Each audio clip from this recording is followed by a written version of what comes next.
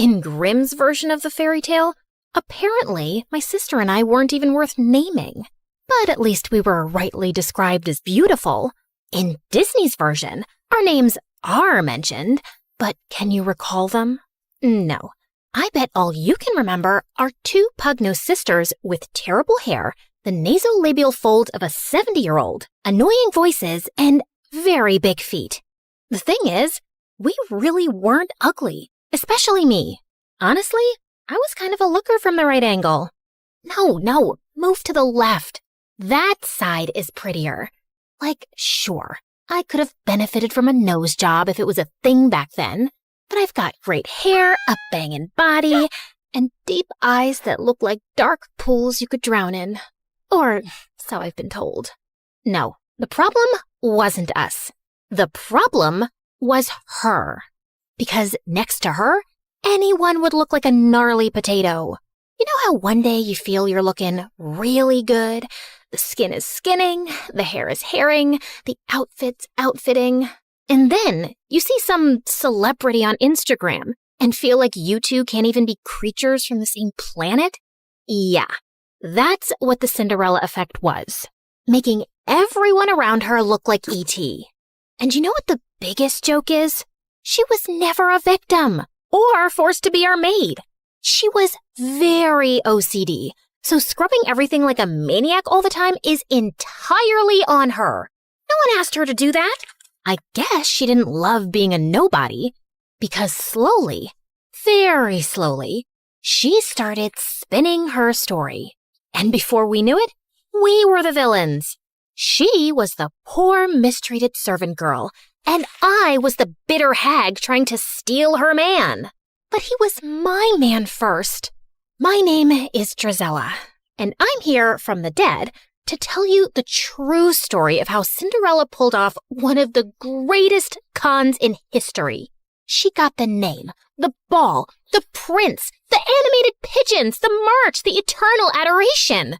And it's built on lies, all of it. Well, except for the part about me having really big feet. Like, I was told most of my life to shop from the men's section of the shoe store. I bet that's half the reason I've ended up being a villain in every version. Because how dare I imagine myself as a worthy princess with my US size 11 feet? I digress. I must stay on track. And even though my version of events is no charming fairy tale, I must begin the story the right way. Once upon a time, there was a man with a family, a fortune, and a functioning household. So naturally, he had a midlife crisis and ran for the hills. Gone to figure myself out. Don't wait for me. And tell your mother, it's not me, it's her. I hope you figure out you suck big time. Yeah, I wasn't shocked. Because honestly, we'd be idiots if we hadn't seen this coming. I crave adventure. This provincial family life is suffocating my soul. Someday I'll leave to seek my higher purpose. Marriage and fatherhood can't be it. I have to find myself, and I really don't think I can do it, while married to you specifically. But Mother was still blindsided, shocked, bamboozled. Why had he left? Was it because she wasn't pretty enough, or young enough, or hadn't plucked her eyebrows properly since 1823? Maybe her elbows were too pointy. Maybe her eyes lacked emotional depth. I tried to explain that it was more about him being a spineless lizard running away from adult responsibility, but she just kept sinking in the depths of her despair, and the couch. And without a husband around, she went into full damsel in distress mode. Oh, how I crave pickles.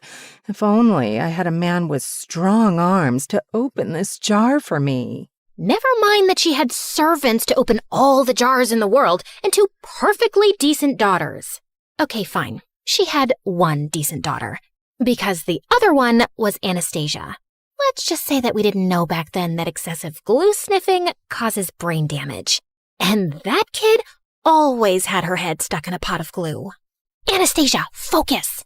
With father gone and mother officially losing her mind, you and I have to run this household. Mother has plenty of money, but we need to start budgeting. Why? Mother's always telling me to stop budgeting when I'm around horses because it makes them nervous. Like, hello, lady. I'm the nervous one here. I'm the one who got kicked by a horse in the head. No, she's telling you to stop fidgeting.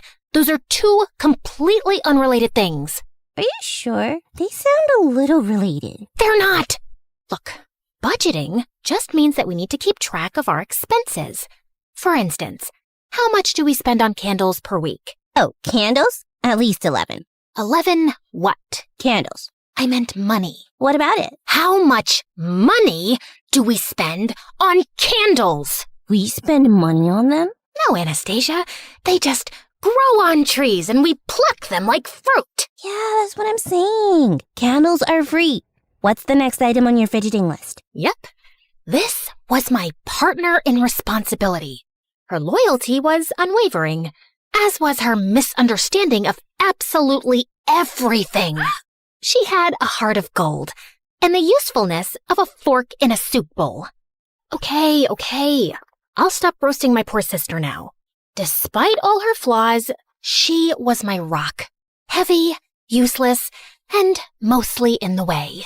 Ha ha ha, bazinga. But we soon had a much bigger problem at hand. Mother was dying for attention from men, and word of her wealth and desperation spread fast, sending every gold-digging bachelor within 100 miles our way. And I figured out how to get rid of them fast. Of course, my sister slowed me down. Okay, Anastasia, are we ready for afternoon tea? Absolutely. I ordered those fancy pastries Mother loves, fresh lilacs, lemon curd. No, Anastasia, not the actual tea. The plan. Are we ready for the plan? Oh, the plan. Right. Let me just quickly cancel the musicians. You ordered musicians? This isn't an actual date. It's an ambush. Do you remember the strategy or not? Not really, but I'll think of something on the spot. You know I'm very quick on my. Did you just forget the word feet? Quick on my feet? No, that doesn't make sense. You know I run slower than a duck. I have yet to beat a duck in a race. Oh my God. Focus on the tea. Fine. I'll spill tea on his thighs. No, that's not what we... Actually, you know what? You do that. Leave the rest to me. Great. And afterwards, we can eat the pastries? Yes, we can eat the pastries. And the lemon curd? Yes, fine. The lemon curd, too. I had discovered that the fastest method to drive off unwanted suitors was to casually mention Dad, and then watch Mother spiral into all 5 stages of grief. Well, 4. Acceptance was off the table. Mother, you look lovely today. Isn't this the dress you were wearing the day Father left? No, that was the lavender one. Oh, yes. The one Father said made you look washed out. He said what? Madam, you look absolutely radiant today. I cannot understand why any man would leave you. Of course he didn't leave me. He just relocated temporarily. I'm sure at this very moment he's thinking about how much he misses me, and he's making his way back home. Oh, I didn't think this was something temporary. You're right. I'm such a fool. Because honestly, what is there to miss? Just the woman who gave him the best years of her life. I held this family together. I cooked. I cleaned. When? You ironed a napkin. Once. And I'm the one who holds anything together. But if he'd just communicated properly, I could have changed. I could have sent my daughters to finishing school and gone with him to find himself and slept under the stars. I could have been free-spirited and spontaneous. Do you think if he knew this, he'd come back? I really can't say, madam. Oh, there's no point thinking about it. He's gone now. But you're here to mend the pieces of my broken heart, right? You have good, strong shoulders to cry on. I'm going to cry on them so much. It's getting kind of late for my horse's dinner. This has been lovely.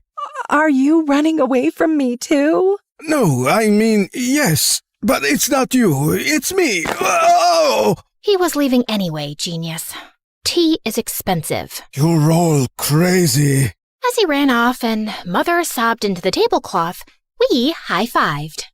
I thought I was so smart, chasing off mom's suitors and taking charge of the household. But then I made the biggest mistake of my life. Yeah, bigger than letting Anastasia give me a haircut once. I hired a gardener. Ma'am, thank you for the position. If it pleases you, my daughter Ella will also be staying with me in the servants' quarters. I'm sure she can make herself useful to you. A girl my age emerged from behind him, and I will never forget the first time I saw her. Her hair was like honey catching sunlight, her skin like porcelain, and her patched-up linen dress looked better than any silk I owned. Her eyes were the kind of blue that would make painters cry into their palettes trying to replicate it. Every feature on her face was in perfect harmony, and then she smiled. We didn't know it yet, but the entire trajectory of our lives was rewritten at that moment. Oh my, just look at you, child, like something out of a dream. You're perfect. You're too kind, ma'am. I'm so grateful to you for letting me stay. She's glowing. Should people glow? Do you use some kind of special shampoo made from unicorn tears and fairy dust? You're funny. I like you. Did you hear that, Gisela? She likes me. As Mother led her father away to show him their living quarters, and, I don't know, Anastasia went after a butterfly, Cinderella stayed back and looked directly at me. Drizella, isn't it? Yes. And you're Ella? Yes, but my late mother nicknamed me Cinderella because I'd always sleep by the fireplace and get covered in ashes. You know how nicknames stick.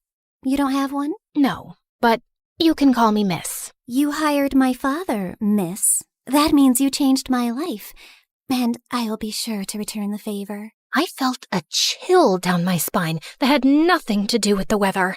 As she walked away, I just knew I disliked her intensely. Part of me thought it was because I was jealous, and yeah, of course I was.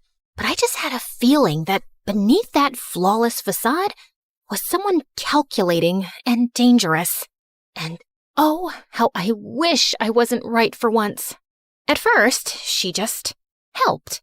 She polished the silver, dusted the bookshelves, organized the pantry, but then she started having ideas for everything. She rearranged the furniture, suggested new colors for the curtains, and started embroidering tablecloths and crocheting bedspreads.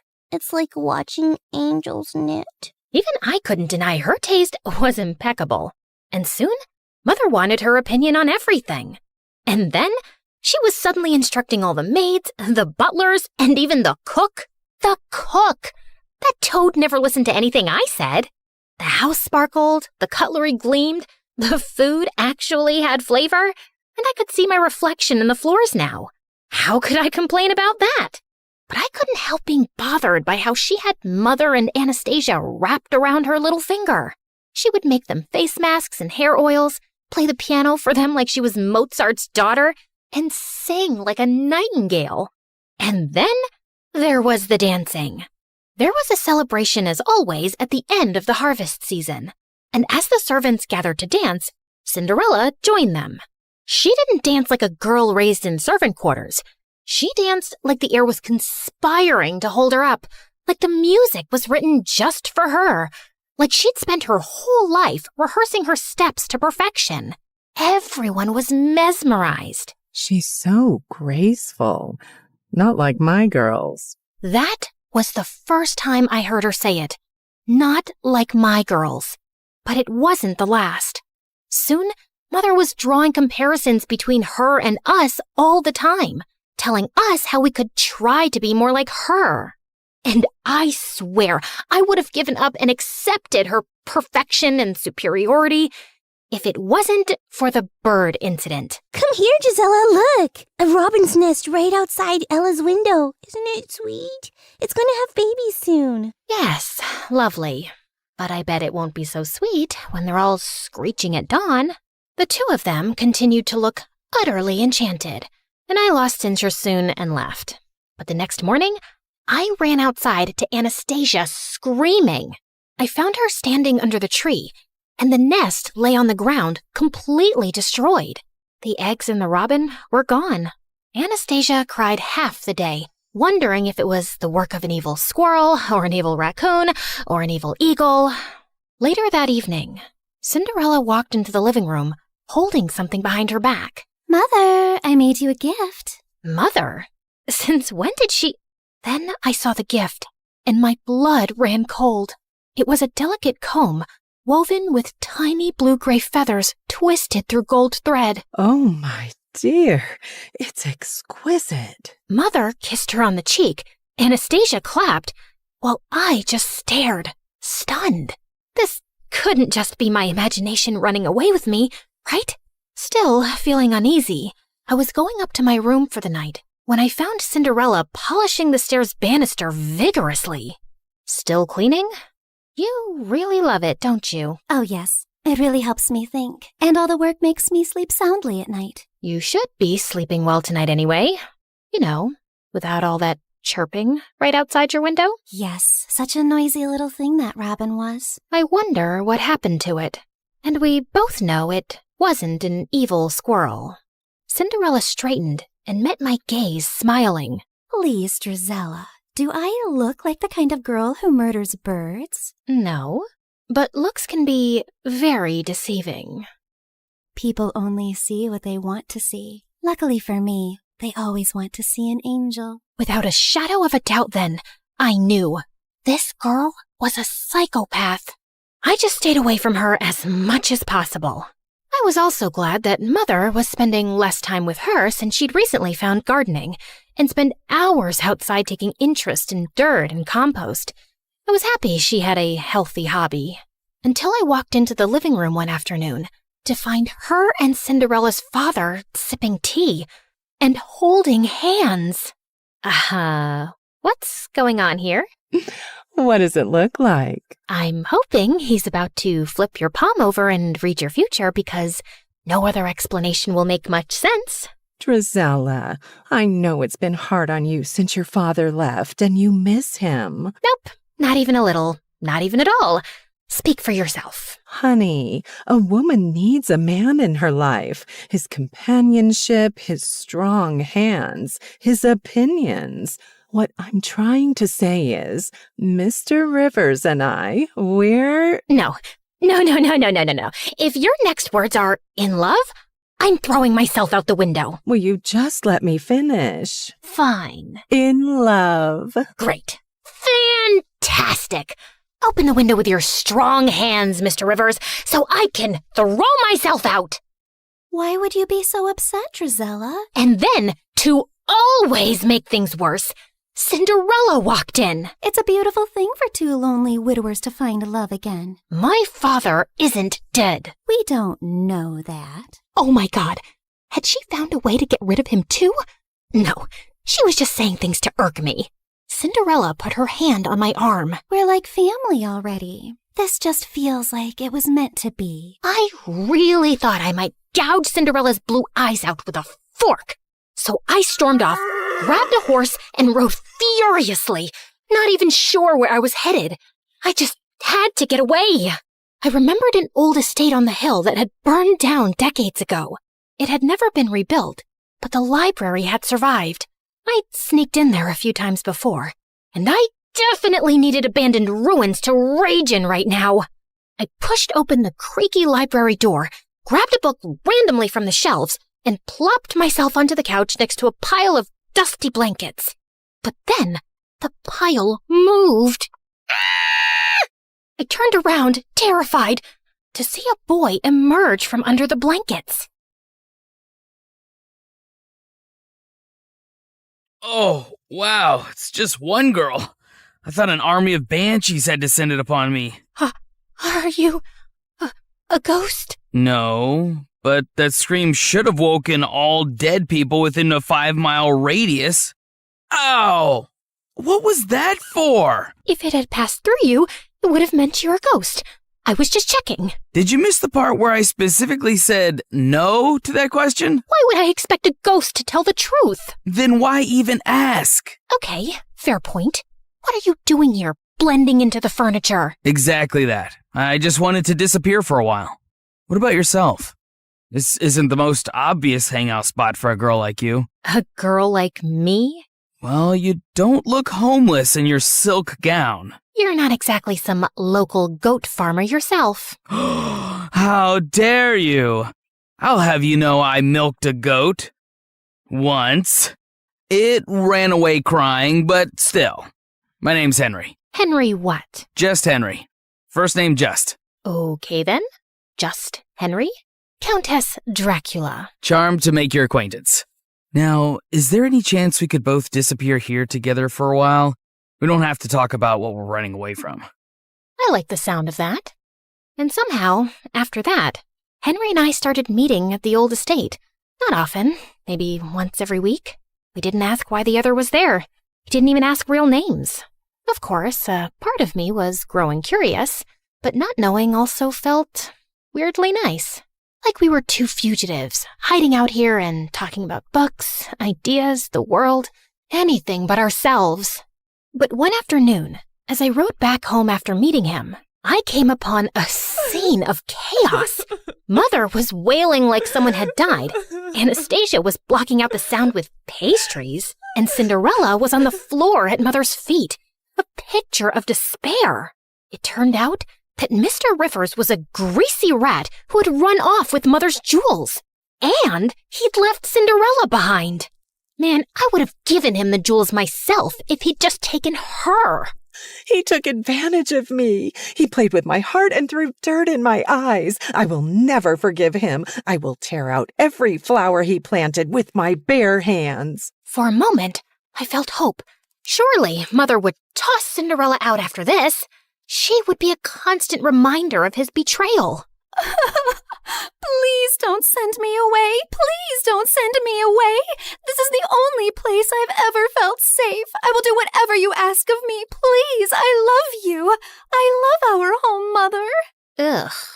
Oh, my poor precious child. How could I hate you? You're betrayed and abandoned just like me. Of course you will stay here and we will heal together. Anastasia and I were abandoned too, and Mother never paid attention to our healing. As Cinderella sobbed into Mother's lap, she shot me a sideways glance that clearly said, "Checkmate." Mr. Rivers' betrayal just cemented Cinderella's place in our home more firmly. Now she wasn't just beautiful, she was tragic too. She needed love and care, and everyone from the servants to the house cat wanted to give it to her. Mother now referred to her as my precious girl, while Anastasia and I were quietly downgraded to the other two. And I just found being around Cinderella unbearable. It's not like I was even needed around the house anymore. So I started slipping away more often to Henry. One afternoon, we decided to explore the woods near the estate. And barely 20 minutes in, there was a loud snap, a startled yelp, and I turned around to see Henry dangling upside down from a tree in a hunter's trap. I couldn't help laughing as he flailed around, trying to reach up and unhook himself. A little help before I pass out, maybe? I was just waiting for you to ask. I started tugging at the trap rope, but Henry kept giving me instructions nonstop. You're doing it wrong. Step to your left. Pull tighter. Then twist. No, not like that. Oh, you'll break it. Do you think I'm a helpless little girl who can't possibly figure out a rope trap for herself? Have you ever seen a rope trap before in your life? Of course not, because all I do is embroider cushions and sigh dramatically. I bet you don't even know how to embroider. You're right. I hate it. My threads get so tangled up that I want to poke someone in the eye with my needle. Violent and unladylike. You're a real catch. I yanked hard at the rope, and his face swung towards mine. Suddenly, we were too close, and his lashes were longer than any boy's had a right to be. Ooh, your eyes are really pretty. Flattery isn't going to make me help you faster. No, really. They're dark and deep like pools one could drown in. That's just the blood rushing to your head. I quickly moved to brace the rope again, when suddenly I noticed his shirt had slipped to reveal his belt, which had a silver crest. The royal crest. Wait, are you from the palace? Define from. Define it before I drop you straight on your head. Technically, yes. Are you the court jester? The guy who polishes the king's shoes? Something like that. Yeah, I'm gonna need better answers before I help you. I pushed him hard and sent him swinging like a pendulum. Oh, come on, Lady Dracula, just let me down. That's when I heard boots thundering through the woods. And before I could react, a pair of soldiers in armor grabbed me roughly by the arms. Another two swooped in, expertly cutting Henry down and catching him before he face-planted into the dirt. Endangering the crown prince is a punishable offense, girl. Endangering the who now? Stand down, men. She's harmless, unless she has a needle and thread in her hands. I just gaped at him. You're the crown prince? Yes, first name, Crown, second name, Prince. You told me just Henry. Well, I am just Henry sometimes. You never asked follow-up questions. You will say nothing of this to anyone, men. Same as you. Keep quiet about my visits here. Is that understood? Yes, Your Highness. Your Highness? Your Highness? You look like you're both spiraling and want to murder me. No, that's just my normal expression. Now, since we're being honest and going for full disclosure... You're a liar who got forced into telling the truth. How about you tell me your real name, too? Drizella. That's pretty. Dracula suits you better. Lots of names are coming to my mind for you, but I shall refrain from using them since I know who you are now. Good day, Your Highness. Hey, don't let this change things between us. But I kept walking without turning to reply. How could it not change things between us? The boy I'd been sneaking off to meet, regularly insulted, hit a couple of times, and maybe, possibly, definitely liked, was the freaking crown prince. I didn't go back to the estate for days, still finding the truth about him too overwhelming. But eventually, I cracked, so I rode back to the old estate one afternoon, and my heart skipped a beat to find him already there, throwing pebbles into a broken fountain. Well, look what the cat dragged in. I was beginning to think you died. Or got married. Sorry to disappoint you, but still alive and unwed. You know, I was this close to going around town and knocking on random doors to inquire after a girl with violent tendencies and great hair. I just rolled my eyes, but inside, I was smiling stupidly. We just sat in silence for a while. I come here sometimes because it's all just too much. The title, the expectations, the spotlight. I don't even get along with my father mostly. I know I'm going to sound like an ungrateful brat, but sometimes I just don't want to be the prince. I come here for quite the opposite reason, I suppose. I feel invisible in my own house, completely replaced by my stepsister. My pride wouldn't let me say the gardener's daughter. She's perfect. Everyone admires and adores her.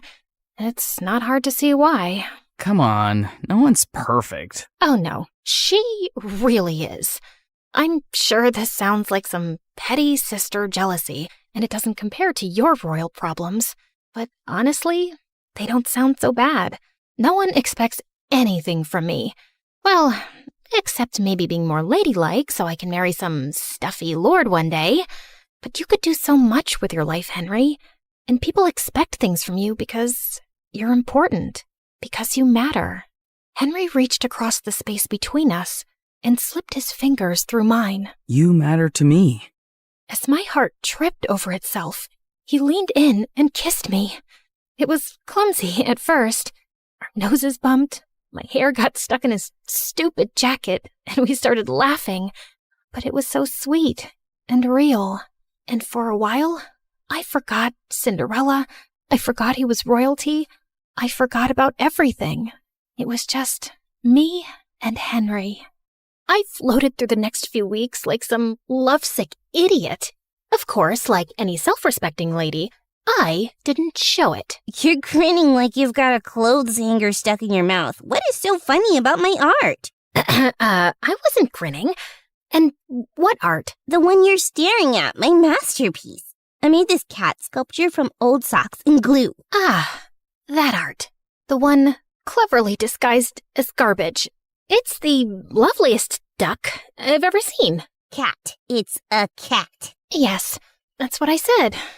It was the happiest I'd ever felt in my entire stupid life, which naturally meant the universe had to kick me in the teeth soon.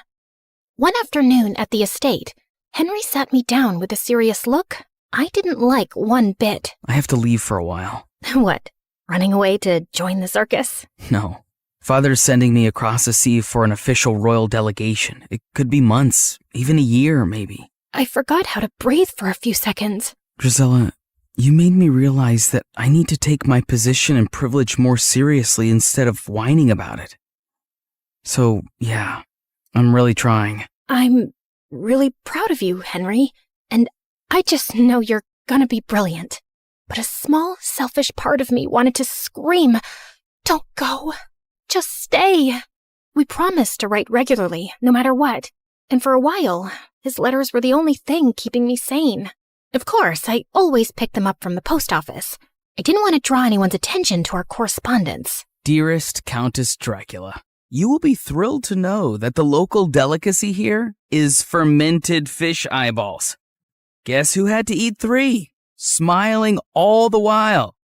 I cannot sleep at night because I keep imagining those eyeballs swimming around my gut, winking at each other. Send help. Dearest one-time goat milker, I regret to inform you that my life is way more exciting than yours. Just today, Cinderella invented chamomile soap and taught our cat to fetch her ribbons. Anastasia lost an intense staring match to a goat. Mother tried flirting with the milkman, and he fled on the aforementioned goat. I am so close to faking my own death. P.S. I miss your face and your insults. Mostly your insults. Fine. Also your face. P.S. I miss insulting you too. I'm forced to practice my skills on vendors at the market, but it's not the same. They cry too easily. Of course, it wasn't ideal, but every letter kept him close, and for now, it was enough. But then, the letters stopped coming. At first, I told myself it was all fine. There could be a million reasons for delays. But when 2 months passed by with no word, I started to feel a bit crazy. Still nothing for you, same as earlier this afternoon. You want me to save you a trip and scream no at you from across the street every morning? You might consider picking up a hobby. How about embroidery? I wasn't getting any letters, but I didn't stop sending them. Pages filled with jokes, questions, news, bad drawings. But weeks and weeks went by, and still there was no reply. By now, my heart was filled with dread. What if something had happened to him? But if that was the case, the news would be everywhere. And then finally, a letter arrived one morning. My hands were trembling so much, I almost ripped the letter trying to open the envelope. Dear Drizella,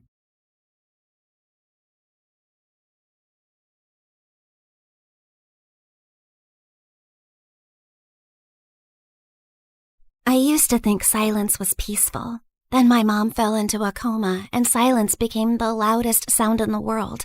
Everything just kept piling up. And worse, it was just the two of us. No rich dad, no secret inheritance, no billionaire auntie waiting to adopt me and fix my life. I tried to stay strong, but when the nurse gently reminded me again that we still had unpaid bills, something inside me finally cracked. I just nodded, locked myself inside the restroom, and finally broke down. I had already sold almost everything I loved. My iPad, my sweatshirts, even the tiny cute things that used to make me happy. What else was I supposed to give? My hair? Both of my kidneys? I had almost lost hope. Please, I'll do anything. I'll study harder. I'll stop complaining about homework. Okay, maybe not completely, but I'll try. I won't even call the mean girls at school ugly goblins anymore. Just, please, I need a miracle. Just then, I heard a calm woman's voice speak. If you want a miracle, then look up. Wait, like treasure? You are reading it right. A special treasure awaits you. Is this a prank or something? Hello? I slowly turned around, expecting a hidden speaker or a hospital ghost with good acoustics, but there was nothing. I did not just hear a bathroom wall answer me. The wall did not answer you. I did. This is stress. People cry too hard and start hearing things, so this is totally normal, right? Just then, an arrow beneath the message suddenly started glowing. First I'm hearing things, and now I'm seeing things. What's happening? Believe your own eyes. Only that which you see is true. What is unseen is but an illusion. Okay. Let's say I believe you for 3 seconds. So, are we talking about gold? Money? Something that I could sell for millions? Because I don't need some riddles right now. I need some miracle, or at least some actual cash. Or some treasure valuable enough to change your fate. Whether it becomes salvation or disaster depends on who finds it first. And right now, you're already running out of time. Out of desperation to save my mom, I eventually gave in. I followed her out of the restroom, through the hallway, and toward the exit while she narrated every tiny step like a freaking GPS. Continue forward, and please do not look suspicious. Proceed to the exit. Step over the small crack. Avoid the wet spot. Lift your foot slightly higher. There is an unpleasant object 2 centimeters ahead. I stepped down, and my whole body froze. Oh, my apologies. I meant there was an unpleasant object 2 centimeters ahead. Too late. Soon, we reached a narrow alley between 2 old buildings. Miss, are you sure this is the right way? The path continues forward. Though I understand your hesitation, narrow passages often awaken the mind's instinct for danger. However, if treasure were always placed in bright, comfortable places, far few people would learn anything from searching for it.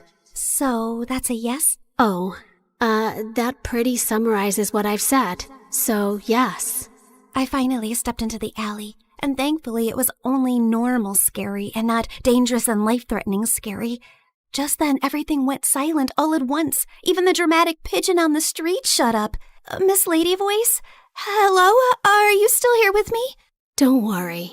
I'm here. Just keep walking. Do not turn back yet. Step back and just breathe slowly. I only asked if you were there. And I answered with additional guidance. The alley stretched longer than it should have. Soon warm wind rushed past me, and when I looked back, the alley was gone, and I was now standing in an open field under a bright blue sky. Holy yummy cheese balls! Did I just teleport to another place? I also noticed a small glowing orb floating in front of me, shining softly like a tiny star. Yes, you have arrived in Mondstadt, the city of freedom, a land of wind, songs, nights, and many stories carried through time.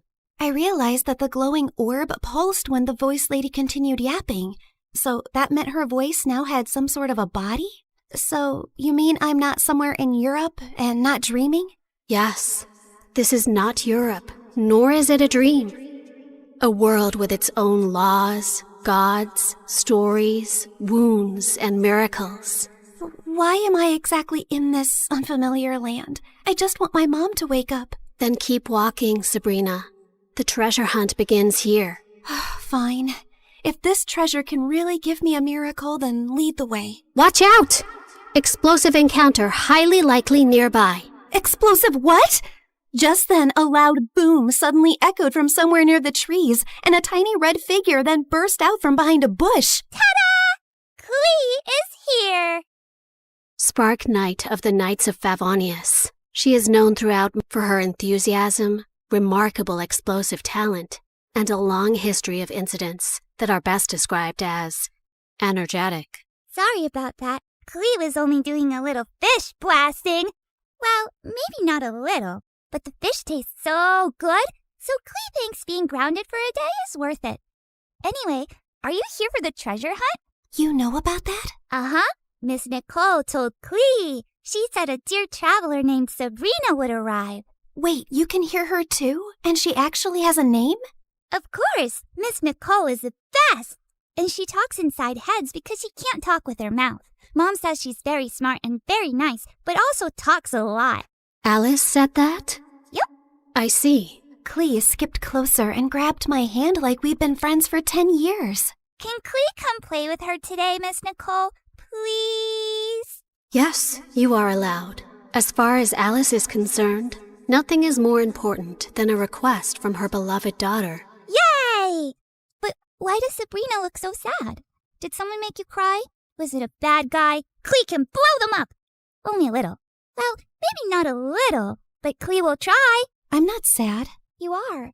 I know crying faces. Jean makes that face when Klee accidentally causes big disasters. My mom is really sick. She's in a coma right now. That's why I need to find the treasure so I can buy her medicines and pay the bills. Klee gave me a soft smile and squeezed my hand. Mom always says love can travel very far, even farther than my best bombs. So your mom's love must still be with you too, even if she's sleeping. Thanks, Klee. You're welcome. And don't worry, we're going to find that treasure, help your mom, and only blow up the bad guys. Maybe we can do the first two without the third one? Klee will try very hard. Just then, Nicole's panicked voice suddenly filled my head. Watch out! Hilly Charles incoming! Hilly what? Literally 6 seconds later, masked monsters burst out of the bushes, and Klee pulled out her bombs like this was a normal Tuesday. Jumpy, jumpy, go! Boing, boing, boom!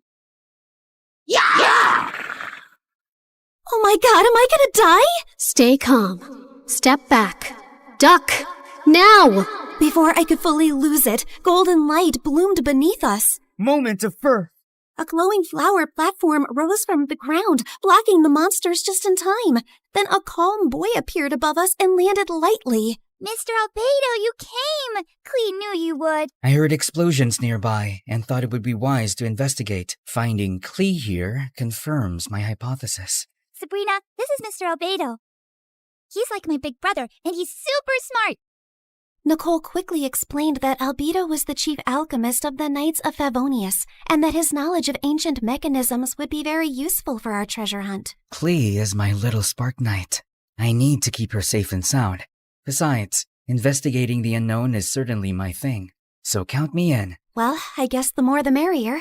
After that, Nicole led us to Thousand Winds Temple, an ancient ruin full of broken pillars, weird symbols, traps, slimes, and things that clearly wanted me flattened. But somehow, because of Nicole's directions, Albedo's magic, and Klee's little bombs, we made it through. I thought you were just going to lead me to the treasure. You did not warn me about all this. Seriously, did I get transported into a video game world or what? A world is only called a game by those watching safely from the outside. To those inside it, every path, every danger, every choice is real. Wow, that was beautiful, but also very unhelpful. Then allow me to be more direct. Keep moving. Something larger is approaching. Larger? Just then the ground shook. From the dark corners of the ruin, 2 giant metal monsters slowly woke up. Please tell me those are statues. Please. Unfortunately, no. Those are ruin guards. Ancient machines built for battle. And judging by the glow in their eyes, they have already identified us as a threat. Before I could pee my pants, someone crashed down from a broken wall and stood between us and the machines like a walking shield. One swing sent a ruin guard flying back like a stupid little tin can.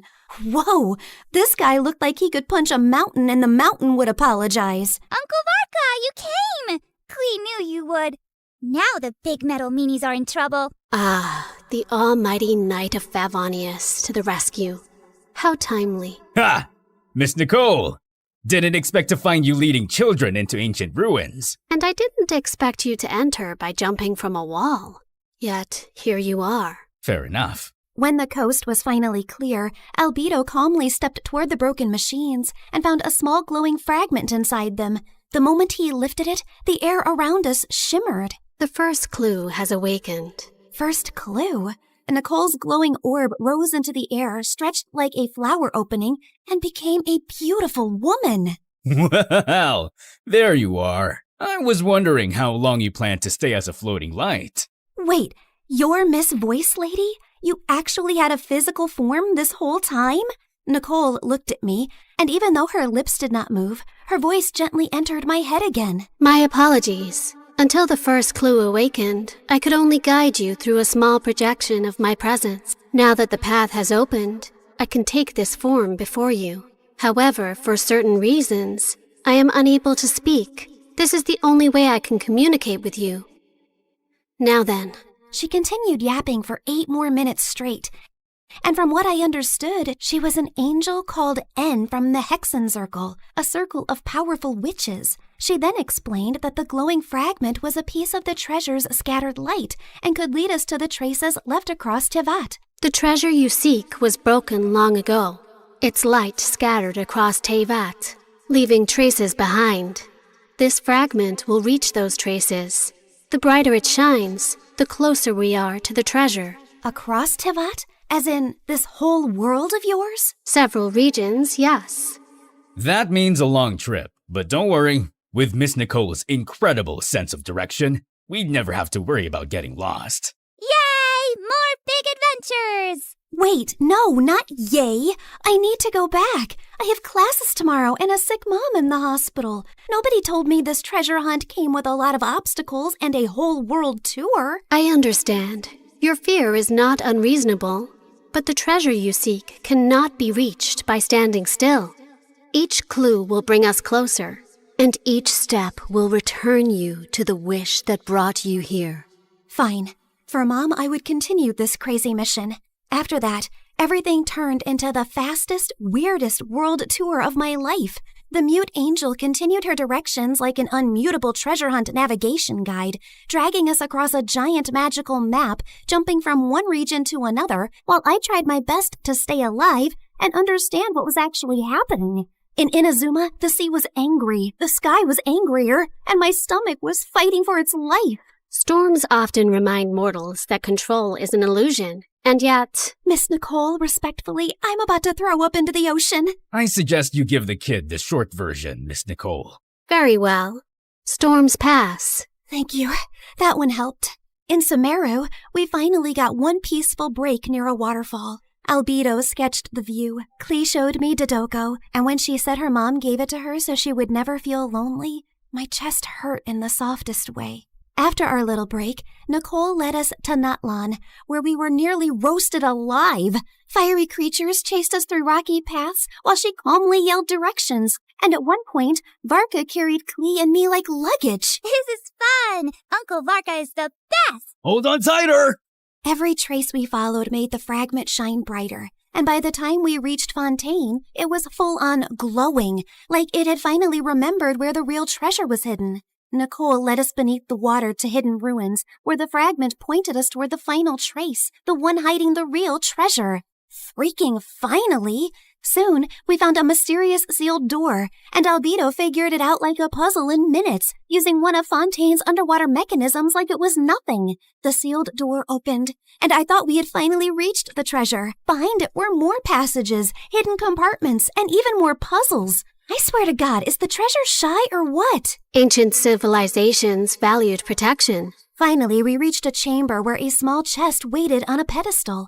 I opened it with shaking hands, but there was no gold, no money, no jewels, nothing I could sell. Inside was just a small, broken, flower-shaped relic. No, we traveled across Tivat for this? For a broken thing? It is indeed damaged. We can fix this, right? Yes, but not with gold, not with force, not even with knowledge alone. Then how? This relic is a vessel of hope. It reflects the heart's deepest wish. It was never meant to make someone rich. It was meant to answer the part of a person who refuses to give up. I stared at the tiny broken flower and slowly understood. The treasure was never something I could sell to fix my life overnight. It was hope. The one thing I had almost lost in that hospital restroom. Nicole said every region had left something inside me. Courage, endurance, wisdom, strength, and truth. I held the broken relic and thought of Mom's smile, her warm hugs, and the little things she did whenever I was sad. I wish for my mom to wake up. I don't need gold or anything. I just want more time with her. Please. Just then, the relic started glowing. Golden light filled the cracks, and the broken petals slowly repaired themselves until the flower became whole again. You fixed it! The restoration is complete.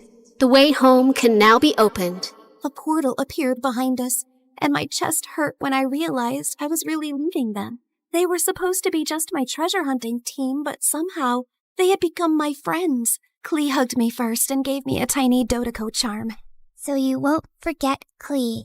Fear doesn't mean you're weak. It means what you're fighting for matters. Always remember that, kid.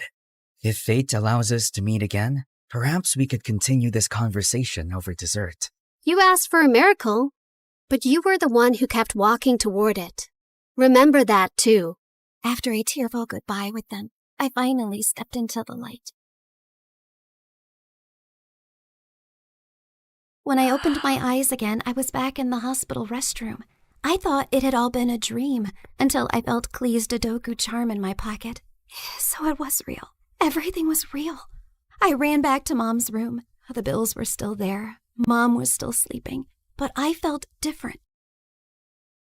Scared, yes, but not empty and hopeless anymore. One day, my seatmate was secretly playing some online game called Genshin Impact, and the second I saw her screen, my soul almost left my body. The characters looked way too familiar. And then it hit me. So I was in a game? That night, I downloaded the game beside Mom's hospital bed, and when Nicole's banner finally appeared, I pulled for her.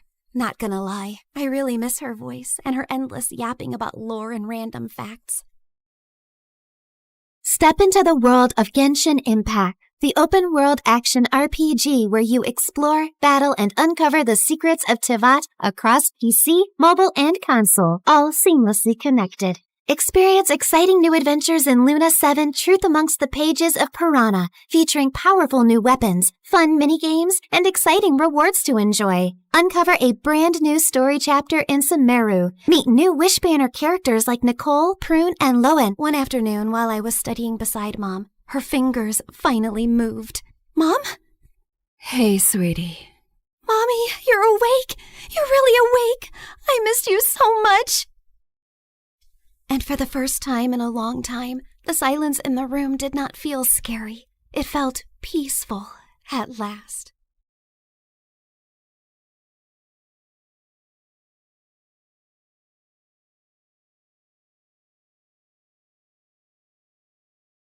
Hi, I'm Alicia, and I'm about to tell you how I met the love of my life. But before we get into that, please like and subscribe to MSA. If there's one thing you have to know about me, it's that I wasn't an ordinary little girl. Being raised by a single father who was an ex-army officer does that to you. I had rules, discipline, and responsibility drilled into me since I was very young. And growing up, I found other kids my age really immature. I don't know why he'd break up with me. I wore the clothes he liked, woke up at 5 every morning to do my hair because he liked them curly, and pretended to love watching wrestling.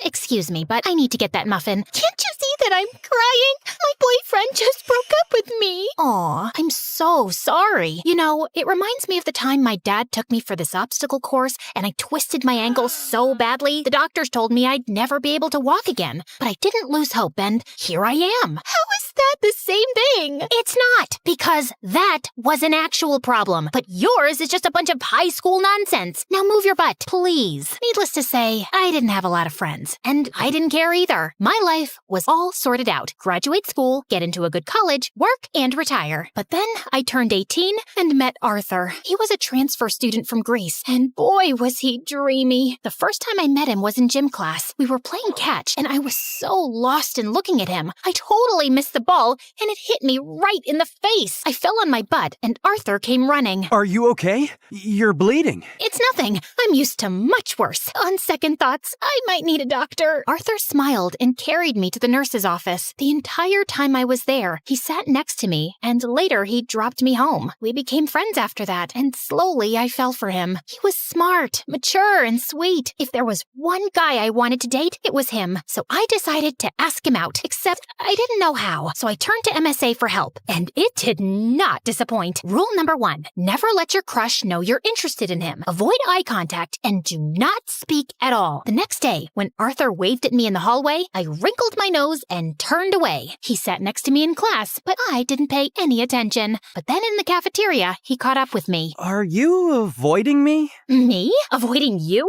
Oh, don't be silly. I was just really busy thinking about global warming and how it's impacting the fish population. station. Oh, that reminds me. I have to water my fish. My plants. I'll see you around. And I just ran before I embarrassed myself further. After that epic failure, I turned to step number 2. Dress up nice and behave like a total diva. I went shopping, picked up a bunch of dresses, and the next morning, it took me 2 hours to get ready. I thought I looked great, except the moment I entered, everyone started pointing at me and laughing. Oh my God, why is she dressed like a peacock? What is that on her face? Did someone finally punch her for being a know-it-all? I was so embarrassed. I immediately turned around and ran for the bleachers. I was still sulking when Arthur walked up to me. If you rub your lips anymore, they're gonna fall off. This lipstick won't come off. Ugh, it's so annoying. Let me help you. Also, I'm not saying you don't look good with makeup, but you actually look way prettier without it. Really? Does that mean you'll go out with me? Are you serious? I wanted to ask you out for the longest time, but everyone in school told me you're a cold-hearted cold-hearted girl who hates people. That's not true. I hate dumb people. There's a difference. So, you and I, dinner tomorrow? I'd love to. My first date with Arthur was perfect, and he told me that his parents were divorced like mine, and he lived with his mom and 9-year-old brother Charlie. We started dating soon after, and spent all our time together. People in school were also nicer to me since I was Arthur's girlfriend, and even Dad liked him a lot. Life was just better with him in it, until things started getting weird. Some days he would come to school looking like a half-dead zombie, and other days he would skip school altogether. His grades were slipping, we were barely seeing each other, and I knew something was wrong. So one day when he canceled our date, I went to his place with his favorite ice cream. But when I knocked on the door, some kid opened up. Hi, you must be Charlie. Is your brother around? Is that ice cream? Give me it. Hey, that's not very nice. Say, ma'am, could I please have that tub of ice cream? Repeat after me. Sure. Ma'am, give me the ice cream or I'll kick you. And Charlie kicked me on my shin, snatched the tub, and ran away. As I yelled out in pain, Arthur came running downstairs. Alicia, why didn't you tell me you were coming? When would I tell you? You hardly talk to me these days. I know. I'm sorry. It's just that Mom's getting married again. The guy doesn't want Charlie in his life, and Mom loves her stupid boyfriend so much that she decided to move out, leaving me in charge. Why wouldn't you tell me that before? Because it's embarrassing, and I didn't want to drag you in my mess. I'm already a part of your mess, and we'll get through it together. Okay, I know that was a bit cheesy, but Arthur looked like he was gonna break in a million pieces, and I really wanted to help him. Besides, how bad could a 9-year-old be? Turns out a lot, because Charlie was a total devil. He would cry over the smallest things, throw tantrums if he didn't get his way, and would constantly butt into my dates with Arthur. We hardly spent any time alone. I was pretty sure he just hated me. Like one time, I was waiting for Arthur in his living room, and Charlie kept giving me death stares. Something on my face? I was just trying to figure out how someone can look like a horse and a camel at the same time. That's kind of mean, Charlie. And you're kind of ugly. Anyway, have fun on the date. It won't last long. And 10 minutes into the date, Arthur got a call from the babysitter that Charlie had locked himself in the washroom and we had to run back. Then another time, it was Dad's birthday and I had planned a really cool surprise for him. I'd invited all his old friends from the army. Arthur helped me deck up the place and I was arranging the cake when Charlie walked up to me. Oh, wow. This cake looks yummy. Give me a piece. Only after my dad cuts it. But I'm hungry now. Then eat something else. There's a whole pizza on the counter. Are you stupid? I said I want the cake. Charlie tried to get the cake, but I got in his way. He shoved me away, and I accidentally knocked into the cake, which crashed to the floor. Whoopsie. Guess no one gets to eat it. What happened? I heard some noise. Your brother ruined my surprise. I just asked her to give me some cake. And I asked you to wait. Relax, Alicia. We'll get a new cake. I'm sure your dad won't know. That's not the point, Arthur. Your brother is a spoiled brat. He needs some discipline. You put that kid on a leash, or I swear I will. He's my brother, not some dog I can put a leash on. I know he made a mistake, but he's just a kid. You know what? We'll just leave. We wouldn't want to ruin your evening any more than we have. Perfect. Arthur took Charlie's hand and they left. I wanted to stop them, but I was too mad. Later that night, when I calmed down, I realized I might have been too rude and called Arthur up, but he didn't answer. He didn't even show up to school the next day, and neither did Charlie. So I went to his place to talk to him and saw Charlie crying on the porch. What's wrong? Arthur wasn't here when I woke up this morning, and I don't know where he went. Did you call him? He left his phone behind. Then why didn't you answer when I called? Anyway, don't worry. We'll find him. But till then, you're coming home with me. No, I don't like you. You don't have to like me, but I'm not leaving you alone till Arthur gets back. So annoying. We waited the whole day for Arthur to show up or get in touch, but he didn't. By nightfall, I decided to sleep in the lounge and offered Charlie my room. If you need anything. The next morning, Arthur was still a no-show. I couldn't reach his mom either, and then remembered he'd told me she was out of the country on her honeymoon. Next, I asked his friends and colleagues, but none of them knew where he was. Eventually, I contacted the police, but even a week later, they had no news of him, and I was worried sick. What could have possibly happened to him? Meanwhile, Charlie refused to go to school or shower. He mostly kept himself locked in my room and reacted rudely to any nice gesture I made. I was losing my mind, so I turned to Dad for help, and he promised he'd get a word out to his colleagues in the army to track Arthur down. I still don't know what to do with Charlie. He shuts me down every time I try to talk to him. He's been through a lot, Alicia. What he needs is some distraction to keep his mind off things.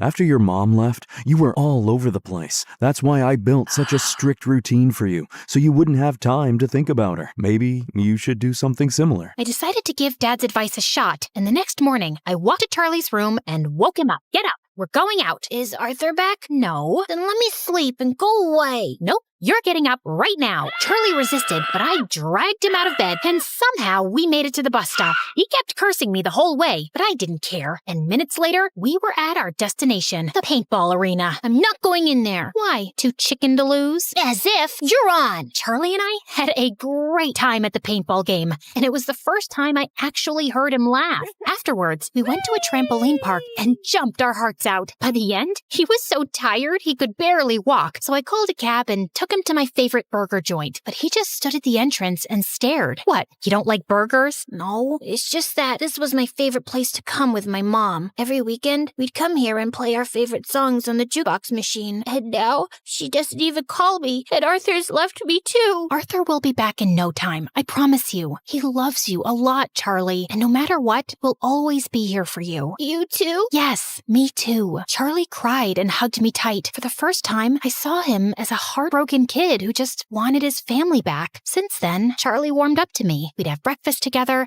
and he would always make my bed when I got home from school. He was a lot calmer and hardly threw a tantrum. I couldn't wait for Arthur to come back and see how much progress Charlie had made, but we still had no leads on him. I wanted to be strong, but with each passing day, my hopes of ever seeing him again were getting dimmer, and it broke my heart. Finally, one night, I broke down in front of Dad. I don't think Arthur's coming back, Dad. It's been weeks, and no one knows where he is. If he was in town, we would have found him by now. And Charlie, he's lost his mom and might lose his brother too. What can I even say to him? What? I turned around and saw Charlie standing at the door. You've been telling me all along the police will find him. You said you were sure. No, I'm sure he's fine, Charlie. I was just... Stop lying! Why do all grown-ups lie so much? I hate you! All of you! And Charlie just ran out of the house. Dad said he'd go after him, and as I was sitting in the kitchen in despair, the phone suddenly rang. It was the police, saying they'd found Arthur in a hospital close to town. I rushed to the location and texted Dad on the way. The doctors at the hospital told me that Arthur was brought in a few days back by the forest rangers. Apparently, he went on a hike and got injured, and since then, he'd been in a coma. I was sitting next to him when Charlie walked in with Dad. How is he? He hit his head, but he's out of danger. Doctors say there's a very good chance he'll be just fine. Charlie, promise me, no matter what happens, you and I will never fight again. I promise. I will never scream again, and I will always be a good brother. He will wake up, right? What do you think?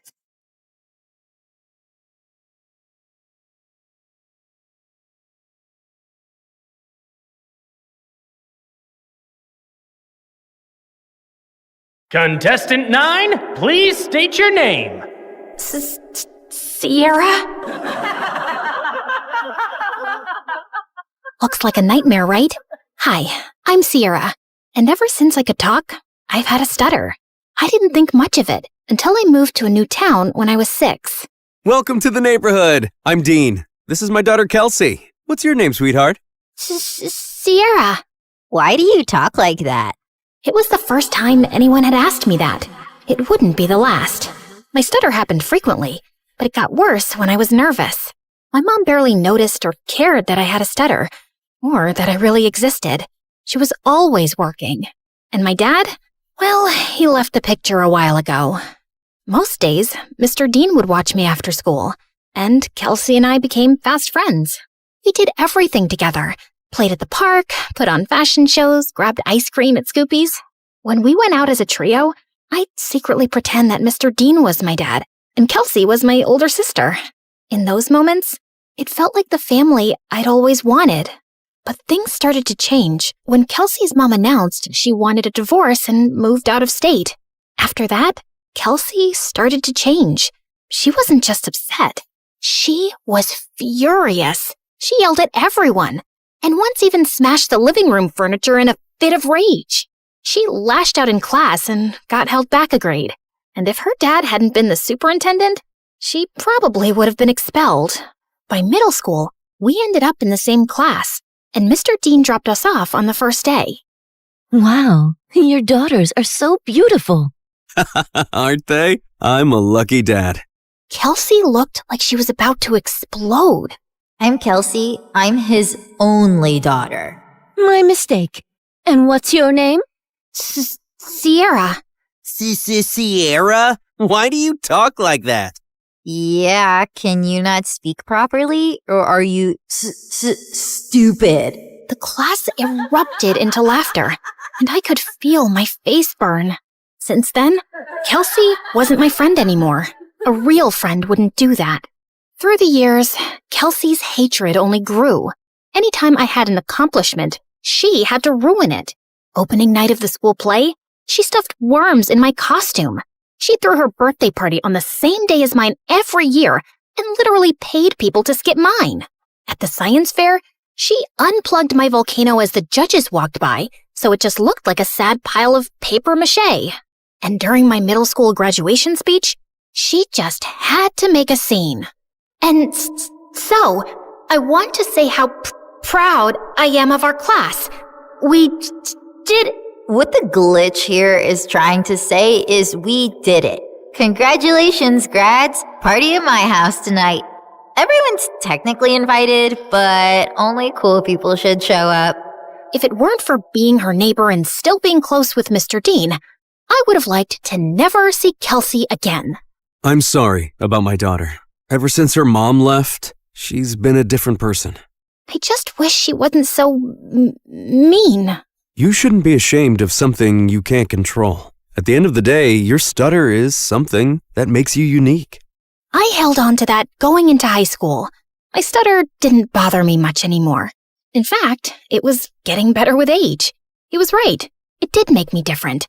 And I liked that.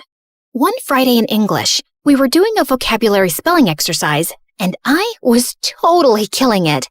ESOTERIC. Esoteric. QUERULOUS. Querulous. VACILLATE. Vacillate. Everyone was surprised at how well I was doing. And honestly, so was I. Who knew I was that good at spelling? Sierra, there's a regional spelling bee in a few weeks. You should join. Who knows, you may make it all the way to nationals. That night, as I sat in my room looking over the spelling bee brochure, loud music suddenly rattled my walls. Kelsey was throwing a party in her backyard. A few classmates waved me over. Fine, just for a little. The party was fun, but I couldn't stop thinking about the spelling bee, and I decided I would sign up.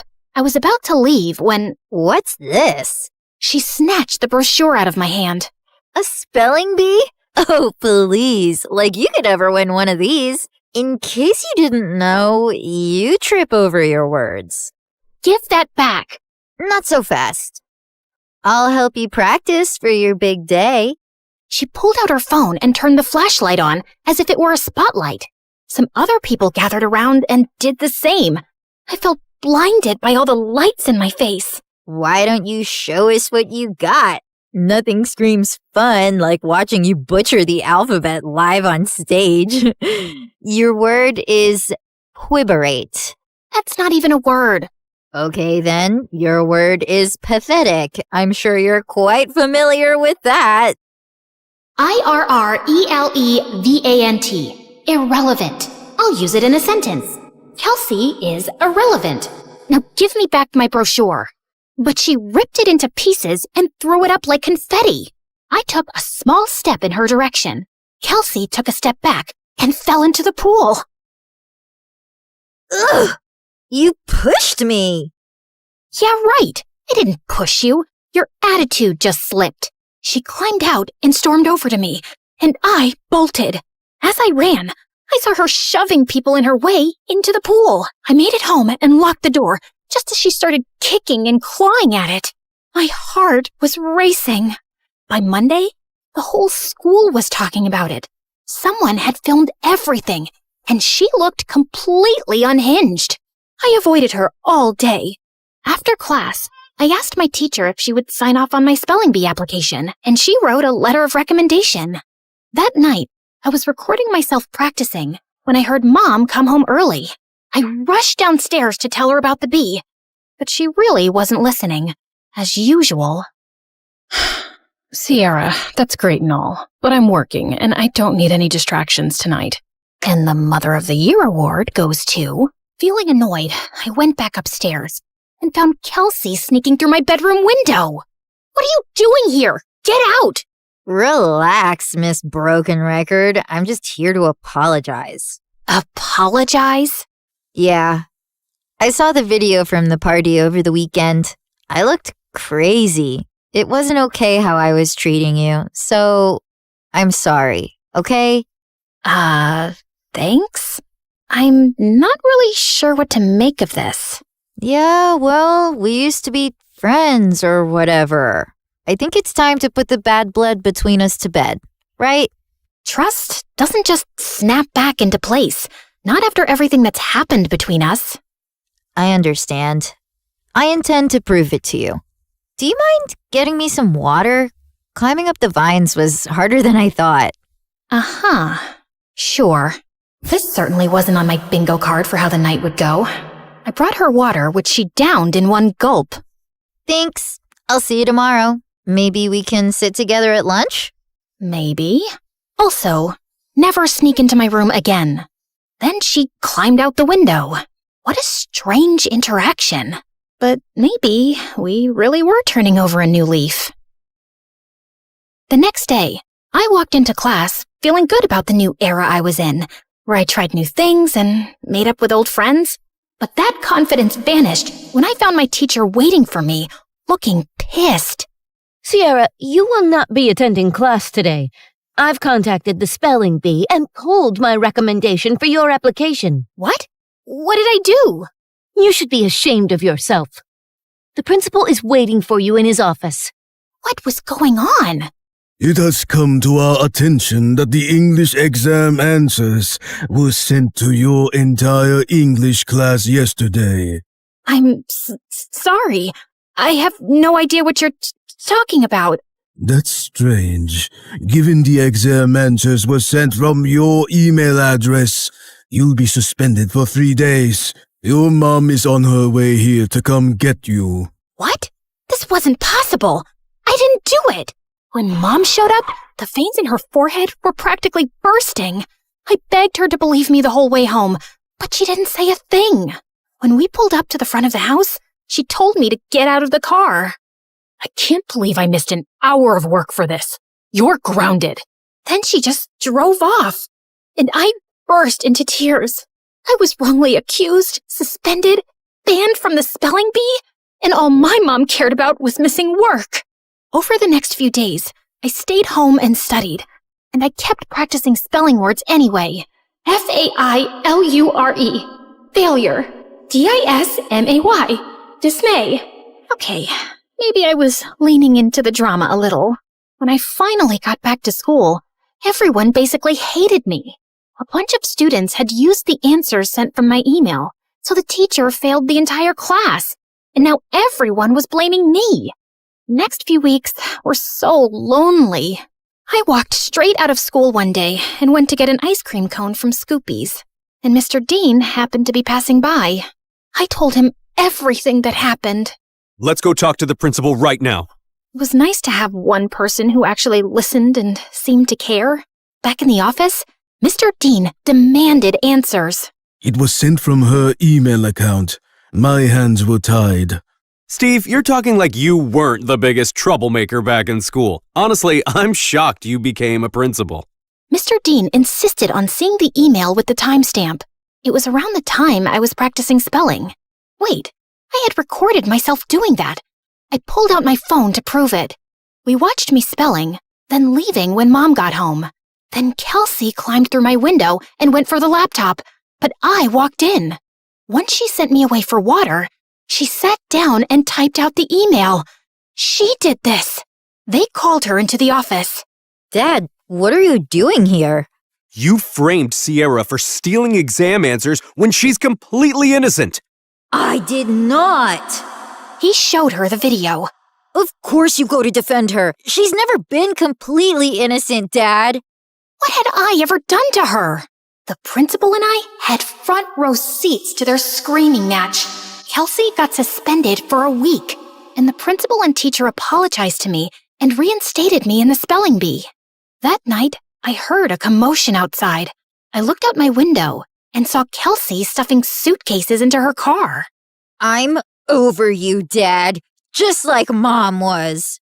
She slammed the door, rammed the car into the garage, and peeled out of the driveway. I ran to Mr. Dean, who was covered in food. What happened? We were in a huge fight about what she did to you, and she threw everything in the fridge at me. I kicked her out, and she's gone to live with her mom.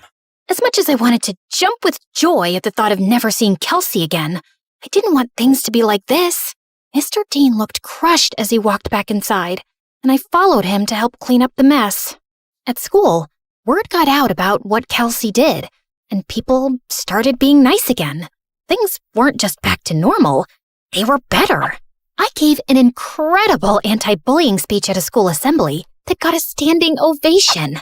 I started a support club where victims of bullying could share their stories.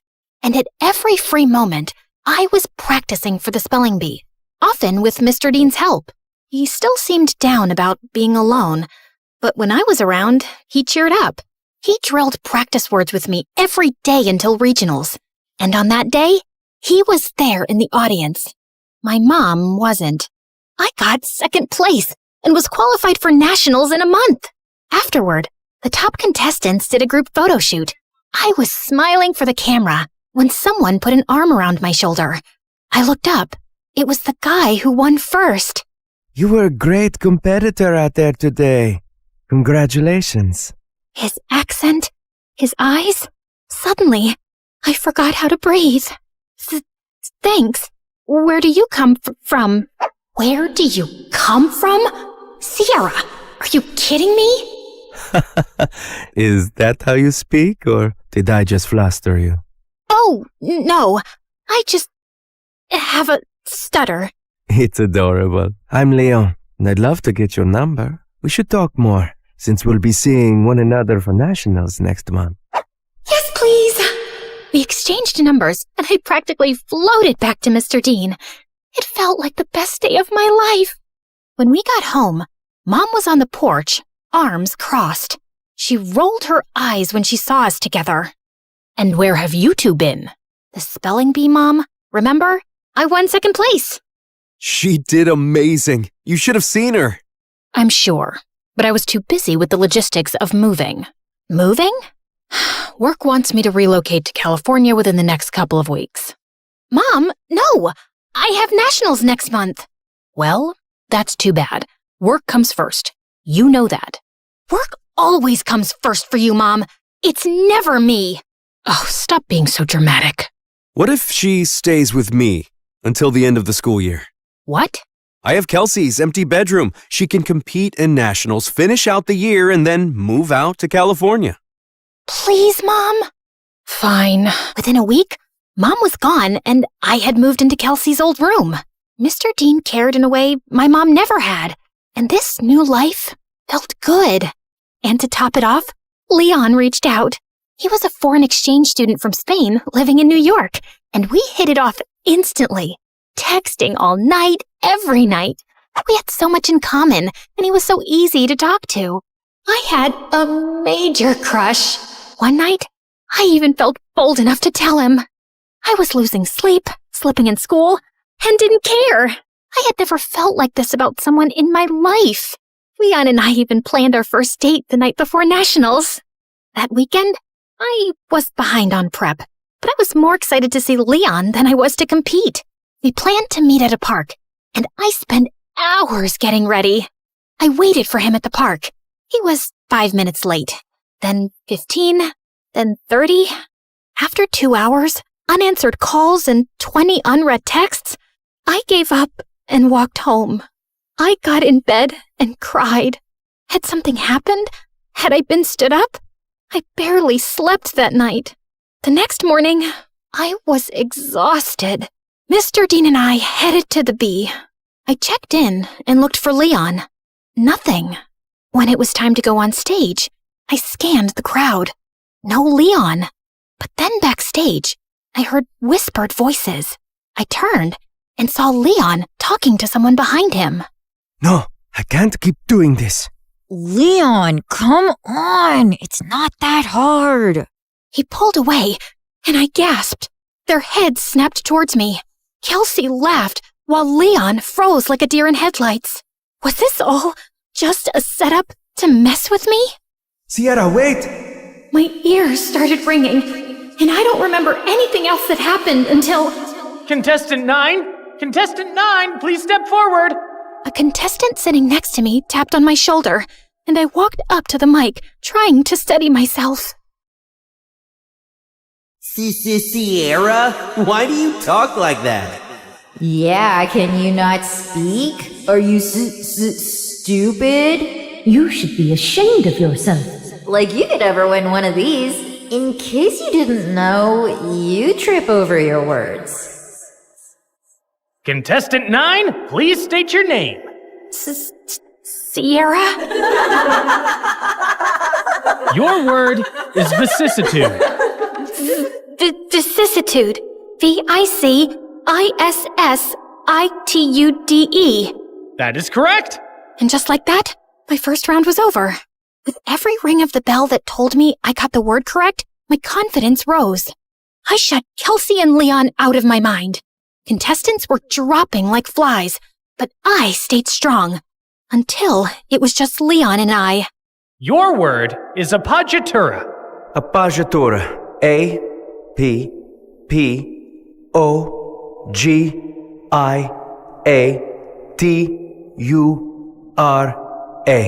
Appoggiatura. I'm sorry, that is incorrect. Sierra, if you can correctly spell the word, you will be our national spelling bee champion. Appoggiatura. APPOGGIATURA. Appoggiatura. That is correct. I did it!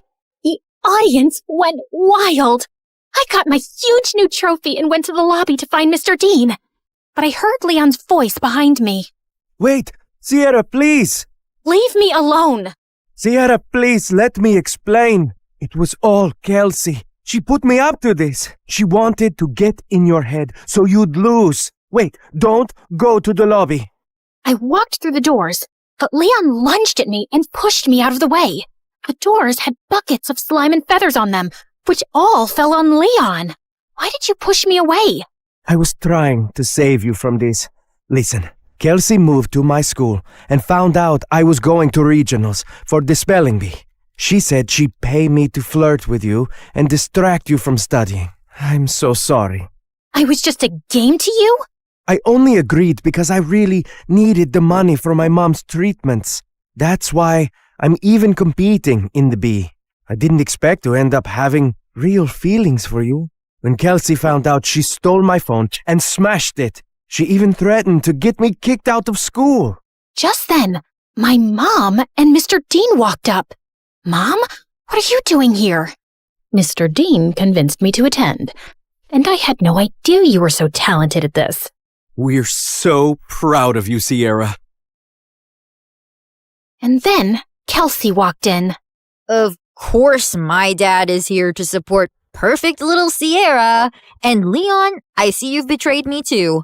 Guess your mom isn't going to get any better. Why are you so evil? What did I ever do to you, Kelsey? You stole everything from me. Everything! She didn't steal anything from you, Kelsey. Oh, really? Because I remember the night you and Mom screamed at each other when she found out about your little affair, when we both found out Sierra is your daughter. What? Oh, yeah. My neighbor was actually my half-sister. The girl who ruined my family and took my dad away from me. Is this true? Yes, it is. Even though this was the craziest day ever, the news warmed my heart. I'd seen Mr. Dean as my dad since I was a kid. You didn't lose your dad to me, Kelsey. You lost him because of you. You could have told me the truth. You could have been my sister. But you chose to be a liar, a bully, and a sad little lowlife who only feels powerful when someone else is hurting. I may stutter, but I never had to hurt people to be heard. And why didn't you guys tell me sooner? I'm sorry.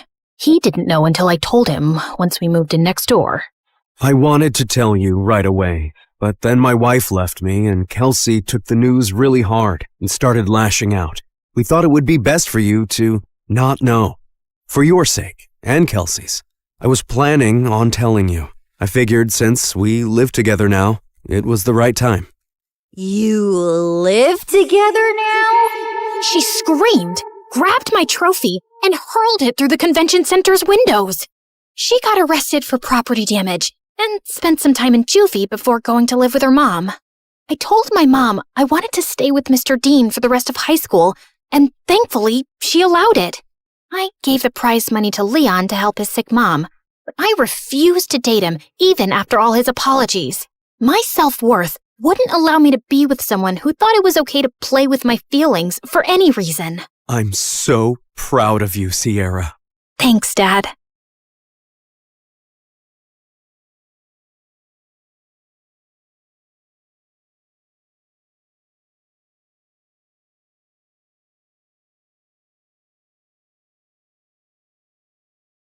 You ever get that feeling like you're destined for bigger and better things? That feeling hit me like lightning. I decided it was time for me to become cool. My name is Abby. Hit that like and subscribe button to hear all about my journey from geek to chic. My mom was a music composer for movies, and my dad was a famous chef. They were so cool, I almost felt embarrassed to be their daughter. I was super shy and nerdy. My friends and I played Dungeons & Dragons, started a Model UN club, and bragged about our new scientific calculators. Every year, my best friend May and I would wake up at 6 a.m. and binge all 13 Star Trek movies. The needs of the many outweigh the needs of the few. May even bought me a brand new scientific calculator for my 13th birthday. It has 280 functions and 40 metric conversions. It was the best gift ever.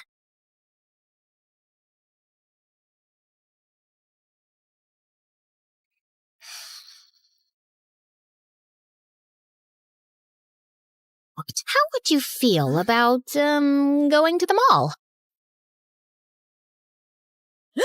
Wait, you're serious? Yeah, I'm just kind of over it right now. Let's go shopping. Weird. You don't feel sick. What? I'm fine. Oh my gosh, the new issue of Galactic Man is here.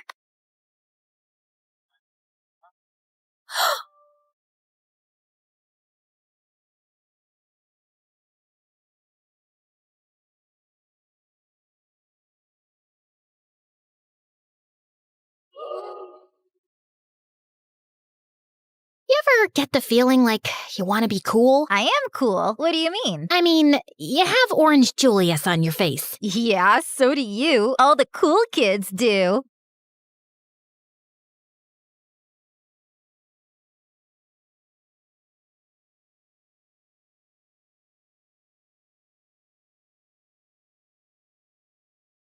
That party is just full of empty gossip and offensive cologne. Why would you want to go? Curiosity, I guess. But it's the night of my big debate. You can be curious another time. But don't worry, I can do both. Okay. Rose, can you please tell me the square root of 16? 32? I saw her struggling with her homework after class, and I had an idea. I offered to do her homework in exchange for a party invite. Yeah, my party is pretty exclusive. And you're... who are you? Abby. I guess you've got okay features behind your pimply skin. You can come if I get an A+. Deal. You bribed her? No, it was a trade-off. Well, whatever. Just don't miss my debate.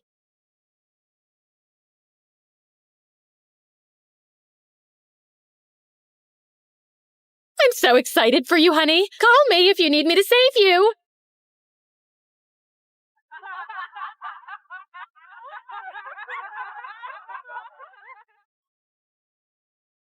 What am I doing? I'm not cut out for this. Come out! Come out! It's time to spin the bottle!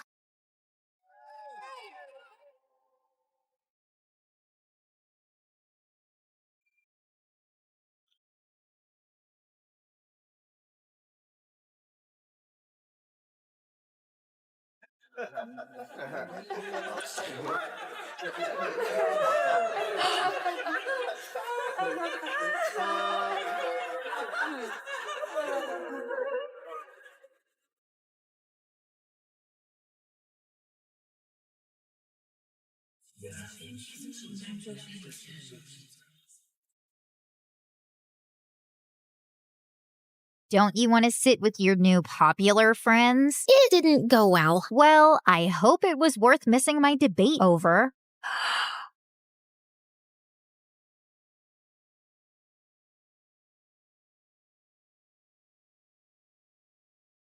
I needed a fresh start. I needed to be popular. I needed to transfer schools. I begged my parents to let me go to private school, arguing that it would offer me the best education possible. It somehow worked. What are you doing? Transferring to a private school. What? But you always complain that private schools are full of elitist jerks. Maybe I was too quick to judge, and there are plenty of jerks here too.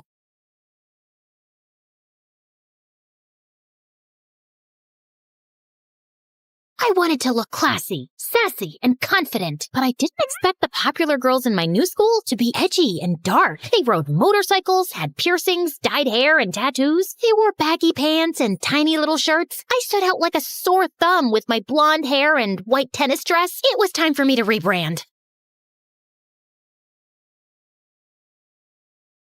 What is that? It's fake. Don't worry. I was talking about your hair.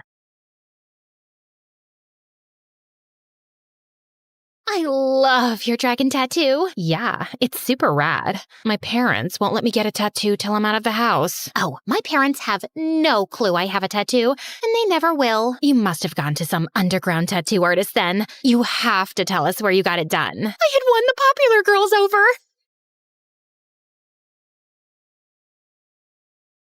Moment I plopped my butt on the chair at their table, I knew my rebrand was complete. Here's one for the lonely hearts, for the ones that feel the dark. You better run out of here. Bet you can't look the other way. Yeah. I was kissing the punk prom king. I was finally cool. But in order to protect my new status, I had to become the coolest. So when Sarah arrived at school, flaunting her new moped, I showed them photos of my brand new motorcycle. They didn't have to know it was my dad's. And when Sammy showed up at school with an eyebrow ring, I got two. Fake, of course. I was slowly rising up the ranks, but Sarah was still the ringleader. So I did something desperate. When Sarah started dating the hottest guy in school, I told them I was dating a celebrity. Who? Oh, it's a secret. Wouldn't want the press swarming the school, right? I needed to make this lie a reality before I was exposed. What is in your eyebrows? And on your wrist? Relax. It's all fake. Well, take them out and try to look decent. I don't want everyone at the movie premiere to think I'm raising a Wednesday Addams. Movie premiere? Dead sick. So I thought I could take you with me to the premiere of the movie I just scored. I couldn't believe who I was next to. Up-and-coming star Walker Robinson. He was beautiful. He was chiseled. He was getting whispers screamed at by his dad. Apparently, he needed to get his grades up or his dad would pull him out of his gig. But I'm not book smart, Dad. That's why I'm an actor. But his dad insisted. Okay, this may sound crazy, but I heard what your dad said. I could tutor you in exchange for a favor. Who are you? I introduced myself and told him how I could tutor him in exchange for a photo shoot posing as my boyfriend. I promise, I won't show anyone but my friends, okay? It won't get out. It better not, because I'm about to propose to my actress girlfriend. You have my word. We shook on it.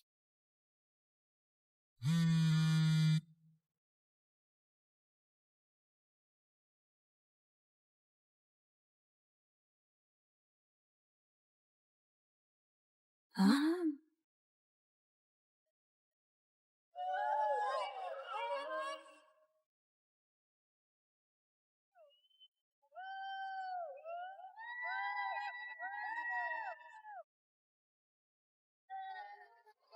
gave everyone a tour of my mom's music studio, where I was recording my first album, and I showed them my motorcycle helmets. It was all going super smoothly until I ordered a pizza.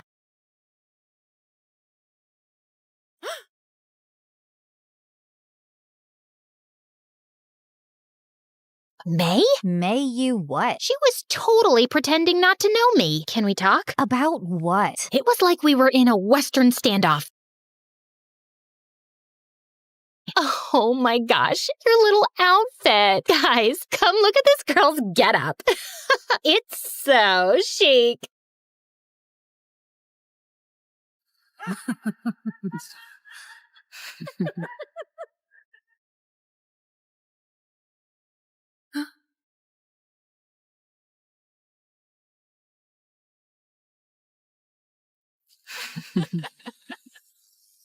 Oh my gosh, she reeks of geek. Everyone was laughing at May, but instead of jumping to her defense, I said nothing. To May, the silence spoke volumes. You guys are mean, and Abby, you're a fraud and a liar. You guys deserve each other. What was that all about? Oh my gosh! Walker is engaged! Weird. How could that be if he's dating you, Abby? Let me see that. That liar! He was dating someone else behind my back, and I had no idea! I can't believe it! What a jerk. We can't let him get away with this. Let's make that snake pay. Wait, where are we going?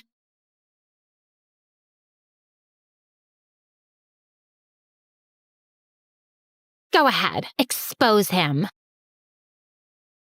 Aren't you pissed that your boyfriend was engaged behind your back? Or are you a fraud who never even dated him? Ugh!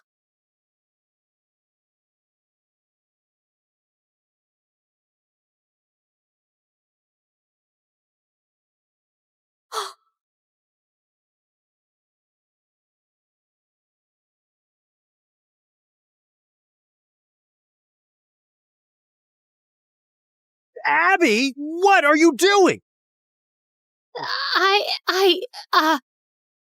The next day, the photos landed on the internet and all hell broke loose. My parents pulled me out of private school and made me return to my old school. And I was going viral as rumors swirled around whether or not Walker was a two-timing jerk.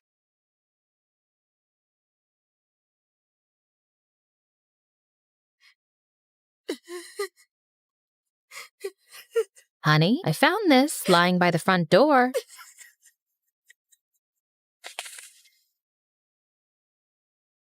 It must have fallen out of her backpack when she fell down the night of the party. Wait, was she trying to mend our friendship? Is that why she brought her Star Trek DVD?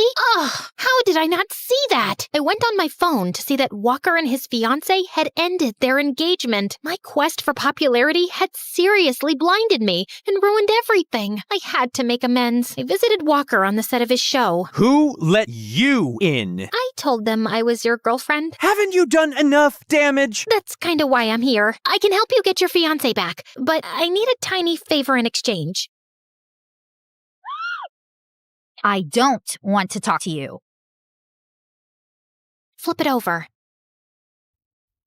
To May, my biggest fan, your friend Abby misses you. With love, George T. George Takei from Star Trek? No way! Way. How? I told her that Walker knew the old Star Trek actor from a previous gig, and we agreed that he'd help me get an autograph if I told everyone, especially Walker's fiancé, that I was a liar. Local nerd fakes relationship with Walker Robinson. Wow, you really did that? Yeah, I really did. I'll be a loser for life now, but maybe being cool is overrated.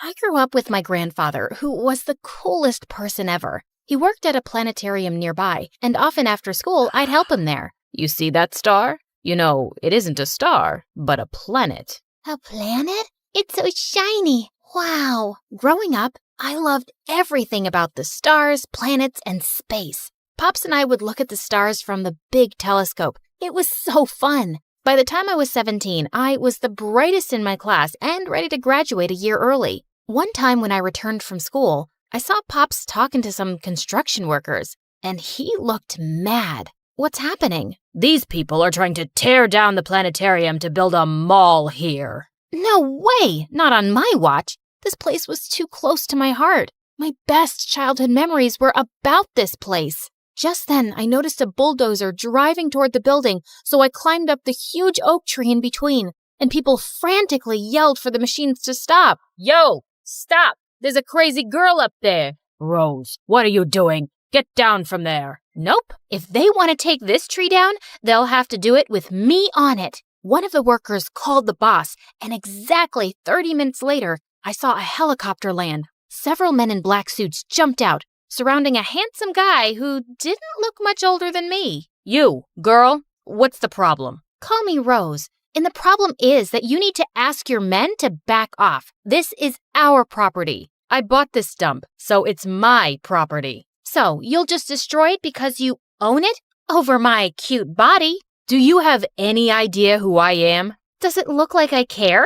The guy stared at me, then smirked. You won't give up, will you? Nope. Fine. Come to the office tomorrow and we'll have a little chat. I'll think about it. Saying that, he left, and so did the workers. That was fast. Later that night, Pops told me the guy's name was Henry Hampton, and his parents owned half the city. I wasn't scared of him, even if he was the President of the United States. And the next morning when I reached his office, I was more than ready to let him know that. But the place was so big, I couldn't figure out which door to open. I accidentally entered the wrong room and found a boy my age playing the piano, but he sounded a bit off. Try working with an F minor. It's much smoother. Excuse me? I wanted to apologize for butting in, but before I could, a security guard came and escorted me to another office where Henry was waiting for me, and he looked so intimidating. Our meeting yesterday had me rethink the mall project, but on one condition. I want you to work as my assistant. What? Why? I've had many pretty assistants over the years. Now I want a smart one. Did he just call me ugly? But I'm a space nerd. There really isn't much I can do here. Why don't we start you off at $4,000 a day and leave the rest to me? Okay, that was a lot. Henry stared at me, waiting for an answer. My gut screamed no, but what choice did I have? It was either this or lose the planetarium, and no way I was going to let that happen. Ugh, fine. The entire next week, I regretted my decision every second. Henry was mean, rude, and a total brat. He made me skip classes and called me at the oddest hours for work. If I refused, he made me number all the empty white sheets in the printer. What a nightmare. To top it all off, I was asked to help with all the new transfer students at school, and one of them caught my attention instantly, the piano guy. When he entered the class that day, girls couldn't stop staring at how handsome he was. I'm Rose. Noah, you work for my brother, right? You're Junior Hampton? Ding ding. And you're the brave girl I've heard so much about. Pleased to meet you. Noah was the complete opposite of Henry. He was kind and friendly, and we started hanging out every day. I complained to him about Henry all day long, and he didn't seem to disagree. He told me they were half-brothers and never got along. He's just jealous I'm the better-looking brother. One night, as Noah was playing his latest tune for me, Henry barged in looking mad. I lost an important deal because you mixed up the papers. I thought I was hiring a genius, but I was so wrong. I looked at him in shock and he went ballistic on me. Hold up. I didn't ask you for this job. I'm tired, exhausted, and you're just so ungrateful. If you want me out, I'll leave, but I won't take your sour attitude. Henry looked crazy with rage, and before he could react, Noah jumped in. Easy, Henben. I'm sure we can work something out. Stay out of my business. Understood? Saying that, he stormed out of the room and Noah turned to me. Thanks for standing up for me. I won't let him bully you, as he bullies me. Such a bozo. Just then, Noah came a bit closer and my tummy did a wild spin. Do you want to maybe get dinner sometime? Like a date? Yeah. How does 8 p.m. tomorrow sound? Sounds perfect. I wanted my first date ever to be amazing. I bought a cute dress and did a little makeup too. But just an hour before I had to leave, Henry texted me to get his dry cleaning. Can it wait? Unless you want to fly to Korea to deliver it, I suggest you get going. Did he have a tracker on me that rang every time I was unhappy? I texted Noah that I'd be late and hurried to the shop. But on my way back, it started raining heavily and I got completely soaked. I slid my way into the house and saw Henry glaring at me. I missed my meeting thanks to you. I missed a date thanks to you. Achoo! He wrapped his jacket around me as I sneezed like a crazy person and asked one of his servants to take me to the guest room. When I came down, he was standing by the fireplace with a cup of cocoa. Drink this. You'll feel better. You made this? Do you see anyone else around? Why was he suddenly being so nice to me? And why did that make me feel so good? So, about this boyfriend. Who is he? I don't have a boyfriend. And why do you want to know? Just wondering. Well, don't, because you're killing my chances of ever finding someone. Henry laughed, and he almost looked human. One heck of a good-looking human. What made you say that? I was all set to meet Oh my God, Noah! I'd totally forgotten to tell him that I won't be able to make it. I reached for my phone, but it wasn't working, so I pulled one out of Henry's pocket and frantically dialed Noah. But he was already standing behind, looking like a raging bull. Well, well, look at that. Noah, I'm so sorry. I totally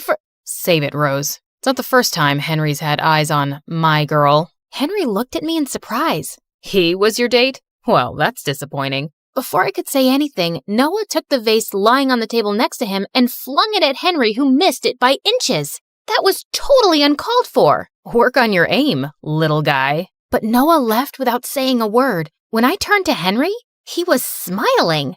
You're such a jerk. I stomped out of the house furious at Henry. For days after that, I tried to talk to Noah, but he continued to ignore me. One day, the teacher announced that I was chosen to represent my school at the annual quiz competition, and I got busy with my books. I was studying in Henry's office one night after finishing work when I completely lost track of time and snapped back to over 30 missed calls from Pops. As I rushed down the hall blindly, I missed a turn and bumped right into Henry. You're still here? I was just leaving. Now? It's late. Let me drop you back. Don't you want to change? Should I? I blushed and we walked to his car. We sat in the back seat and minutes into the ride, I dozed off. I woke up to Henry brushing his hands over my cheeks, pushing a strand of hair away. His eyes were the most perfect combination of blue and green. Sorry. Don't be. I enjoyed your snoring. I don't snore. I must be really tired, I guess. You work too hard. Take the day off tomorrow. Why do you do this? What? Be nice one second and an absolute moron the next. Henry looked straight into the mirror before turning toward me with a stern look. Maybe that's just who I am. A boring moron. But you're nothing like I imagined. He leaned forward and I thought he was about to kiss me. I literally stopped breathing when he took a bottle lying next to me. He totally did that on purpose. When I got back home, I felt my heart beating hard. This was wrong, but why did it feel so right? A week later in school, I was doing some last-minute preparations in the library when I got stuck on an annoying question. My concentration was all over the place. I could solve that in under 15 seconds. I almost screamed when I felt Noah's hand on my shoulder. and I was annoyed to see him. Now you want to talk to me? Give me that. He took the notebook out of my hand and started scribbling something, and got the answers right. How? I'm the lesser-known genius in the family. I am so sorry about the other day, Noah. Don't worry about it. Let's hang out for ice cream after school, and we can talk. Sure, I'd love that. Noah volunteered to help me with the quiz, and I agreed. We would study till late at night, and I would often catch him stealing glances at me. When the final day of the quiz arrived, I was more than prepared to get that trophy home. And I did, along with a massive cash prize, which was enough to put me through college. Thank you for helping me. I couldn't have done this without you. I would do anything for you, Rose. I like you, and I think we should give us another shot. He looked at me with so much hope, but I couldn't do it. I like you too, Noah, but not in the way that you want me to. It's never going to work out between us. Because of Henry? What do you even see in him? Noah's words made me realize what I'd been hiding from all this while, but I was too stubborn to accept it. No, it's not him. I have to work hard for my future, and I can't afford distractions. Noah looked at me heartbreakingly and left. After that day, I realized the whole thing was getting messier by the day. I decided on talking to Henry about it, but when I met him a few days later, he had something waiting for me. I'm leaving for Korea. You are coming. What? No. Listen, Henry, I have to talk to you. Just think of it as this one last thing before you leave. I'll let you go as soon as we're back. He was nothing but a pain in my butt, and I should be happy this was finally getting over with. Only I wasn't. If anything, it broke my heart. We flew the next day early in the morning in Henry's private jet, and he took me to a house in the city. I entered to see an old lady lying on the bed, and she lit up when she saw him. Henry sat next to her holding her hand while I watched him from a distance. He looked so tender, and it made me fall for him even more. When I found him alone, I asked him who she was. My grandmother. I lost my dad when I was a kid, and she's all I have. What about your stepdad and Noah? They're my mom's family, not mine. He looked so vulnerable, and I don't know why, but I felt like hugging him. I know how you feel. My granddad is my only family too. Looks like we have more in common than we thought. He placed his hands on mine, and I suddenly felt so close to him. I was in love. I knew it. When we flew back that night, I wanted to confess my feelings for Henry, but just as we got there, we were welcomed by Noah, Mr. Hampton, and a house full of guests. Everyone, meet Rose, the reason why we're celebrating tonight. What do you mean? While you were busy falling in love, I got the deal signed, and we are going to demolish that precious planetarium of yours. But that's not fair. Too bad. Life's not fair. Like it wasn't fair to me when he came over and took everything that was mine. Just when I thought you couldn't stoop any lower. My mind went spinning in 1,000 directions, and suddenly I slapped Noah hard on his face. You are a horrible person, and I'm ashamed I ever called you my friend. I ran out of that place feeling crushed, but I had no time to sulk. Pops, I, and a few other people collected as much money as possible to hire a lawyer to file a motion. A few weeks later, Pops came to me with shocking news. I just got a call that the Hamptons are ready to give the planetarium back, along with $1 million. What? That's amazing! But how? He handed me an anonymous letter that had all the details about exactly what had happened and how Noah had manipulated the situation. It was easy to guess who it was when I saw the handwriting. Henry. I called his office and his assistant told me that he'd left for Korea a week back. I'd lost him. When Pops saw me sulking later that night, he walked over and I told him everything. Go. Tell him how you feel. I hugged him and left for the airport. I reached Henry's grandmother's house and found him sitting on a bench in the grass. This view is so much better than your fancy office. Rose, what are you doing here? I got your letter. I just wanted to say thank you. You came all this way to say thank you? That's not wise. Wait. You're weird, stubborn, and a complete jerk. Are you trying to insult me? No, idiot. I'm trying to say I love you. I love you too. My twin sister Brooke and I were born to a single mother, and we were the prettiest set of twins with gorgeous blonde hair. Oh dear. I've always wanted a daughter, but each time God gave me these good-for-nothing devils. How about you give me one of your girls? Just then, I bit the woman on the hand and she ran for her life. Brooke, how many times have I told you not to be so violent? I'm Brooke, Mommy. Ashlyn! Mom was shocked because usually Brooke was the one with the nasty temper and I was the well-behaved child, but I just couldn't help it. People always tried to take us away because of our super long hair, which even Mom thought was going to make us super famous one day. But I wasn't very fond of the whole famous thing. I was a studious kid and I loved books, and Brooke was the polar opposite of me. Everyone at school was her friend, and she was head of the drama club with a huge fan following. In the 6th grade, I topped my grades, and Mom took us to a fun fair as a treat. But on our way, she bumped into a friend, and while I checked out the stalls, Brooke went on to buy some ice cream. But minutes later, I heard her scream. I ran to check, and some guy was fighting with her over the last piece of ice cream flavor they both wanted. I was here first. Let go, you crazy witch. Hey, leave my sister alone. Give it to me now, or both of you will go home crying. Suddenly, Brooke took the ice cream and shoved it into his face, and the guy went bonkers. He took out the biggest ball of gum I had ever seen and shoved it straight into the back of Brooke's head. OMG! I kicked him in his knee and he fell into the pig pen in the petting zoo. But now, Brooke's head looked like a bird's nest, and Mom almost fainted when she saw Brooke. She immediately took her to the hairdresser, but even the hairdresser freaked out when she saw the giant mess.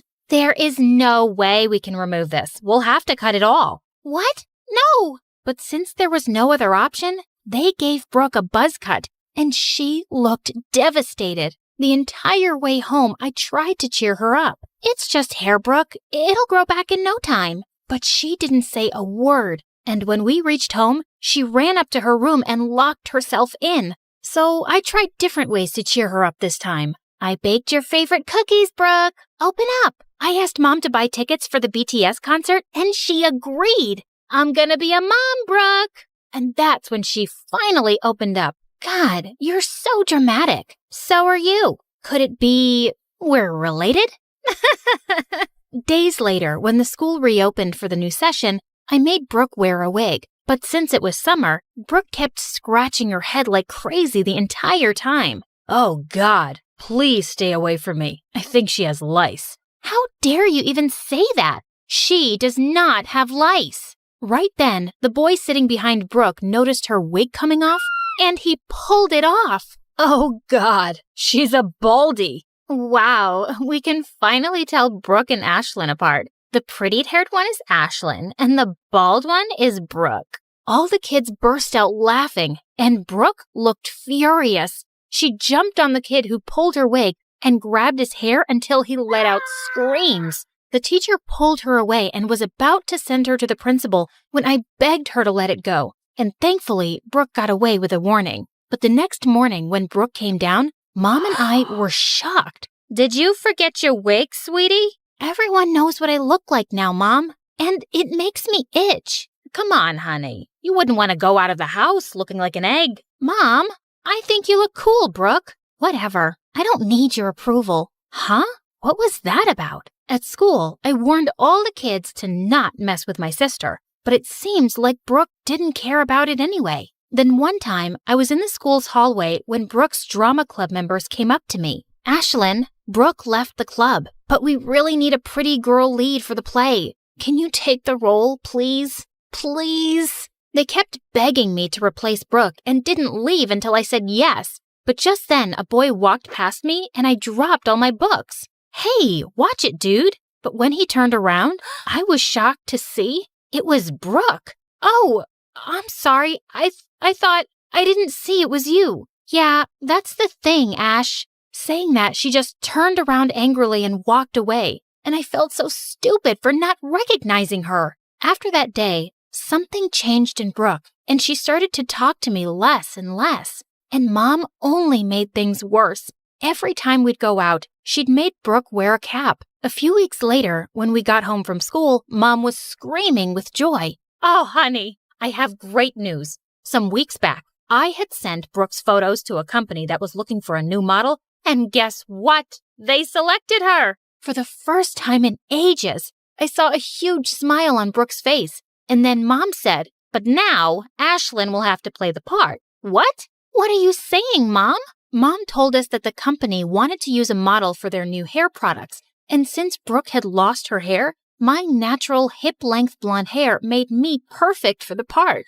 Just then, Brooke took a vase on the table and smashed it to the ground. How can you do this to me? Those were my pictures. I was the one who got selected. She cannot take my place. But what can we do if your hair won't grow back? It's been like that for months now, and God knows if it's ever going to grow back. Listening to Mom's words, Brooke ran to her room crying, and I told Mom I was not gonna do it. Oh, Ash, I wish I'd never have to tell you this, but things are really tough at work for me right now. They might even fire me, and I'm so worried about how I'm gonna take care of my girls. Seeing Mom so stressed, I had to say yes to the offer. But now, Brooke was super mad at me, especially after Mom took her to the doctor and we discovered that her hair growth rate had slowed down drastically for some reason. That's why her hair was taking so long to grow back. Later that night when I was sleeping, I felt someone pulling my hair, and when I opened my eyes, I saw it was Brooke,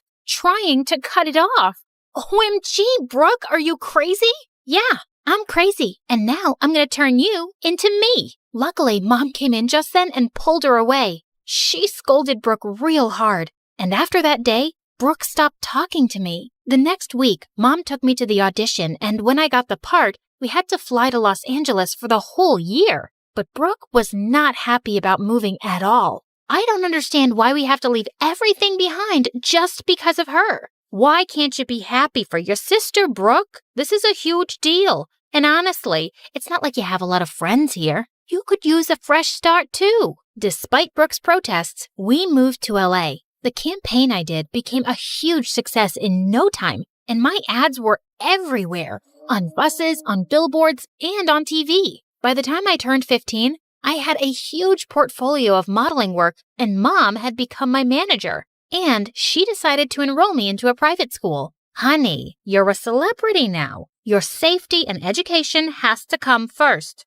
I was more than excited to finally have proper schooling after all these years of modeling, and I asked Mom to enroll Brooke with me too. But as soon as we entered our new school, kids came running at me to take autographs and selfies, and they'd follow me everywhere I go. And I just hated it. But there was someone who loved seeing me so miserable, Brooke. Over the years, I tried to include her in everything I did. I would even get designer dresses for her to join me on the red carpet, but she'd just toss them away in the trash. What is wrong with you, Brooke? I got the dress specially made for you. I don't need your charity, Ash, especially when everything you are right now is because of me. I hated the bitterness Brooke had in her heart for me, and I wished I could just remove that. Don't you worry about her, sweetheart. You have no time for her jealousy. You just focus on your work. Time went by, and Brooke grew confident in her own look and joined a local modeling agency. And I decided I was going to leave the world of fame and finally focus on my studies. But the same day, Mom told me that I'd been cast as the lead for a huge movie. But Mom, I told you I didn't... Oh, honey, this is the last time, I promise. It's just that I made an agreement, and now if you say no, we'll have to pay a huge sum of money for canceling it. Okay, but it's the last time. A few days later, we had the announcement party for the movie, and Mom was taking me shopping for it when a card fell from her bag. It was an invitation card for Brooke's first play at the theater where she was playing the lead role. Mom, we should definitely go to cheer Brooke on. This will mean so much to her. It's the same day as the announcement party of your movie, and that's more important. But I totally disagreed. I left Mom at the movie party and slipped off to see Brooke's performance, and she was awesome. I didn't find her in the dressing room, but I left flowers for her and left. My movie started shooting soon after, and I was a bit starstruck when I met the male lead actor, Tom. He was a super famous movie star at the age of just 20, and he had a huge fan following. But he was really nice and instantly made me comfortable. And over the course of the shooting, we became really good friends. On my 18th birthday, Tom even surprised me with a cake and congratulated me. But just then, I noticed Brooke outside my dressing room. I stepped out to see her, but she was already gone. And then, I didn't see her the entire day. But the next morning, I woke up to the worst nightmare of an actor.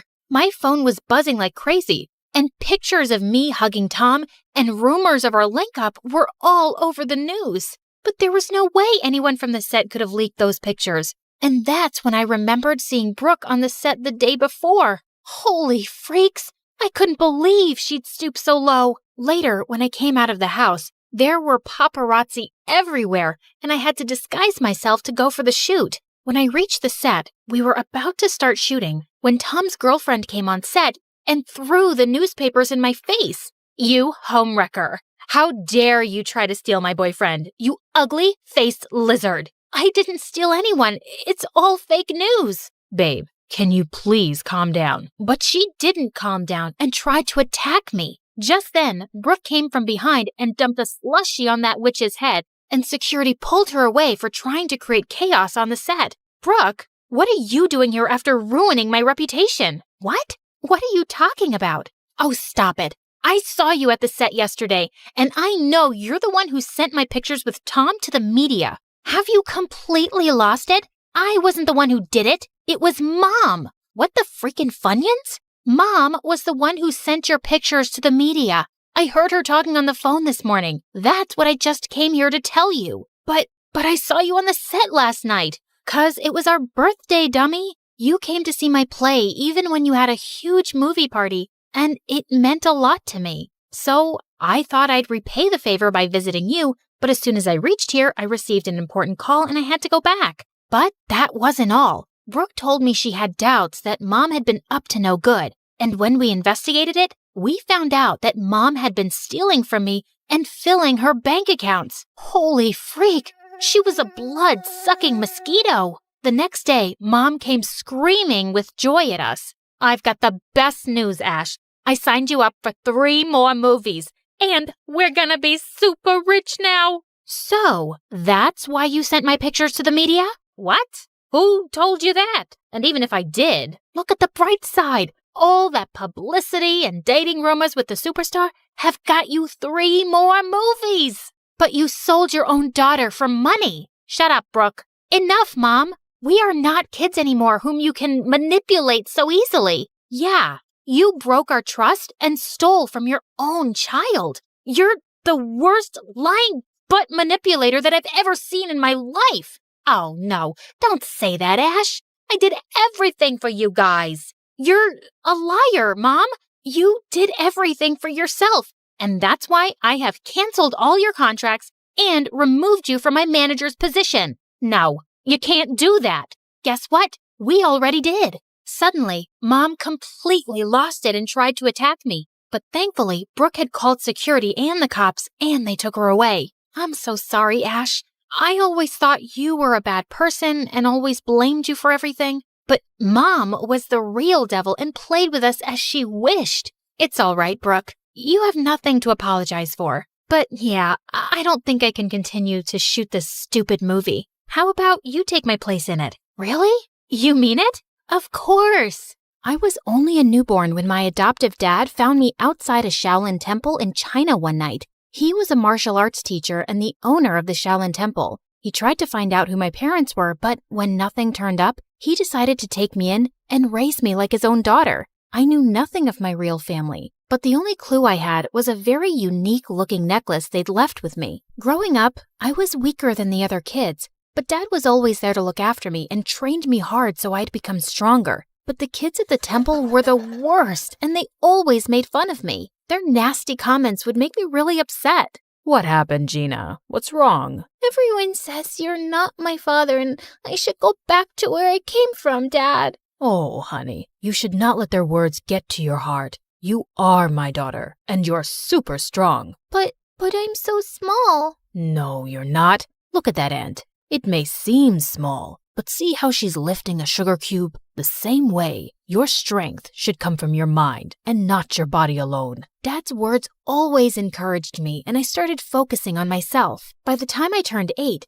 I had a sudden growth spurt, and suddenly I was taller than most kids my age. With time, even my martial arts skills improved a lot, and I started winning many competitions. But the kids at the temple would feel jealous and try to mess with me all the time. This went on until I was 17, and then one day, something weird happened. I was in the market when I crashed into someone, and all my groceries fell to the floor. Hey, watch where you're going and say sorry. But he just ran off into the alley, and I went after him and pinned him down. Oh God, stop. Are you gonna kill me? What were you trying to do, huh? He told me his name was Drake, and he was a super famous singer from the US. And now he was running away from some crazy fans who were chasing him. I left my hotel in disguise to take a walk around the city, but my fans somehow recognized me. I'm totally lost. Please, help me get back. I decided to help him, but he didn't even know the name of his hotel. What? But you have your phone, right? Call someone. I left it at the hotel. Gosh, he was such a handful. Take me with you. What? I can't do that. No outsiders were allowed inside the temple, but this guy kept begging me, and I decided to sneak him in. You have to stay all quiet in here, okay? Ugh. I sneaked in my share of the food, and he ate like he was starving for days and didn't leave any for me. That's it. You're gonna have to leave tomorrow morning, or you're saying all this because you have no idea how popular I am. Otherwise, you'd have never wanted to let me go, baby girl. Huh? Who did he think he was? Suddenly, he grabbed my phone and started showing me all these pictures of himself online, and that's when I noticed something very strange. A woman in one of those photos was wearing the exact same necklace as mine, and she looked so much like me. Who is she? You want to know her and not me? Ah, fine. She's a family friend, but why? Could I really have some connection with this lady? But what were the chances? The next day, I woke up to loud noises in the temple and saw Drake was being taken by his security people. Turns out, one of the girls from the temple knew him and reported it to his managers. I didn't even get to say goodbye. But ever since that day, I kept wondering about who my real parents were and why they left me. And my dad could tell soon that something was bothering me. Gina, it seems like you're lost, my dear. What's the matter? I told Dad everything that was going on in my mind, and he had the best advice. If it bothers you so much, you should go out there and seek the truth for yourself, my love. But Dad, how can I leave you and go all by myself? I raised you to be strong and independent. I know you're going to be just fine. Oh, Dad. A few weeks later, when I reached the US, I tracked down Jake's place and went over, but his security people wouldn't let me in. But I know him well. Oh, yeah. All the crazy fangirls know him well and try to break in all the time. You see that line over there? That's why we're hiring personal bodyguards for him. Yeah, that's exactly why I'm here, to be his bodyguard. Nice try, but it's male bodyguards only. Now off you go, little girl. I couldn't give up like that. Only Drake could lead me to that woman, and I had to find a way to get to him. So I bought some makeup and wigs from a nearby shop and disguised myself as a guy. Later, when I went to audition for the job, everyone was fascinated by my smooth martial arts skills, and they hired me in an instant. They even gave me a room to stay at Drake's mansion. On my very first day, Drake's manager told me that he was running late for a photo shoot and asked me to go wake him up. But when I reached his room, I saw a girl trying to click pictures of him while he was asleep. You, get away from him. I pulled the sheets from under their butts and they both fell to the floor. What? Are you nuts? You broke my butt. Before she could record more, I took her phone and threw it out the window and she jumped onto me. You jerk! That was my brand new iPhone. Seconds later, Drake separated us and told me that she was his girlfriend. Then why was she clicking your pictures like that? Turns out, Drake's girlfriend, Blythe, was a social media star, and all she did was post pictures with Drake for popularity. She stuck to him like chewing gum and wouldn't give me any time to be alone with him. Even when we'd step out, she'd join us and give me death stares. Why do you keep following me all the time? Ma'am, I'm Drake Sir's bodyguard, and it's my job to protect him. That's enough, Blythe. He's just doing his job, so cut it. But she wouldn't miss a chance to mess with me. There was a fan signing event for Drake soon, and Blythe was live streaming when she tried to make me fall and humiliate me in front of Drake and the crowd. But I moved aside just in time, and she ended up bumping into one of the fans and falling face flat. Are you blind, moron? Can't you see? When the fans saw her rude behavior, they got real mad, and Blythe ran out of there to save her butt. But some of the anti-fans started throwing rotten eggs and tomatoes at Drake. I ran towards him and shielded him from all the nasty stuff and took him inside safely. When all the chaos was over, I realized I smelled gross, and I immediately ran to the washroom. But the moment I started washing my clothes, I heard a loud scream and Blythe came running towards me. You moron! I knew it! You're a pervert, and you've been following me this whole time! What? Have you lost your mind? Why would I do that? It's then when I realized I was in the girls' washroom and Blythe pulled me out in front of everyone. I want you to fire this guy immediately, Drake. He followed me into the washroom. I swear, it was a mistake. I was the one who asked him to go and look for you. What? He took my side in front of all those people over his girlfriend, and I had no idea why. So later that night, when I saw him sitting in the garden, I went to talk to him. Hey, are you okay? Yeah, all thanks to you, man. You were the one who came to save me even when Blythe ran away.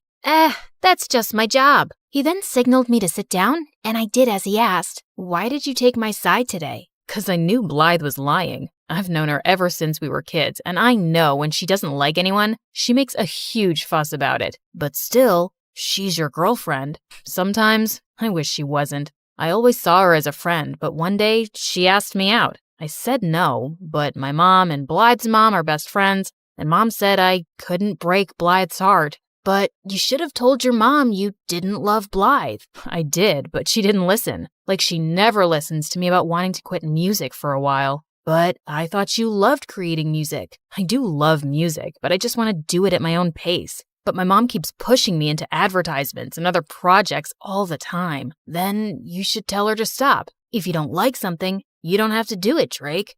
You're right, man. I'm just sick of everyone trying to use me for their own benefit. I can't even talk to any of them about this. But I'm so glad I found a friend like you, whom I can trust. Those words pierced my heart. I was staying by his side and lying to him for my own benefit, too. Just then, I spotted a mouse running on the ground towards me, and I just squealed loudly and jumped onto Drake's lap. Oh my God, what's wrong? I don't know why I thought something was about to attack you, and I was just protecting you with my body, like a human shield.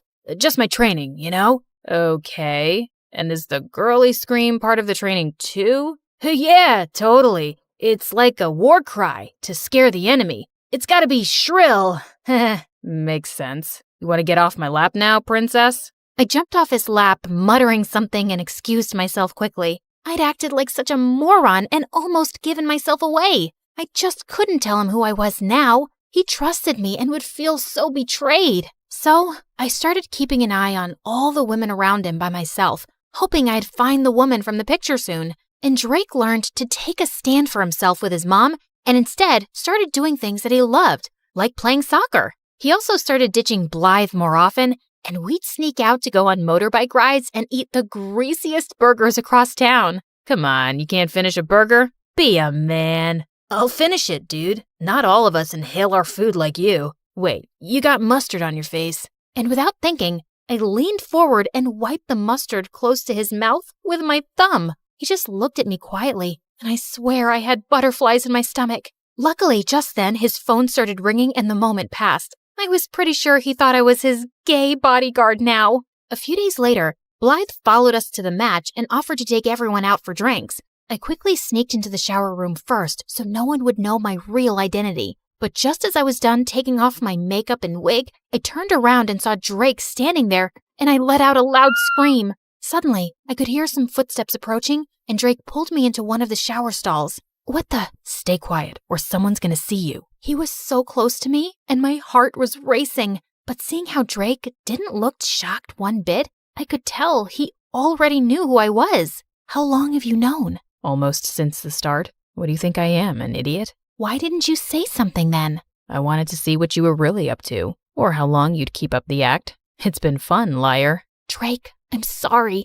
I never wanted to lie to you. I was just trying to find the woman with the same necklace as mine. Huh? What necklace? I told him everything, and when I noticed that the person outside had left, I stepped out to show him the necklace. But I was shocked to see that all the stuff I'd taken off while removing my makeup was gone, along with my necklace. I looked for it everywhere, but I couldn't find it. Calm down, Gina. It must be here somewhere. And I know who the woman in that picture was. But before he could tell me, Blythe barged in with the cops who wanted to arrest me for fraud. Fraud? That's a lie. Oh, come on. You pretended to be a guy and stole expensive things, including my mom's necklace. I've called her. She'll be here any minute, officers, and you can ask her. But arrest that fraud first. Your mom's necklace? What are you talking about? I didn't steal it. It's mine. Gina's right. She didn't steal anything and she didn't lie to anyone. I knew who she was all along. And Blythe, I'm breaking up with you. Blythe looked ready to explode. But just then, Blythe's mom entered and took the necklace from her hand. Where did you get this from? It's mine. She turned to me, and that's when I saw she was the same lady from the picture, and she was wearing the same necklace. I told her everything about myself, and at first she looked stunned, but then she broke into tears. Oh, honey, my daughter, I can't believe it's you. You're alive. She then told me how she got pregnant before marriage, but her super rich family was against her giving birth here and ruining their reputation, so she fled to China. Soon after I gave birth to you, my parents found me, and the doctors told me you had passed away because you were too weak. But now I know. They lied to me. So you didn't abandon me? Ugh, stop with your act. She's a liar, Mom, and this necklace must be a fake. Blythe, I know it's a lot to take in, but it's not a lie. She's indeed your sister. I can tell just by looking at her. Ugh. Blythe stormed out of there in anger, and the lady turned towards me. I'm so sorry that you had to live like this for all these years, but I'm so glad that you found your way to me. Please, give me a chance to make up for all these years. I can't do that. What? All my life? I wanted to know the truth about who I was, and now that I've discovered it, my heart is at peace. But this isn't where I belong. I have a life and a loving dad back in China, but I promise I'll visit often and get to know you more. Oh, dear. Does this mean I'm losing my favorite bodyguard? Pretty much. But you've got a friend for life. Just a friend? No chance you'd say yes if I asked you out? I'll have to think about it. I turned the corner as fast as I could, but the scary men in dark suits were still behind me. I couldn't let them catch me. I had the fate of the world on my shoulders. Well, actually, it was around my neck in a butterfly locket that held the super secret code to a powerful weapon that had to be protected at all costs. Hi, my name is Grace, and I'm a super secret. That's classified. Let's just say I have a special set of skills. I darted into the subway and raced down the stairs just as the train slid into the station. The men were right behind me, yelling for me to stop. Sorry, suckers. Better luck next time. I hopped on the train, raced down the aisle, and bumped into the most beautiful boy I'd ever seen. His face screamed perfection. He had the body of an action star, and his smile could melt the polar ice caps. My special AI glasses analyzed him in half a second. His name was Nate. He was the quarterback of his high school football team, and his dad was a successful businessman. He seemed too good to be true. And then he opened his mouth. Hey, sweet thing. Yeah, I know I'm handsome. I'm a perfect 10. No, an 11. Maybe a 12. I'm the best looking guy you've ever seen. Am I right? Nate pulled out a marker and started signing his name on my arm. What the heck are you doing? You don't want my autograph? I'm a famous football star. At least I will be in a couple years. Though the way you're looking at me makes me think I might be the man of your dreams. You're pretty cute, too. I mean, pretty and cute. Both? Get it? Suddenly, I saw the angry men in black suits running down the aisle headed in my direction. The last thing I needed was to get caught with the necklace, so I pulled Nate into a kiss, distracted him, and quickly slipped it into Nate's backpack. Wow, that was intense. Well, what can I say? I'm an intense person. Oh, this was fun. See you never. Bye. Saying that, I just ran. Just as I'd expected, the men rushed past Nate and didn't give him a second look. I raced off the train and into the crowded station and got out of there undetected. When I walked into headquarters, Agent Mama Bear ran up to me screaming, "Where's the necklace?" I had to stash it with a civilian. A civilian? Are you crazy? What are you thinking? If Mr. X gets to him before we do, that poor civilian is toast. Hello, the bad guys were tailing my butt, and I didn't want the necklace on me in case they caught me. I was thinking on my feet, and it seemed logical at the time. The president should be thanking me. Actually, he should put my name in the super secret agent handbook. I knew you were too young for this mission. I can fix this. I'll just get the locket back. Fine, this is your last chance. Hold on, I can see you guys are confused. Mr. X is actually a criminal mastermind who stole a super secret government weapon, but he can't use it because it works on a code that's hidden in a butterfly locket that I stole from a secret underground bunker. And now Mr. X wants to catch me, take the code, and sell the weapon to a group of evil men that are up to no good. You get the drill, right? After getting my butt kicked at the headquarters, I went straight to Nate's house to scope things out. But his mansion was like Fort Knox. There were guards everywhere. I couldn't risk the mission, so I decided that the only way to get closer to Nate and his backpack was to go undercover. I'd pose as a high school student, find Nate, snatch his backpack, and grab the necklace. The whole thing would be a piece of cake. The next morning, Agent Mama Bear enrolled me into Nate's school. The moment I stepped on campus, I was on a hunt to find Nate. But every time I tried to get near him, he was surrounded by an army of lovesick girls. Nate, you're so strong and your muscles are so big. I know. I go to the gym every day. Your eyes are so perfect, Nate. Thanks. I use a special kind of eye drops that Robert Pattinson used in his vampire movie. That's why his eyes were shining so much. He winked. A couple of girls cheered and some begged him to take a selfie. I wanted to barf.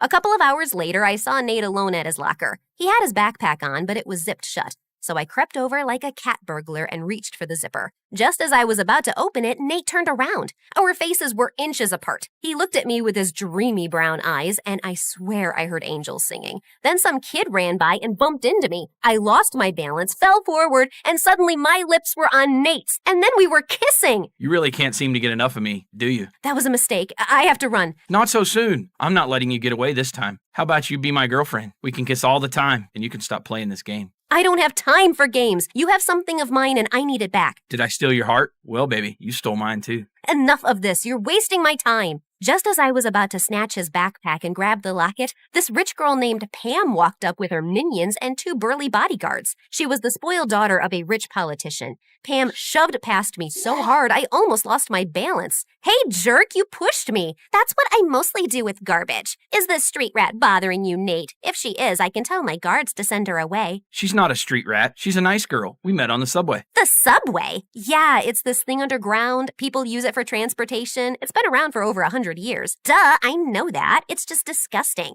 How many times must I tell you, Nate, you shouldn't hang out with peasants? You could get cooties. Cooties aren't real. Yes, they are. My cousin got them, and she was in the hospital for a week. Nate, let's go. I'm allergic to poor people. If I stay near that girl any longer, I'll get a rash. Pam grabbed Nate's arm and whisked him away. Nate looked back at me and winked. After that, every time I tried to talk to Nate, Pam showed up and acted like a maniac. I saw Nate outside at lunch, but when I approached him, Pam started screaming and threw herself on the ground to get his attention. Nate, help! Monster ants are eating me alive! Of course, Nate fell for her act. He rushed to her side, picked her up, and held her in his arms like she was an overgrown baby. She was beyond annoying.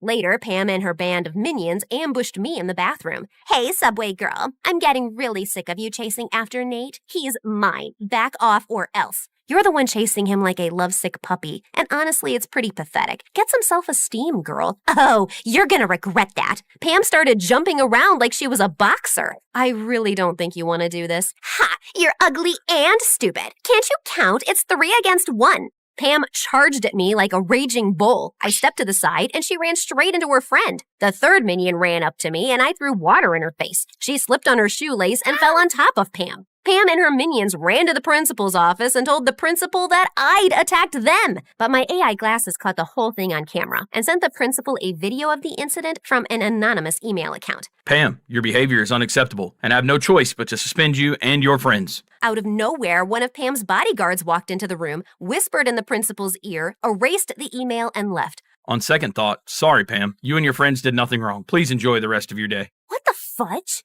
Then the principal sent me to detention. And by the time I got out, the school day was over and I couldn't find Nate anywhere. God, I needed that necklace desperately. I checked his social media and saw that he was out partying at Pam's mansion, at a nightclub, and raced around the city in a limousine. Pam's bodyguards were stuck to them like glue, and her driver was guarding Nate's backpack like a hawk. I couldn't go near it without raising an alarm. It was almost 3 o'clock in the morning when Pam's driver dropped Nate off at home. I was so tired from following them around all night that I could barely keep my eyes open. I parked my car to rest my eyes, but I must have drifted off to sleep because when I woke up, it was morning and Agent Mama Bear was glaring at me from the passenger seat. I thought you were working. Ah!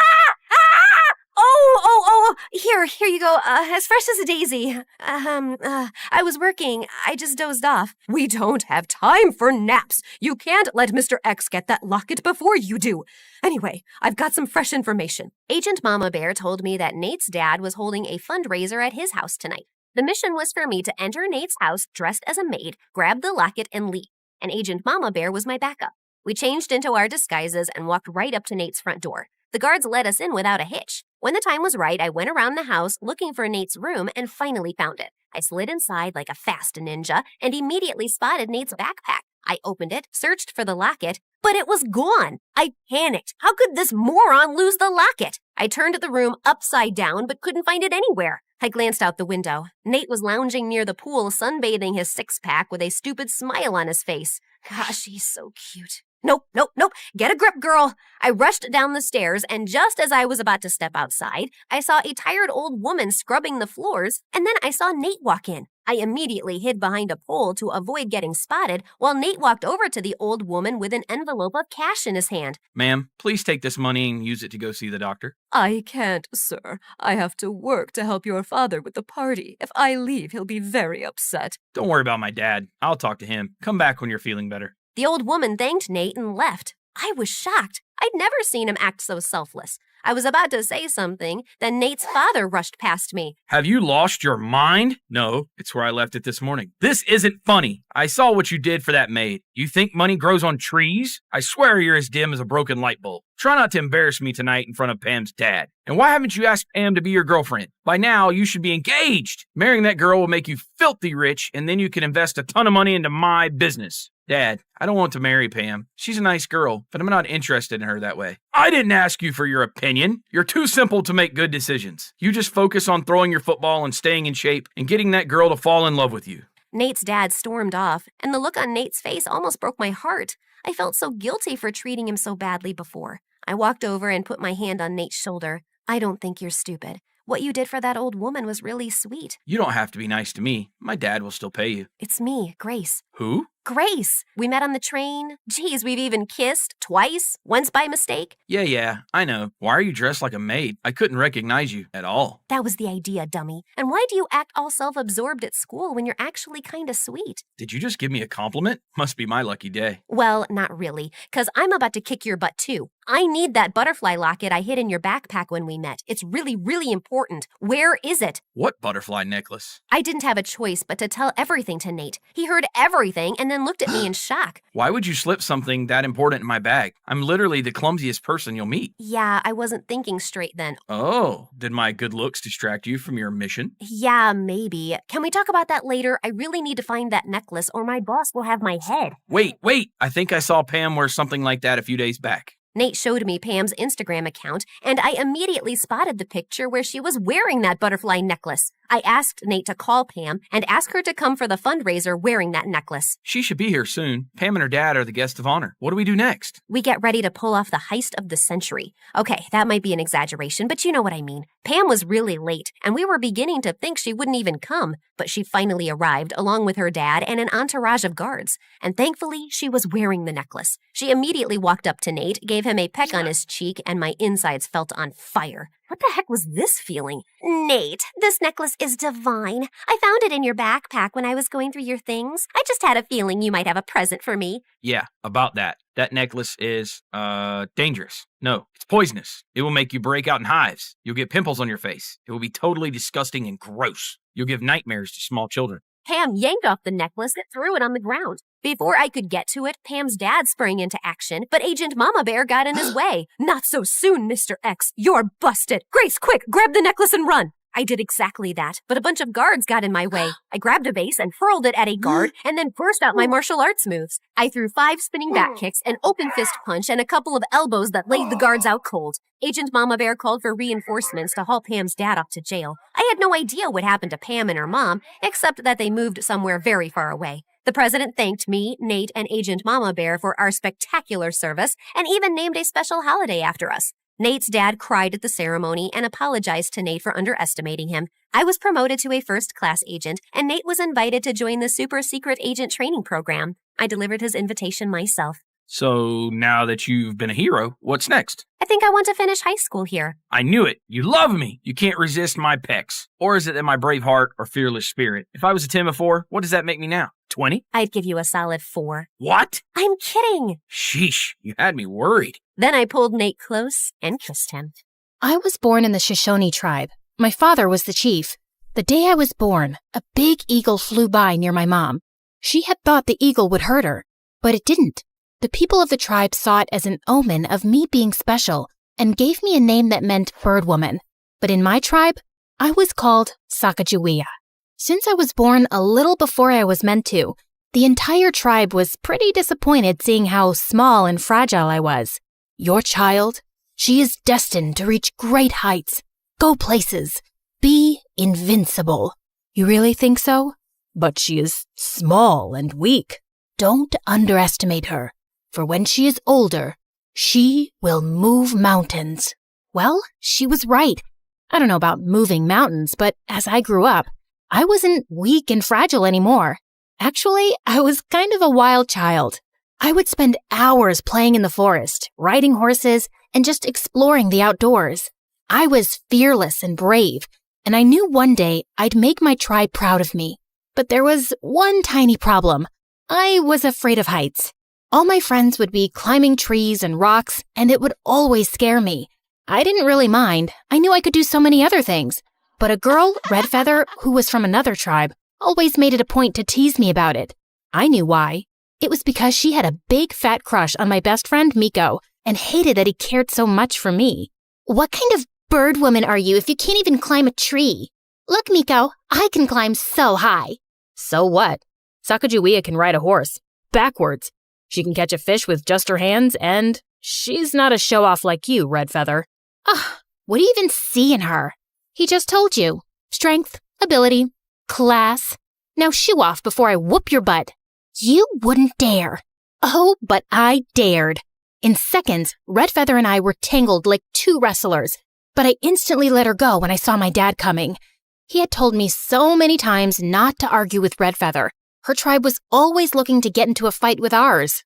Once I was home, I got the lecture of a lifetime, and even though I tried to tell Dad how that witch had started it, he just wouldn't listen.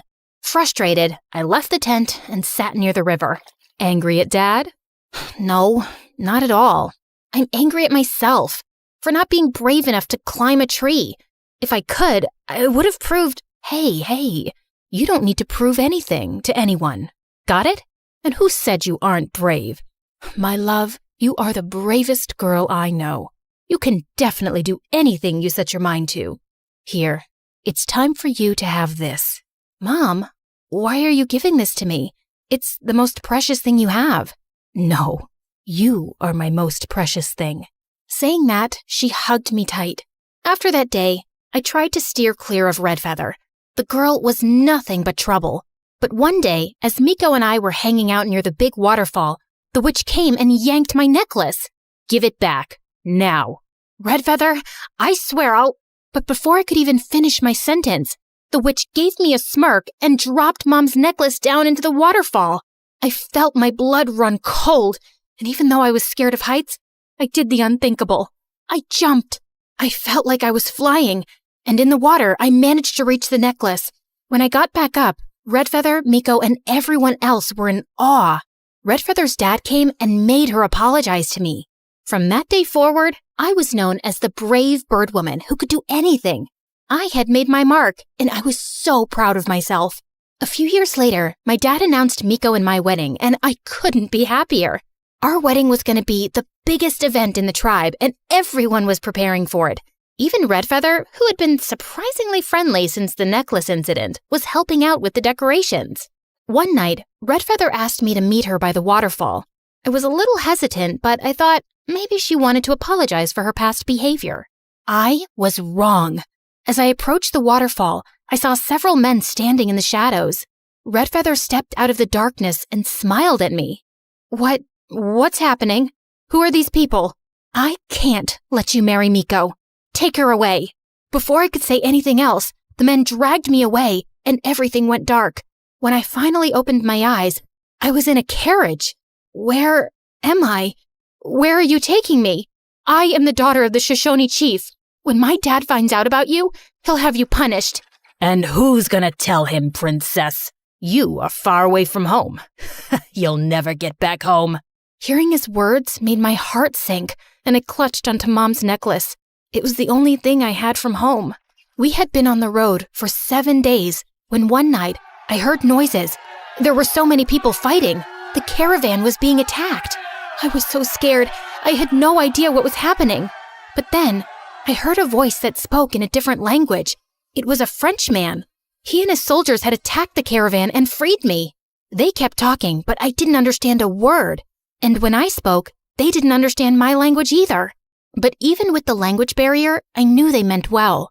I didn't know how to get back home. So one of the soldiers found a nice family who adopted me and taught me their language. I was so thankful to them and all the help they gave me. Years passed and I missed home terribly. Unfortunately, we had traveled too far in an unknown direction, so I didn't know my way back. When I turned 18, I got married to a Frenchman, and just when I had my son, my husband left me. I was disappointed. As a little girl, I had thought I would go places, have a life filled with adventure, make my tribe proud. But everything had gone so wrong. But things changed when one day, 2 men, Lewis and Clark, came to my town. They had heard about me and wanted to know if I could help them find a new route to the Pacific Ocean. Sacagawea, we heard you used to be from the Shoshone tribe.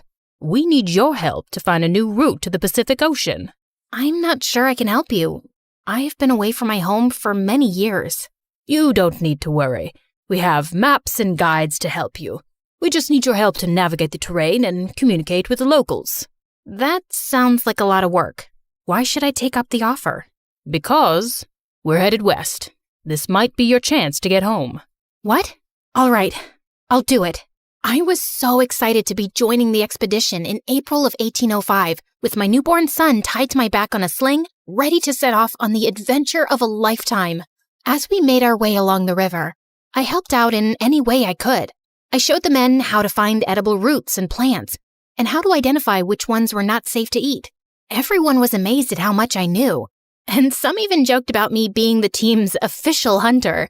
It was everything my mom had taught me. We had been traveling for months, and Lewis and Clark were always friendly to me. I realized how important the mission was for them. One day, as we were crossing a river, our boat capsized. Oh my God! Our documents and supplies!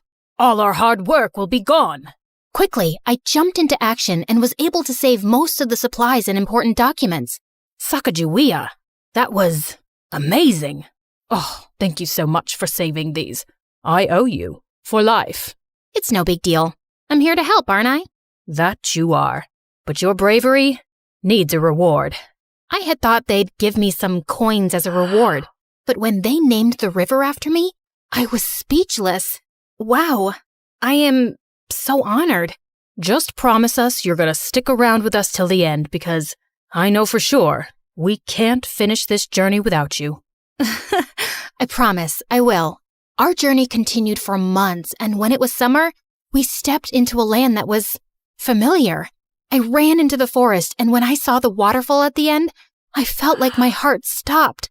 I was home. It was the land of the Shoshones. I was ecstatic. When I walked into the chief's teepee with Lewis and Clark, I was stunned to see the new chief. It was Miko. Sacagawea, is it really you? Yes, it's me.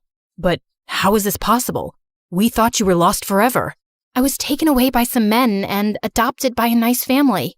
Miko was filled with joy, and tears of happiness rolled down his face. He then asked Lewis and Clark to give us some alone time. He called my mom and dad, and the moment they saw me, they hugged me tight. Sacagawea, I can't believe my eyes. I am so happy to see you here. Me too. I missed my family and my tribe so much. We never knew what happened to you. We searched for you for months and months. It was then the hatred I had for Redfeather came back, and I told Miko, Mom, and Dad everything. Miko had his guards bring in Redfeather from her tribe along with her father. The moment Redfeather saw me, her face went pale and she fell on her knees in front of me. You witch! I knew you were jealous of me, but how could you stoop so low? Sacagawea, I am so sorry for all the wrong I have done to you. I am sorry. Please forgive me. I wanted to tell her no, and how could she even ask for me to forgive her? But just then, Miko declared that Redfeather would be kicked out of her tribe, or else the peace pact between our tribe and hers would be broken. To my surprise, Redfeather's father didn't hesitate a bit and agreed. I apologize for what my daughter did to you. I'm ashamed of her. It was her doing. You don't have to apologize for her. Once Redfeather left, Miko and my parents asked me to stay in the tribe, but I just couldn't. I had made a promise to Lewis and Clark. While my parents agreed to let me go, Miko was making it hard. You just came back. You can't leave now. Please, Sacagawea, stay.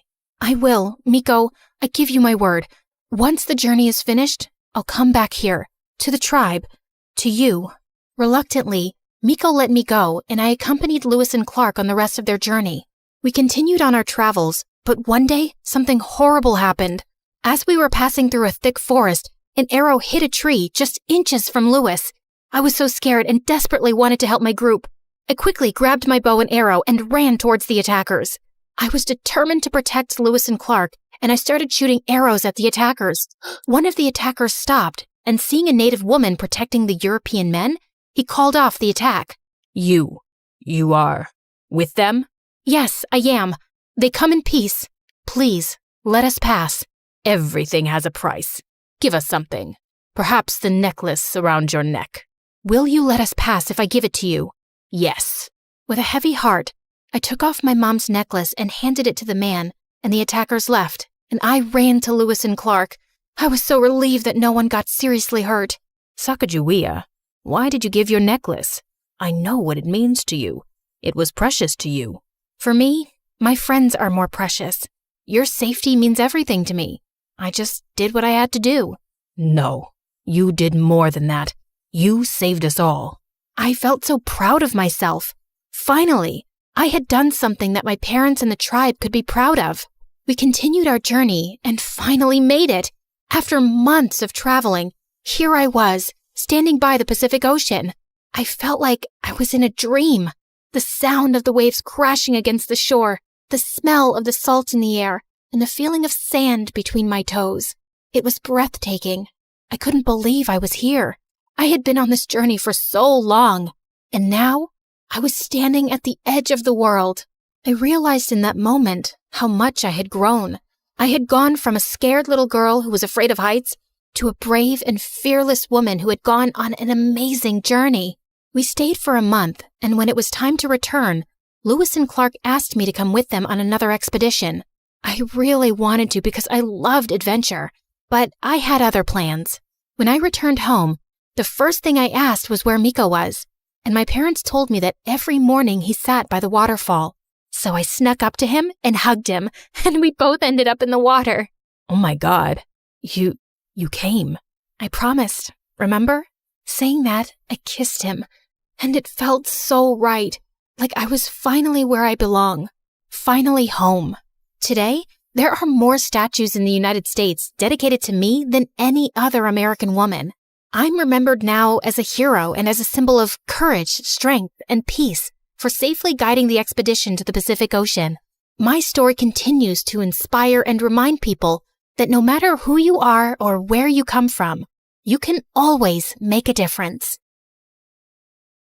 I woke up in a cold sweat as I heard a pack of wolves howling outside. Seconds later, the cackling hyenas joined in, and then I heard the blood-chilling roar of a lion.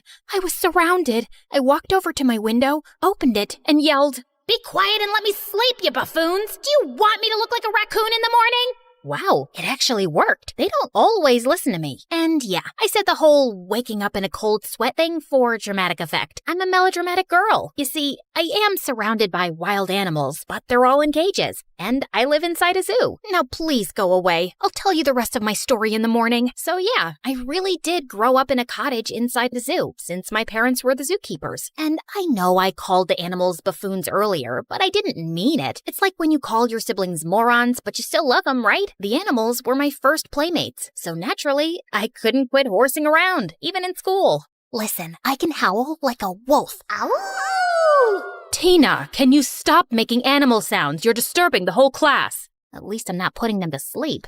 I heard that, young lady. You're staying back in recess to reflect on your behavior. The only thing I reflected on was how to prank my teacher. So the next day, when she opened her desk drawer, a tarantula casually walked out and then jumped on her arm. She screamed and flapped her arms around like a rabid chicken, then tripped on her chair and fell on her butt.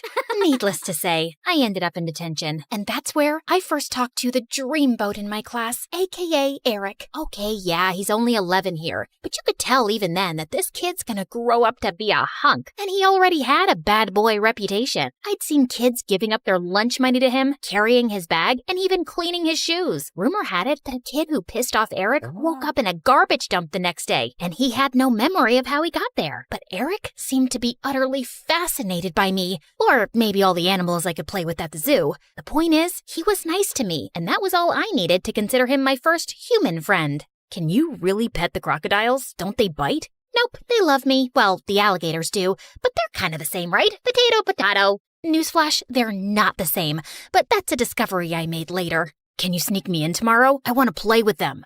I'll have to think about it. I can pay you. Deal. I was so excited to have Eric over, and even my parents were happy to see me with a two-legged creature for once. All right, kids, your mom and I have some things to do, but feel free to roam around the zoo and don't get into any trouble. You sure you don't want me to take you around? Dad, we don't need a babysitter. We'll be just fine. Be cool, man. Be cool. Once they left, Eric turned to me. Did you get the keys? Yep. My dad had keys to all the enclosures, and I'd taken the key for the crocodile one so Eric could see them up close and personal. Now all we have to do is not get caught by the cameras. Wait, there are cameras? Yep, but I know where they are. Come on, we just need to sneak past them using their blind spots. Do you do this often?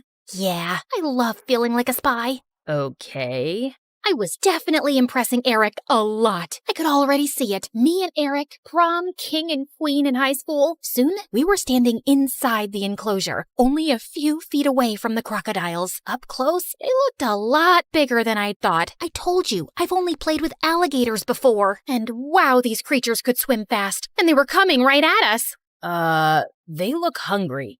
Yeah, maybe we shouldn't pet them. Ah! Look at that one! He's gonna eat me! Eric screamed and started running frantically, and I was right behind him. Then he tripped over a twig. I crashed into him, and we both fell on our faces, and the crocodile was hot on her tail. Just then, I noticed a mirror on the ground next to Eric. I held it up and caught the sunlight, sending a blinding flash into the crocodile's eyes. It got confused for a bit as we scrambled to our feet and ran out. I locked the enclosure quickly, and Eric dropped to his knees.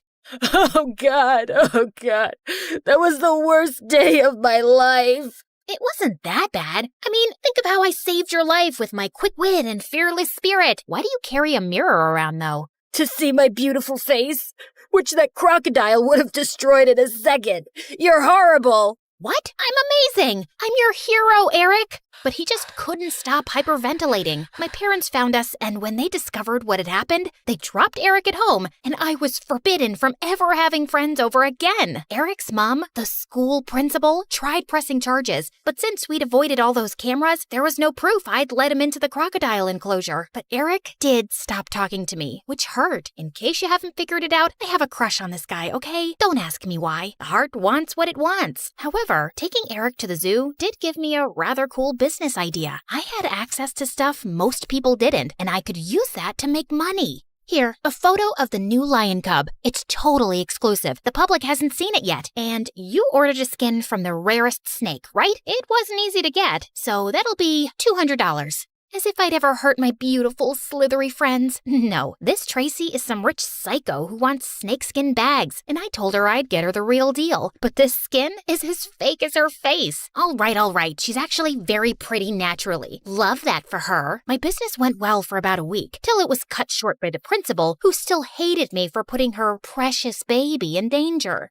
You cannot bring anything like that to sell in the school from now on. You better start acting like other normal girls your age. Do you understand what I'm saying? The other normal girls were the ones asking me for pictures and snakeskins. You only sell something if there's a demand for it. Economics 101, people. But the worst part was that my parents agreed with her and grounded me. You really should start acting less like a wild child, Tina. No going out to play with the animals until you cool down a little. Seriously? Watch your tongue, young lady. Okay, gotcha. And I stuck up my tongue and watched it. Mom was not amused. As time passed, we all slowly forgot about my reckless past. With my 16th birthday coming up, I wanted to do something fun that my class would remember. Okay, I don't really care about the rest of the class. It's just that my prediction had come true, and Eric had become hot. He was now your typical bad boy. Hair slicked back with gel? Check. Top shirt buttons always open? Check. Look super cool chewing gum? Check. Flirting with every girl? Except me, of course.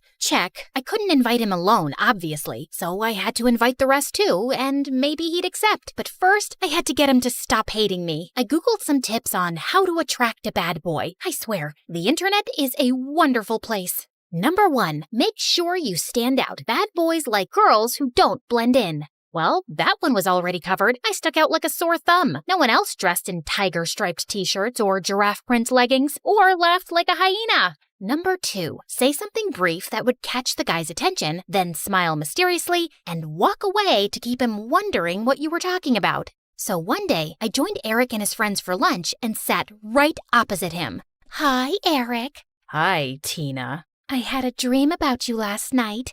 Oh yeah? Were you feeding me to the crocodiles? I smiled mysteriously and then walked away. Wait a minute. I think that just made me look like a psychopath. Ugh. Number 3, don't let a bad boy know you're intimidated by him. Think of it like coming face to face with a bear. The second you show fear, you'll be destroyed. One day, I was putting stuff in my locker, and suddenly, I found Eric beside me. Hey, sorry I was snappy before. So, you want to tell me more about your dream?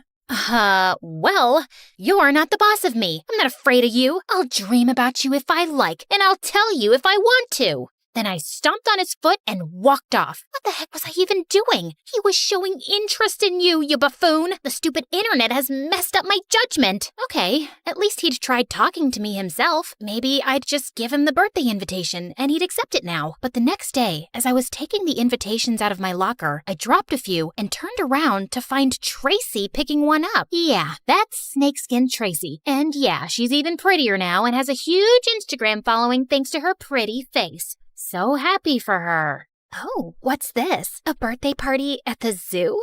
Yeah, it's gonna be a banger. I know the zoo like the back of my hand, and I can show everyone the exclusive spots. And why would we hang out with you? You're the girl who nearly got my boyfriend killed. Huh? Who's your boyfriend? Eric, you dummy. How many boys have you nearly killed in the zoo? Ugh, I couldn't believe Tracy was dating Eric. I couldn't stand her. You know, a little birdie told me that you're obsessed with wolves, and one of them just had the cutest, fluffiest baby. Wouldn't you like to pet a wolf puppy, Tracy? Take a picture for Insta, maybe? Now we're talking, girl. Okay, deal. I'll come to your party, and you arrange the baby wolf meeting. Nuh-uh, not so fast. I'll make it happen if you break up with Eric and you pay me $100. What? But I love him. Can't help you then. Bye. Okay, fine. Consider it done. Here's the money, too.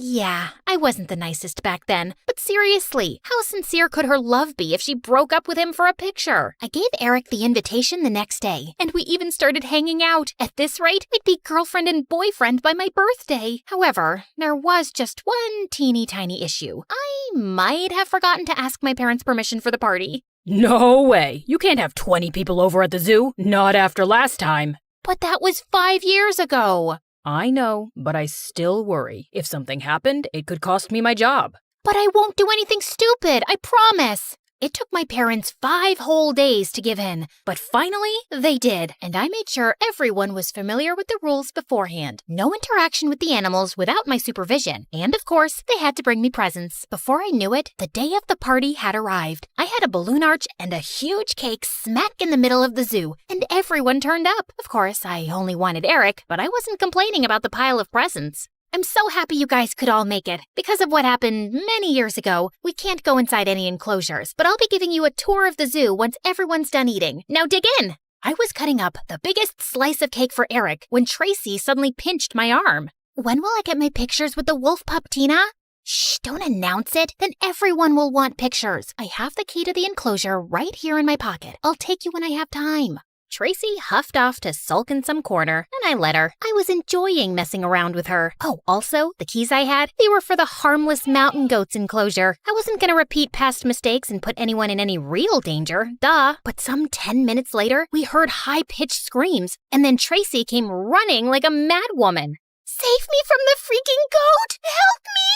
Right behind her, a goat came charging in and slammed right into the food table. The kids screamed and all ran away, including Eric. It was just me and the goat left, and boy, she did not look happy. Come on, Butthead, you know me. I named you Butthead, remember? No? Nothing? Bah! See? I'm your sister. Bah! It wasn't working. Butthead was stomping her foot, ready to charge me. My legs felt frozen, and I really thought that this would be my end, when suddenly, Hey, you, goat, get away from her. Hey, pay attention to me. A boy with glasses I'd never seen before was standing a few meters from me, and he was whistling to Butthead and pulling faces at her. Are you crazy? Don't worry about me. I got this. Just run. I didn't need to be told twice. I ran as fast as I could back to my house. All my guests had left, and my parents were waiting for me, looking furious. We found Butthead back in her enclosure, and the mysterious boy was nowhere to be seen. I had no idea how he'd snuck in or out, but he'd certainly saved my life. Other than that, things were pretty bleak. Yes, she gave me the key. First, she charged me for a wolf picture, then sent me to the mad goat's enclosure. I never gave you the key. You stole it from me. And I've never seen a goat behave like that before. You must have done something to make it so angry. Maybe it's just your face. You have that effect on some people. Trust me. But everyone was against me. Even Eric. Well, especially Eric. You're such a weirdo, Tina, and all you do is put us in danger. Just stay away from us. The zoo authorities reviewed the case, and they didn't fire my parents, but they told us we had to move out of there. I was banned for life. We moved into an apartment, and I spent the next week in my new room crying, and also very much grounded, before Dad came to me. I think it's time for you to grow up a bit, Tina. This summer, we'll send you away to a camp where you can learn some discipline. What? And well, that's how I got here. This place is boring. We sleep outside in tents, which are not comfortable, and all we do is study. Fine, sometimes we go swimming in the lake too, but mostly it's just annoying. To make it worse, Tracy was there too. Don't go near Tina. She grew up with animals and has their diseases. She might bite. Don't say I didn't warn ya. Thanks to Tracy, most people chose to stay away from me, and it was lonely. But one good thing about being here was that I had plenty of time to read about animals, which was nice. I'd always been too busy playing with animals to read about them before. I might even become a vet after this. One day, she was poking fun at me again, and I kept trying to ignore her. So, how does it feel to be kicked out of the zoo? Do you miss your four-legged brothers and sisters? Do you miss the stink of animal poop? Do you even know what fresh air smells like? Hey, knock it off and leave her alone. That voice was so familiar, and I turned around to see the mysterious boy from the zoo. Wait, it's you. You saved me from the goat. Yep, I'm Mason, by the way. I've been sneaking in and out of the zoo for ages. I just like hanging out around animals. And that day, I was just roaming around when I happened to see your friend Tracy here stealing the keys from your pocket. So I took some pictures. You took pictures? Yeah, right. You're lying. They're right here on my phone, but it'll be $5 if you want to see them.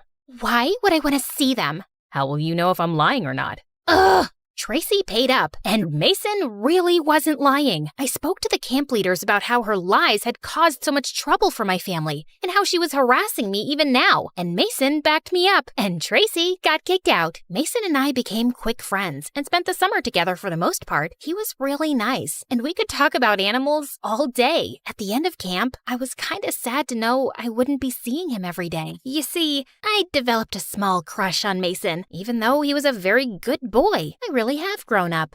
Promise to write to me every week? I will. And when I went back home, I also showed the pictures to my parents, and they apologized for not believing me before. Even my zoo privileges were reinstated, and I could visit anytime I wanted. Mom, Dad, I want to be a vet, and I think I want to change schools. I've looked up a few where they start vet courses in high school. That sounds like a good idea, and it's a very fitting job for you, sweetheart. Things were going well, except that Mason didn't really stay in touch, which made me kind of sad. I was both excited and nervous on my first day in my new school. I didn't know anyone, and I wasn't the best at making friends. Just then, someone came and sat next to me. Hi, Tina. Mason, hi! You're in my class? Or you're in mine. Either way, we're both here. Listen, I meant to stay in touch, and things have just been crazy. I'll tell you all about it, but first, I really missed you. I missed you too. Guess I didn't have to start from scratch after all.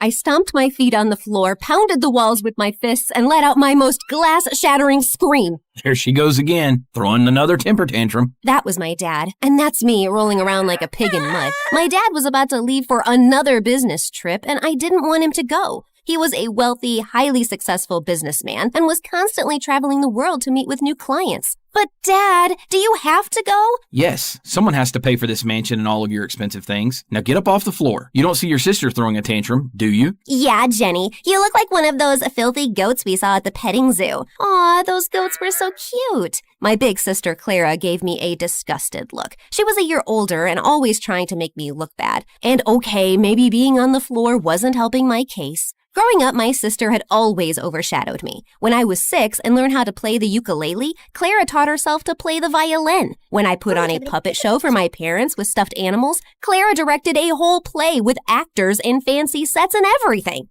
One time when I was 12, the president and the first lady came to visit our house for dinner. It was a big deal. There were a bunch of reporters, and the staff prepared the house for weeks. My dad was so nervous that he started yelling at a servant. This is gold cutlery. I told you to use silver. The First Lady hates gold. Fix it now. Yeah, everybody knows that. Are you stupid? When they walked away, I sneaked over to the servant, who was in tears. You're doing a great job. And then I slipped her a huge tip. I put on my best dress for dinner. I thought I looked cute, at least until I saw Clara. She looked like an absolute princess. At first, it made me feel invisible, but then I decided to be brave. When it came time to serve the soup, I jumped up. I got this. I was thrilled. Finally, a chance to make Mom and Dad proud. I walked gingerly to the First Lady, being extra careful, when suddenly a foot stuck out and tripped me. The soup went flying all over the First Lady and the President. Then a bunch of Secret Service guys tackled me like I was an assassin or something.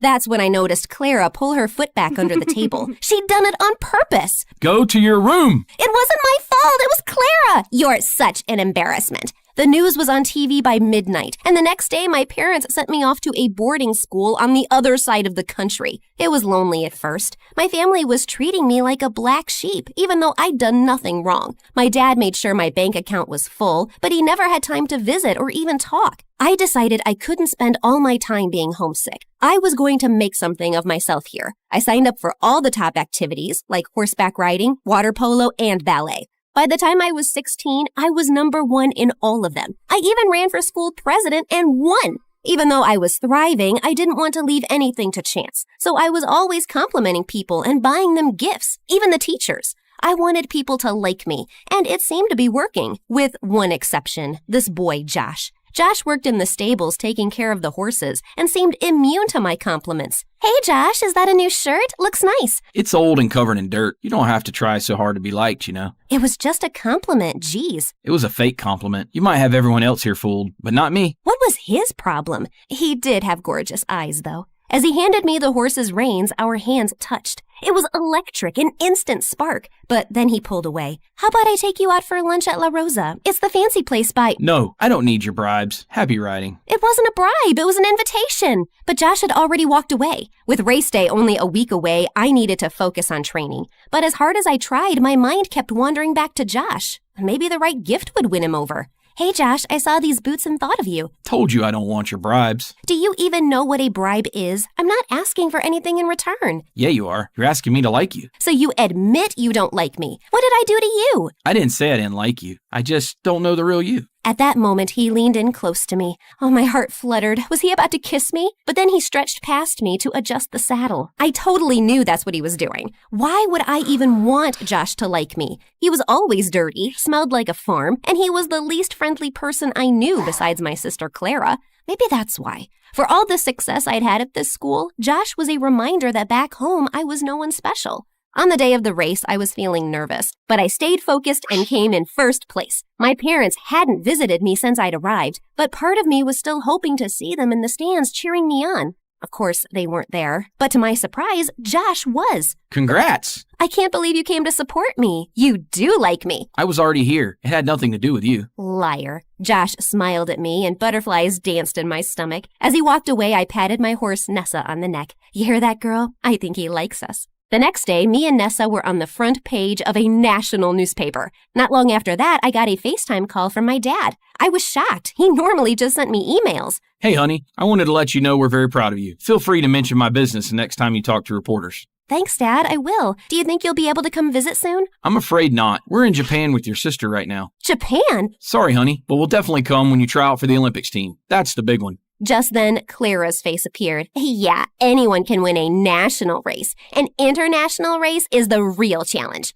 That's not fair. I worked really hard. You've never won a national race. We have to go, honey. We just got to the Hello Kitty store. Then he hung up without even saying goodbye. I couldn't help it. I started to cry. And that's when Josh found me. Go ahead, make fun of me. You know you want to. I never wanted to put you down. I just wanted you to be real, and it looks like you finally are. Yep, real tears and snot here. As real as it gets.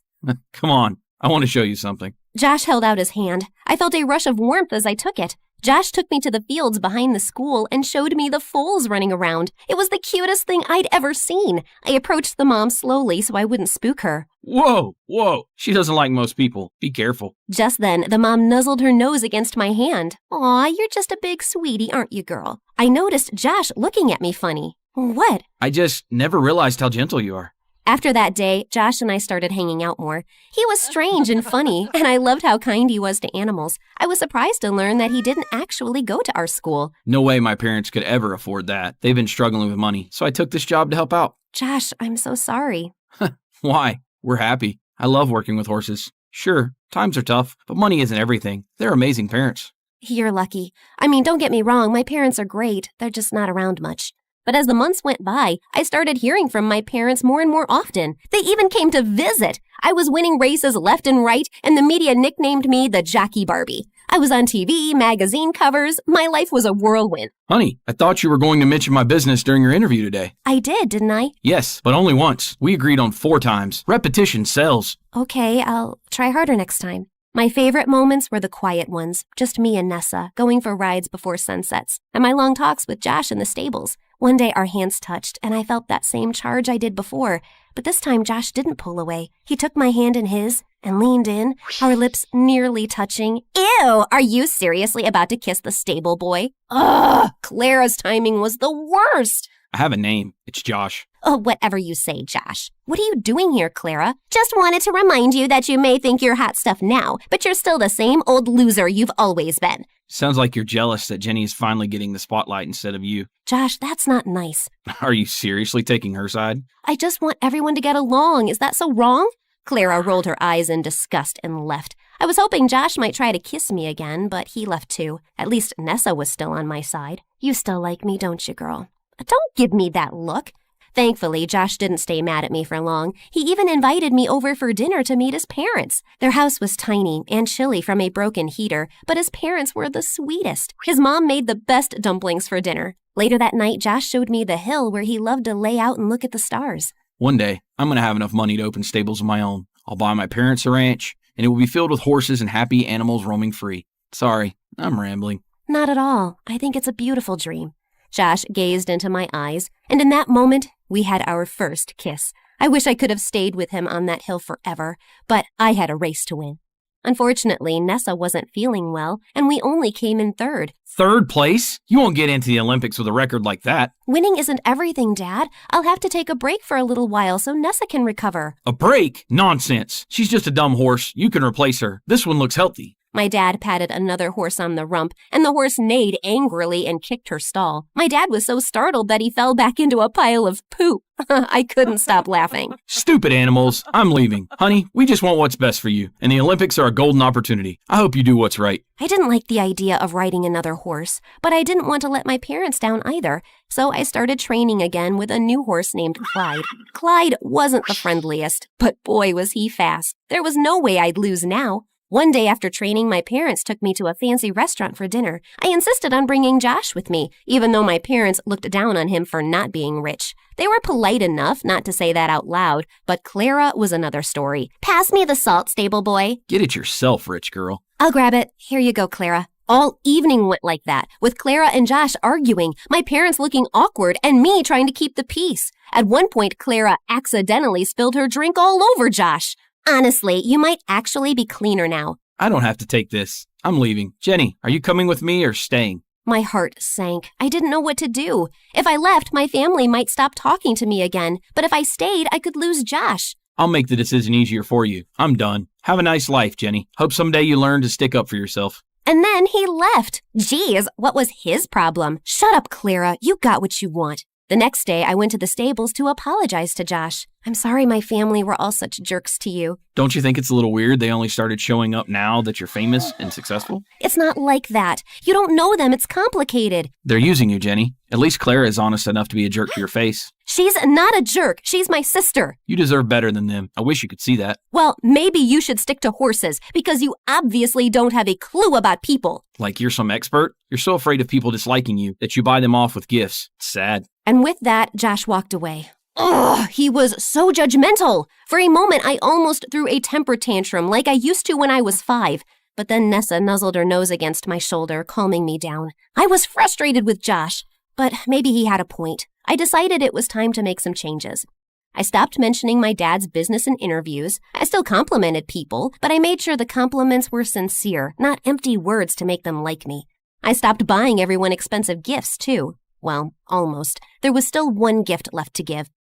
It's true I lost some friends when I stopped being so generous, but the ones who stayed were amazing. And the best part was I knew they liked me for me. On the morning of the race, I knew what I had to do. I was at the starting line with the other racers, waiting for the starter pistol to go off. My parents and Clara were in the stands. The shot went off, and I turned around and raced in the other direction. Jenny, where are you going? You're going to lose. All your hard work will be for nothing. Sorry, Dad. Guess I just don't care about winning as much as you do. You're embarrassing this family. You do that just fine on your own. My dad turned beet red. Clara started laughing. Oh, look who grew a backbone. Go get him, sis. And with that, I spurred Nessa forward and we raced for the stables. I just hoped Josh would be there. I looked around everywhere and couldn't find him. Then I heard a voice. Did you pay to fix the heater at my family's house? Look, I wanted to ask permission first, but I knew you'd just say no. It's not a bribe. You don't have to talk to me or even like me. Your parents were kind to me, and I wanted to return the favor, that's all. And I finally stood up to my parents. I'm done being a people pleaser. Good for you. So tell me, what does Jenny the jockey Barbie want to do first? This. I kissed Josh, and he held me in his arms. Nessa whinnied behind us. I think she approves. Ever since I can remember, I have loved cars. I guess it's because my dad is a professional racer. I grew up hanging out with him at the racetrack, and his pit crew always treated me like one of their own. Don't get me wrong, I'm totally a girly girl. I love to do makeup, get my nails done, shop for the latest trends, and post selfies on Instagram. But given the choice between a hairbrush and a socket wrench, well, you can't fix a car with a hairbrush. The year I turned 16, my dad was in a terrible accident while racing. It was so hard for my mom to see him in the hospital, but I did the best I could to help by keeping my little brother and sister in line while she was visiting him. I cooked and cleaned, and sure, I hated it, but I had been raised with a pit crew mentality. Everyone pitches in. I missed my dad, and I couldn't wait for things to get back to normal. At night, I would watch NASCAR videos on my phone under the covers, dreaming of the day that it would be me driving. One day at school, our mechanics teacher said he was offering extra credit for anyone who wanted to work on fixing up an old car after class. My arm practically came out of my socket as I raised it to volunteer. The boy sitting next to me sneered. But you're just a girl. I took a wrench that I had in my zini purse and slammed it on his desk. Okay, flyboy, what kind of wrench is this? I was mad, but even though he was dressed in retro style, I couldn't help but notice his wavy blonde hair and steel blue eyes. He was kinda gorgeous. It was like I was watching a unicorn flip his mane in slow motion. I bet you're all thinking, focus girl, this guy is trouble with a capital WTH. And then he answered as if he was teaching me something. Torque wrench. I can show you how to use it if you need a lesson. Oh, no, he didn't. The only lesson to learn here is how to get up from the floor when I knock you out. The whole class laughed at him. He pushed his chair back and got in my face. Are we gonna fight? The class started cheering. Did they really want to see me fight this gorgeous, annoying unicorn? Hold on, was this guy my nemesis? Smart, gorgeous, and into cars, just like me? The teacher stepped in front of me before anything could happen while he stormed out of class. I was sent to the office, and he got away. So unfair, right? As I was sitting in the office waiting, I spied him on the football field through the office window. His hood was up, but I knew it was him. I saw him hand another boy a small package in exchange for money. I had no idea what he was up to. I only knew that this is my school, and I had to protect it from bad guys doing shady things. Since you're an honor student, I'm letting you leave this time, but I don't want any more messes, and I will talk to Diego about this later. I thought if the principal wasn't going to take this seriously, I was going to figure out what this guy was really up to. After my next class, I was talking to some cute boys about our favorite subject, NASCAR, and they invited me to go dune buggy racing with them that weekend. Diego must have heard as he walked by. Dune buggy? I guess you can't drive a real car. I followed him to confront him about his rude comment and saw him walk off alone to a lunchroom table. He took a half-eaten apple out of his pocket and started eating it. I stopped myself from gagging at the thought of eating what looked like something you would find in the trash. Gross! I needed to let him know that I was watching his every move, so I walked by him and gave him a dirty look. What's the matter? Couldn't afford a whole apple? He stood up, and I thought, this is it. I'm gonna wrestle him to the ground and search his pockets for evidence. Just then, my friends walked up to me, congratulating me for standing up to this bully earlier. But before they even noticed he was there, he put his hood over his head and darted away. We heard what you did, girl. Chalk one up for girl power. Girls can do anything. I was loving all the positive attention. I was, after all, the hero of this story, but I couldn't believe he didn't challenge me. I expected more of a fight from my mortal enemy. I was thinking that was the end of it. But the next day, I saw him leaning on a locker and talking to another boy and whispering. As soon as they saw me, they stopped and walked in the opposite direction. My spidey senses were tingling. After school, I waited, hiding under the bleachers to follow him home. I had to see for myself what the deal was. My phone rang, startling me, and I nearly jumped out of my skin. It was my mom. I whispered so that I wouldn't give away my hiding spot. Hi, Mom. I'm kind of busy right now. She asked me to pick up groceries on my way home. I wanted to go to the library. Can I do it after? I felt bad lying to my mom, but I needed to have time to confront this worm, Diego. He came out the back door of the school, walked across the field to a hole in the fence, and slipped through. Gotta go. Love you. I followed him. And as I hid from sight, I saw him walk up to this small, broken-down house. 3 little boys came running out to hug him. It was the first time he smiled all day. Hi, guys. Come on, let's get you into the house before... Just then, a loud car pulled up to the house, and Diego hurried the kids inside for safety. A very large, scary man leaned out of the window and just stared at Diego. Diego was clearly intimidated by this man. He dove into the house like he was trying out for the swim team. The car spun its wheels, screeching so loudly I had to cover my ears, and it took off down the street. But before it left, I managed to take a picture of the license plate. I knew he was up to no good, and now I had the proof. The next day after school, I waited for Diego again, but this time, I stopped him before he ducked through the gate. What are you doing here? What's going on? Are you breaking the law? Because we don't tolerate that in this school. I mean it, Diego. Why are you spying on me? Don't you have a life? I'm super connected at this school. I know everyone. And if you think that you're gonna... Okay, fine. I'll tell you, but just to get you off my back. That's Leo. He keeps asking me to work for his chop shop where they steal and sell illegal car parts. I knew it. You're a criminal. Suddenly, he got really calm and touched my arm. We locked eyes, and for a second, I couldn't explain it, but I wanted to kiss him so badly. I know what you guys are thinking. Love him or hate him, girl, but pick a lane. No, my dad worked for him as a mechanic, but when he found out that Leo was a criminal, he quit. And now he harasses my family all the time because he knows we're poor, but I always say no. My dad raised me better than that. My mouth fell open like the Grand Canyon. I guess I never thought about him having good parents. I felt like the crumbs in the bottom of a toaster. I wish I could take back all the mean things I said, but instead, I kissed him. Yeah, I was as shocked as you were, and I was the one doing it. Are you crazy? First you embarrass me in class, then you follow me around like TMZ, and now you want to be my girlfriend? A girlfriend? Slow down there, Flash. It was just a kiss. No, this is a kiss. He kissed me back, and after a second, he shot me a shy smile. But then I remembered why I was there. Hey, you're trying to distract me. Did it work? Never mind that. What was all that sneaking around school, handing people mysterious bags? If I didn't know any better, I'd say you were obsessed with me. You wish. Now answer the question. If you must know. He pulled up his sleeve and showed me a leather cuff around his wrist. I make these out of scraps and sell them. It's the only income I have since my dad isn't working. I felt like a monster. I wouldn't have been surprised if I had horns and a tail at that very moment. Guys, has anyone ever said to you, don't judge people until you know what they're going through? I'm gonna get that tattooed on my forehead. I'm sorry that I judged you before I got to know you. And yet, you kissed me. I felt embarrassed, but then he started talking, and I got to know that he and his brothers live with their foster dad, who wants to adopt them, but he just needs a steady job first. And just then, my phone rang, startling me again. Man, I gotta change that ringtone. Oh, I have to take this. It's my mom.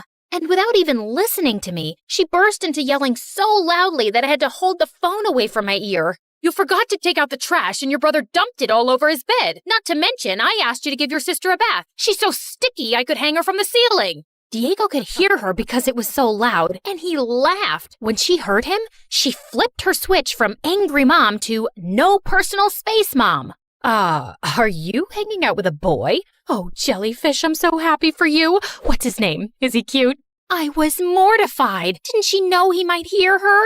Mom, I'll be home soon, okay? She ranted on like a teenager on a sugar rush and yelled louder. Don't rush on my account. Hello, Jellyfish's new friend. Ugh, bye, Mom. I hung up and wished I had a time machine to erase that horrible moment. Parents, right? I'd better go. Okay, see you tomorrow, Jellyfish. Ugh, Mom. Ugh. Well, I couldn't stop thinking about Diego and how they barely had money for food. On my way home, I stopped and bought food to give them. When I got home, my mom saw the extra food, and before I had a chance to explain, she lost her mind. Are you kidding me with all this extra food? Do you want the kids to call you Gigantic Gigi? But no buts. Except your butt'll get even bigger if you eat all this food. I was so angry. And besides, I have a great butt. I'll bet JLo's mom never said that to her. Well, I asked her to calm down, and then I explained to her. After that, she flipped her crazy switch back to sweet again. Oh, why didn't you say so? Let's go bring these to him. She grabbed her keys, and my jaw hit the floor. How could she go from steaming hot to ice cold at the drop of a hat? We pulled up to Diego's house, but he burst out of the front door. What are you doing here? Did you tell child services about me? I knew I couldn't trust you. Was I dealing with another crazy person? Then I saw his little brother snuggled behind him in the doorway, and I realized he was protecting his family like a lion protects his pride. We just brought these groceries. We don't need your charity. Oh, that's too bad, because I brought peanut butter and jelly. His little brothers trampled him like a herd of gazelles. Peanut butter and jelly? Yay! I giggled at their unabashed honesty. Thank you, nice lady. Diego told them to take the groceries inside. Sorry, I might have overreacted. Might have? Okay, I'll forgive you, if you promise never to call me Jellyfish again. Deal. He reached out to shake my hand, but instead pulled me close, took off his wrist cuff, and wrapped it around mine. To say thank you for... And just then, my mom honked the horn and interrupted us. Parents, right? Just as we were about to pull away in the car, that same scary dude came screeching around the corner in his loud car. He pulled up next to my mom's car. I was freaking out. Was he going to try to steal my mom's car or hurt her? Stop. Don't you dare try anything. I will not. He tried to stop them, but they laughed and scratched our car just to terrify him. Mom ducked me into the car, and she floored it and sped off down the street like Mario Kart.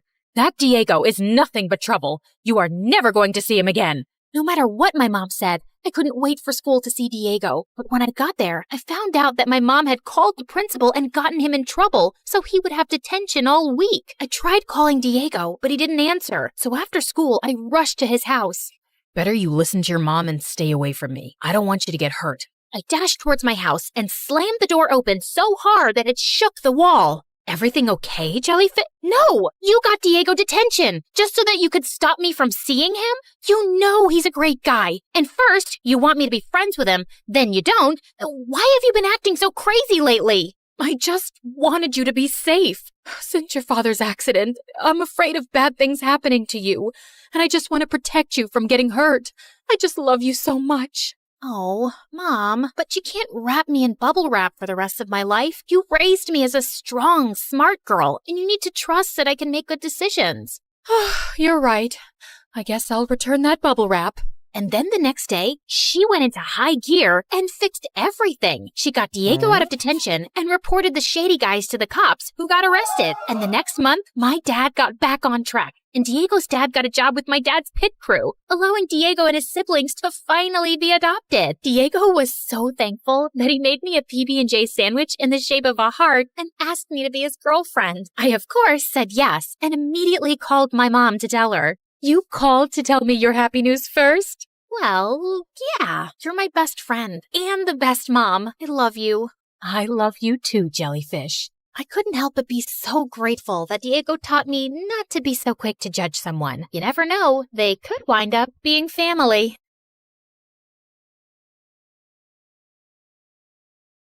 Hi, I'm Emma from Chile. Please like and subscribe to MSA. Show your love for MSA with their awesome bottles and notebooks. Peek at the collection in the description and pick your favorites. My childhood was tough. My parents were always fighting. But when I grew up, I met Clara, and my life started to become better. We met on the first day of high school, and I remember it like it was yesterday. Hi, is this seat taken? No? Great. I saw you sitting alone and thought you needed some company. Is that a choco chip muffin? I love them. You get the best muffins at this coffee house nearby, but if you eat too many, you might get gas or a sugar rush.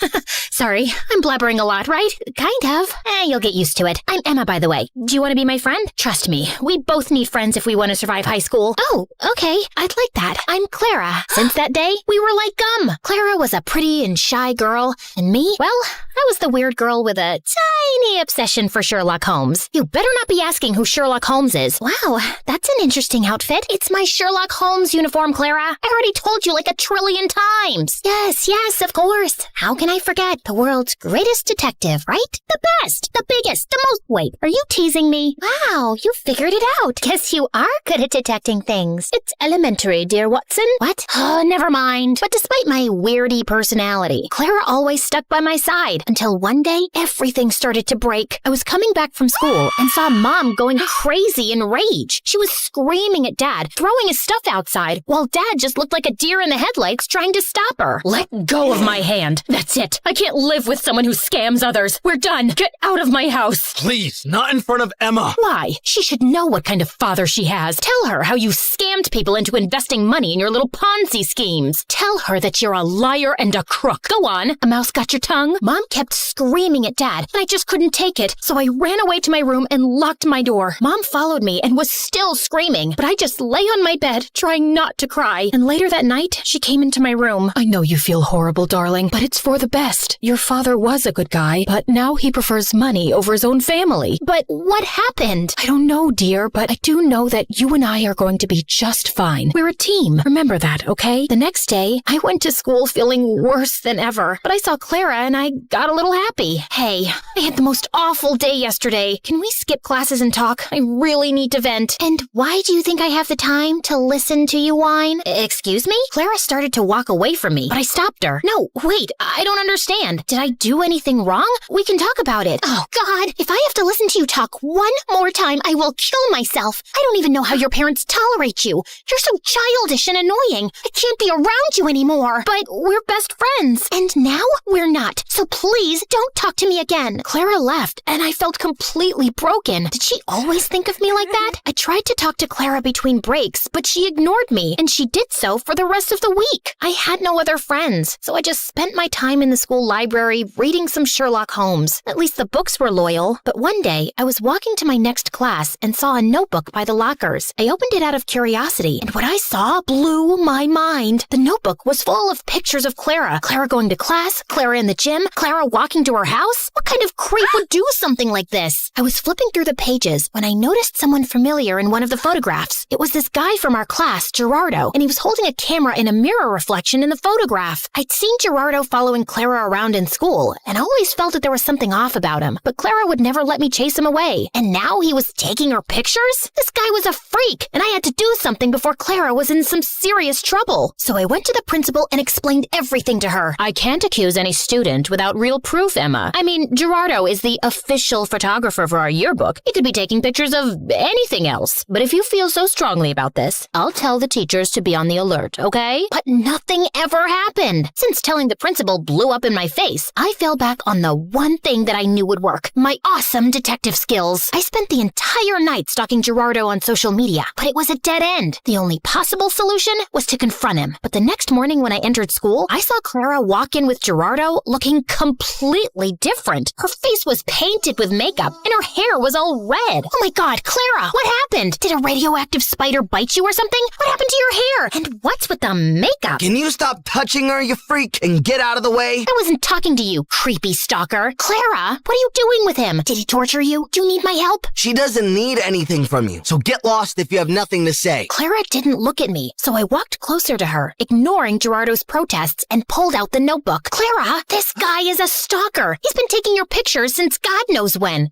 Look, he's even in one of these pictures. Can you see that tiny little reflection in the background? Clara ripped the notebook out of my hands and finally looked at me, angry. What part of I don't want to be your friend didn't you understand? I don't care about your little detective games, okay? It's not a game. This guy is creepy and weird, and my boyfriend? He's my boyfriend, okay? Now stop insulting him with your dumb games and get out of my face. Clara stormed off before I could ask any questions, but Gerardo stayed, smiling at me. Thank you for finding my notebook. I was worried about losing my favorite photos of my girlfriend. Listen, I don't know how you brainwashed her, but she's not like that. I didn't do anything to her. I just offered her a quick way to earn money. What did you make her do? Why don't you ask her? He left with a victorious grin on his face. I started to feel really worried about Clara. The next day, after the end of the school day, I was determined to save Clara any way I could. So I decided to follow Gerardo like a shadow. After a while, I saw him slipping through the school back gate and entering a scary dark alley. I hid behind a pillar and saw him wait there. And moments later, a bunch of guys came in on their motorcycles, each scarier than the next. How you feeling about tomorrow, boss? Pretty good. You have the motorcycle I asked for? Yeah, it's in Clara's house. Perfect. I taught Clara everything she needs to know about riding motorcycles, and I've told her to meet us right here tomorrow. I'm telling you, Clara's so ready for this race. She's gonna nail it. And what if she doesn't? Then we train her more till she can. But don't worry, I can feel that money is ours already. Everyone started cheering in celebration, so I got out of there before they saw me. I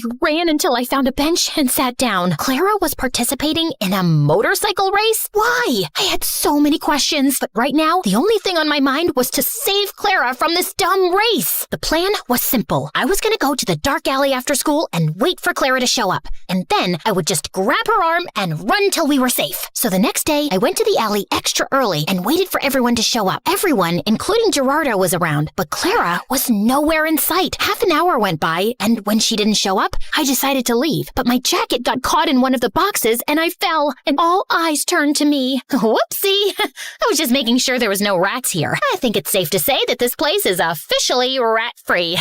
Okay, bye! I turned around to run for my life when suddenly Clara popped in front of me looking like a raging bull. I thought I asked you to stay away. I just want to help you, Clara. This is too much. I don't know what's happening with you, but I can help. How? You didn't even know your father's a scamster till your mom told you. I know you think you're some great detective and you can help everyone, but no, Emma, you can't. You have to stay away from this. Get that in your thick skull and leave me alone. I know you're saying this to hurt me, and I am hurt, I won't lie. But Clara, this is too dangerous and— Okay, enough. My head's hurting listening to your annoying voice. Lock her up. Wait! Clara tried to protest, but someone dragged me into a room nearby, took off my backpack, threw me in, and shut the door. I could hear Clara almost crying, so I pressed my ear to the door, trying to hear outside. I know she's in trouble, but you can't leave her here. You need to focus right now. We'll come back for her later, I promise. Now get on the motorcycle. You've got a race to win. I tried to scream for help, but I gave up after a while and just sat down on the floor. Ugh, how did I let this happen? I spent hours walking in circles and knocking on the door, but then I suddenly came up with an idea. I'd read in the Sherlock Holmes books how to pick locks with a hairpin, so I took the one I had in my hair and started to try it. Something clicked, and all of a sudden, the door opened. Bullseye! I knew I had it in me. Okay,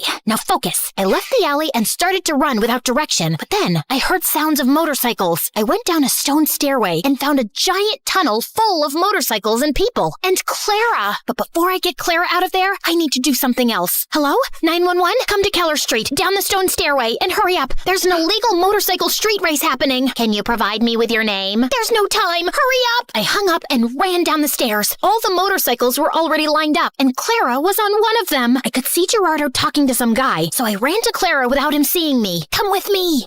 It's impossible to escape from you, right? You can roll your eyes later. Just get off this thing and come. Emma, you don't understand. I found out a week ago that my parents declared bankruptcy, and we might have to move to a homeless shelter. He's a liar. Look at that nose on his face. It's so plastic and fake. You can't trust him. His nose was really crooked. You should have seen— Wow, great story. Let's save it for another time. Now come. Just as Clara stepped down from the motorcycle, we heard police sirens outside. I pulled Clara away before Gerardo or anyone else could frame her. How? Shh, you're a suspect. If anyone asks why you're hiding behind this bush, pretend that you're from a really exotic island, you know? Maybe you're collecting a— Emma, I'm such an idiot. I've ruined everything. My grades, my life, my future, our relationship. Gerardo told me not to talk to you anymore because he wanted me all to himself. Emma, I am so sorry about everything. I just really need my friend right now. Hey, don't worry. I'm not going anywhere. You and your family can stay with us until you guys get back on your feet. Let's just go home and get you cleaned up. I missed you. I missed you too, Emma. Thank you.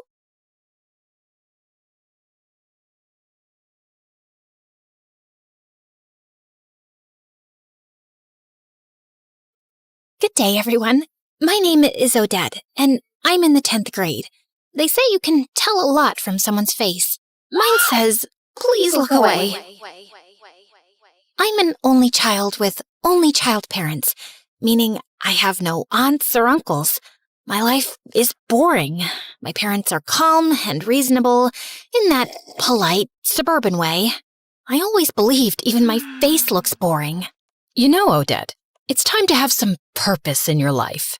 Well, I'm just waiting for the tragic twist in my life arc, because you guys didn't give me a dramatic backstory to work with. Okay, maybe start with a job? Yeah, Sharon, lead with that next time. Don't make it sound philosophical. You just want another income stream. Whatever. I'm going to my room. Where did we go wrong with our one and only? A few days later, I started babysitting. It was the worst decision of my life. I got an email from a woman saying she had a disabled daughter and needed someone to start immediately. She'd already left for work, but there was a note on the fridge with a list of instructions and $300 on the kitchen table. The daughter was quiet, sweet even. I gave her food, helped her to the bathroom, and for a few hours, everything was fine. Then I started noticing things. Shadows in the hallway, footsteps behind me. You know, classic horror movie nonsense. Long story short, she wasn't disabled. She was just pretending, for fun. People are weird. Yeah, I think my purpose in life can wait. Maybe my purpose was to find a boy instead. I saw my classmates getting boyfriends and having cute relationships. Except me. I have this friend in particular. Her name is Lila, and she genuinely loves boys. God created Adam and noticed he was bored. Imagine being in heaven and still feeling bored. So Eve was made to entertain him. Can't you see it? We girls are men's heaven. All you have to do is just smile and entertain them. But Odette, you're a frowny, boring little creature. Smile so you attract good energy. And by that, I mean boys. But I didn't know how to smile to attract boys. I didn't have it in me. Whenever I saw a boy, I'd just frown and keep my head down and walk away. I once tried with the new boy. He was wearing sunglasses indoors. I don't know if he thought he was famous or had an eye infection. Either way, I decided to smile. Are you sneezing or threatening me with your face? I stared at him, frozen. Okay, I'm calling you Snarly, like Charlie, but with a snarl. People laughed, even me. That was Rafe. He went from being the new student to the popular one instantly. He had this annoying way of making fun of you and still making you laugh. From that moment on, he kept showing up in my life. Unfortunately, so did the name Snarly. Every girl tried to be his girlfriend, especially Lila. Oh, the heck she tried. He said he was waiting for someone special to have a relationship with. What does that even mean? He's a teenager, a popular, cool one. Just hang out with the prettiest girl in the school, which is me. But seriously, what's wrong with him? Maybe romantic guys do exist. Ugh, you're so naive. Anyway, what did your mom cook today? I smelled meatloaf, so that. Again? Hey, beggars can't be choosers. Hey, you. First of all, I really don't want to stay with that ugly stepmom of mine. Second of all, I'm doing you a favor. It's not like you found a better friend. The heck, you only have me. So shut up and get me some meatloaf. Lila didn't exactly have a calm life. Her dad was a useless, handsome man who somehow got tricked into divorcing her goddess of a mom, thanks to a stepmom so ugly she could curdle milk. Her real mom either ran away or fell into depression. We don't know. What we do know is that Lila never saw her again. Then one day, Rafe was playing in the final, super important basketball game of the year. Everyone was cheering for him. Some girls were even crying. If they lose, I'll spit on their faces. Except Rafe. He can spit on mine if it helps him release some of that frustration. Do you not have even a shred of self-respect? Everyone glared at me. Apparently, I was the fun killer. And an idiot. Why are you like this? You don't have to take life so seriously. Just chill and enjoy the vibe. Then Rafe scored the final shot, and our school won. The crowd went feral. People were chanting his name. They lifted him up on their shoulders like he was a national hero. But then Rafe asked them to put him down.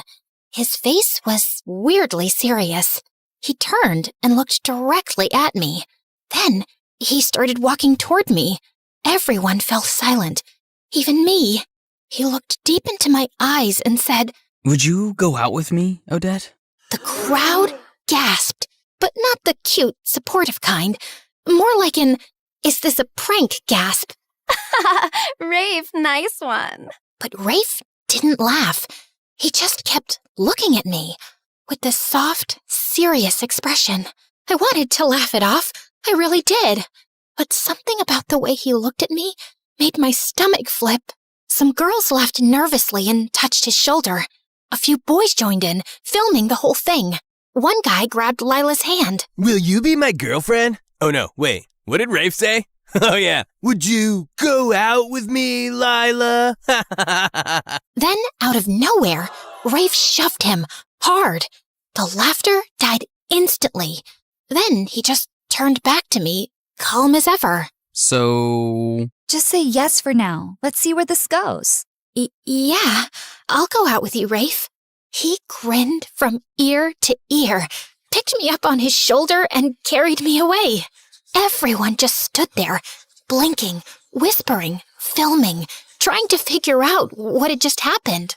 And from that day on, my life changed forever. For a while, everything felt perfect. Rafe and I became that couple, walking the halls hand in hand, skipping class to sit behind the gym and share terrible vending machine snacks. My parents were totally against me dating Rafe. I don't get it. He's handsome, funny, and successful. Yeah, but something's off. Like how he just sat in our living room with his feet on the coffee table. Little things like that say a lot. Oh, come on, Daddy. Listen to your old man, daughter. He's no good news. For God's sake, last time I checked, you're an accountant living a boring life with dead parents, no siblings, and 0 friends. Since when are you a psychologist, David? Odette, come on, honey. It's his vibe, his aura. Are you a psychologist? No. Do you read psychology books, human behavior? Facebook posts don't count. No. Then please, just let me have this one. Finally someone notices me, and he's not just anyone. He's the most popular boy in the entire school, maybe the whole city. That's what makes it even more fishy. Why would he choose you? Honey, that's not how we agreed to phrase. Aha! So it is because he chose me, not his aura or his feet on the coffee table. Why am I not even surprised? Can we please never talk about this again? Lila was the happiest for me. Look, I know most besties would be super jealous if their average, boring-looking friend got the hottest guy in school, especially when that bestie is as pretty and fun as me. But trust me, I'm proud of you. Thanks. But why are you spraying that pink stuff on your feet? Oh, I've got a date with this rich guy. He's a couple years older than us. Well, maybe a couple years on top of those couple years. He's 5 years older, okay? But love doesn't care about age. I just want everything to be perfect, including my feet. So you're gonna tell him nice to feet you? Ha ha. You're actually so stupid sometimes. I love it. So, how's everything with Rafe? It's fine, I guess. But there's this nagging feeling. Like something's off. I don't know. I know that feeling. It's called insecurity. Just live in the moment, babe. Stop overthinking. Oh, and I just had meatloaf. But brace yourself. It was actually good today. Like, edible. Anyway, I gotta go. Love ya. Mwah. Maybe Lila was right. Maybe it was all in my head. maybe I just needed to loosen up until things took a different turn. I started spending more and more time with Rafe. He was sweet and generous, but he never invited me to his house. I kept asking, then I started nagging. Finally, he agreed to take me there. I was surprised by how old and worn down the house looked. The front porch creaked under her feet. Just as Rafe opened the door, a glass flew past us and shattered onto the street. Rafe yanked me back. Where did you put the money, you useless witch? I bought food with it. What, you want me to leave money here so you can waste it on more cigarettes, you junkie? Well, welcome to my house. We stepped inside. The place was a mess. Dark, musty, with dishes piled up and clothes tossed over furniture. His mom looked pale and worn out. His dad looked like he hadn't showered in weeks. Mom, Dad, this is Odette, my girlfriend. Oh, so now it's Mom, Dad, and not Dad, Mom. Why is she first, huh? You stinking little disappointment. You can't tell me how to speak. I said what I said. What are you gonna do? Hit me? Burn me? Go ahead. What do you even want from us? Why are you still alive? Oh, trying to show off in front of your girlfriend? Like you're the man of the house? Joke's on you. She's not even pretty. Don't listen to him, sweetheart. Don't talk about her like that. Fine, let's talk about you then. Hey, bimbo, this kid you're dating still wets the bed. His mom dragged him to every doctor in town, but some people are just born failures. How dare you? She grabbed a rolled-up newspaper and smacked him across the head. I stood there, frozen. Rafe took my hand without saying a word, and we walked out. Well, I guess I'll never complain about the boring life my parents gave me again. Yeah, I get it. Now you know why I never wanted you to meet them. I'm sorry you had to see all that. Don't be, Rafe. I'm your girlfriend. I'll accept you no matter what. Cool. I like acceptance. So, not leveling up yet? You know, like love? Because, Odette, I love you. Finally! What took you so long? It's been, like, a few weeks, but yeah, I mean, you're amazing. I'm lucky to have you. And when I become this huge, successful basketball player, I'll give you the best life. He was ambitious. He had dreams, and I liked that about him. Then he leaned in to kiss me, and my stomach flipped. But just then, my phone rang. Ugh, it's my mom. Don't answer, Snarly. Let me kiss you and take you to your favorite diner. Rafe and I were only getting closer, which I didn't want my parents to know about, so I kept lying more and more to them. My grades slipped, but I told myself it was fine. I'd catch up later. I just needed time. Time to be with Rafe, to support him, to listen to his rants, to calm him down when he got angry for no reason and swore he wasn't actually mad. We had a routine. After school, I'd meet him behind the gas station near the edge of town. We'd sit on the curb, share a soda, and talk about how fake everyone else was. He said I was the only real person he knew. He started asking for little favors, borrowing my phone, asking me to cover for him when he missed something, lying to his mom. I did it all. That's what you do when someone loves you, right? Sometimes he disappeared for a day or two, and when he came back, he acted like nothing happened. And so would I. I stopped hanging out with Lila as much. You've been ditching me like you're in a full-time relationship with a ghost. He's just going through stuff. Right, and you're the emotional support animal. You're the one who told me to follow my heart and live in the moment. Yeah, the moment. Not the weeks, not the months. Odette, your parents call me all the time asking where you are. I lie and say you're with me, or studying in the library. It sucks. I hate lying to them. Then don't. If covering for me is such a burden, maybe you weren't a good friend to begin with. Whoa. Since when do you talk to me like that? Oh, wait. Since you started hanging out with Rafe. Open your eyes, Odette. Don't lose yourself. Oh, please. Says the girl dating some guy 5 years older than her just because he's rich? You want to talk about self-respect? You know what? I'm done with this conversation. I'm leaving. No, wait. Stay. You love my parents. They love you. You feel sorry for them, right? You can play the perfect daughter they wish they had. I'm leaving. We have SATs coming up, Odette. Don't you care? You're ruining everything for yourself over that dumb jerk. Surprisingly, Lila got a good score on the SATs. I got an acceptable grade, but not good enough to get into nursing school like I'd always planned. Rafe didn't even take the test. He overslept that day. I can't believe Lila scored higher than me. I mean, yeah, she's not dumb, but I've always been the one with the better grades. Now I can't even apply to nursing school. I should have studied more. I told you we didn't need to go to the movies every single night, Rafe. Oh, so now it's my fault, Snarly? Babe, what's done is done, okay? Don't beat yourself up. Come on, I'll get you some pancakes. That always cheers you up. Rafe, where do you even get all this money from? I mean, yeah, I lend you some sometimes, but it's not enough to cover everything we do. Wow. So you think I can't survive without your little charity coins? First of all, they're not little coins. Oh, come on, I'm joking. You know I don't mind helping. I was just asking. No, you weren't. You were judging me, belittling me. Why do you care where the money comes from? I take care of you, don't I? I feed you, I spoil you. Isn't that enough? I'm sorry, babe. You're right. I didn't mean it like that. I'm sorry, okay? Tell me what I can do to make it up to you. You can come with me on a country tour. I got this RV from my uncle. We'll travel, see the world, hit every state. Just you and me. But what about college? And my parents? What about them? I'm sure your parents don't mind you having fun and taking a break from all the stress. And in college, you said yourself, you're not doing nursing anymore. Take an online course, finance or something. That's a good career too, babe. I told my parents I needed time to think about my future. They begged me to stay, but I'd already made up my mind.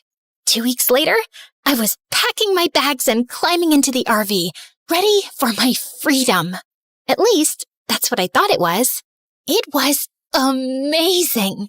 We went to places I'd only seen on TV. Nevada desert, Hollywood, coastal cities with overpriced ice cream, and strangers who looked at us like we didn't match. People stared, sometimes whispered, like they couldn't believe a guy like Rafe would be with someone like me. Once, a pretty girl asked for his number. He smiled and shook his head. Already got the best girl in the world. She scoffed and walked off. He never saw me watching, but for the rest of the day, I couldn't stop smiling. I once posted a picture of us eating instant noodles on the RV steps. The caption said, "Love in the little things." It got a lot of likes. My parents still called. Sometimes I answered, and sometimes they were just yelling, begging me to come back. Eventually, I stopped picking up. Once, in Wyoming, there wasn't much to do. I went to sleep early. When I woke up, Rafe wasn't next to me. I called him many times, and it went straight to voicemail. Evening came, and still nothing. I decided to look around for him. Just as I stepped out of the RV, a police officer, a woman, was walking up, about to knock. Miss Odette, you're under arrest. Anything you say or do can be used against you in court. What the actual heck? She flipped me around and cuffed me. I tried to resist, tried to ask what was happening. She didn't answer, just shoved me in the car. The RV is stolen. I mean, what else do you think we deal with out here? The Wall Street crash? What? It's not even mine. No kidding. That's exactly the problem. The guy who actually owns it just reported it's stolen, and he says you were the one driving it around. Can I make a phone call? I'm allowed one, right? Ugh, these movies. Everyone thinks they get one call. Fine, go ahead. Call the president if you want. I called my parents, and I prayed they come to help me out. What do you mean, arrested? Odette, where are you? Wyoming? Is that in Japan? No, honey, give me the phone. Sweetie, that's like 7 hours away from here. Yeah? And I'm your only daughter. We're coming, honey. Just stay strong. Just then, Rafe showed up. Where the heck were you? I ran to him, hitting his chest with both fists. The officer stepped in and pulled me back into the cell. You don't have to lock her up. I talked to my uncle. He's coming to sort this out. That jerk filed a report because I'm behind on paying him back. Where were you, Rafe? You've disappeared before, but this time I was alone in a strange place, scared. And your uncle reported you? Nothing about this adds up. I'm sorry, but I called my parents. I think I'm gonna stay with them for a while. No, babe, please, don't say that. Don't give up on me. You're all I have. Please. I can't be without you. Don't make me beg. You already are begging. Is that part of your dream too? The one where you become a famous basketball player and give me the perfect life? Yeah. How's that going so far? Funny thing, I once had someone beg like that. I didn't give him a chance. Thought I was being smart. And then I lost him. Not saying what you should do, but some things haunt you. I hated how much that got to me. The thought of losing him, of him disappearing forever, made my stomach twist. I wasn't strong enough yet. Fine.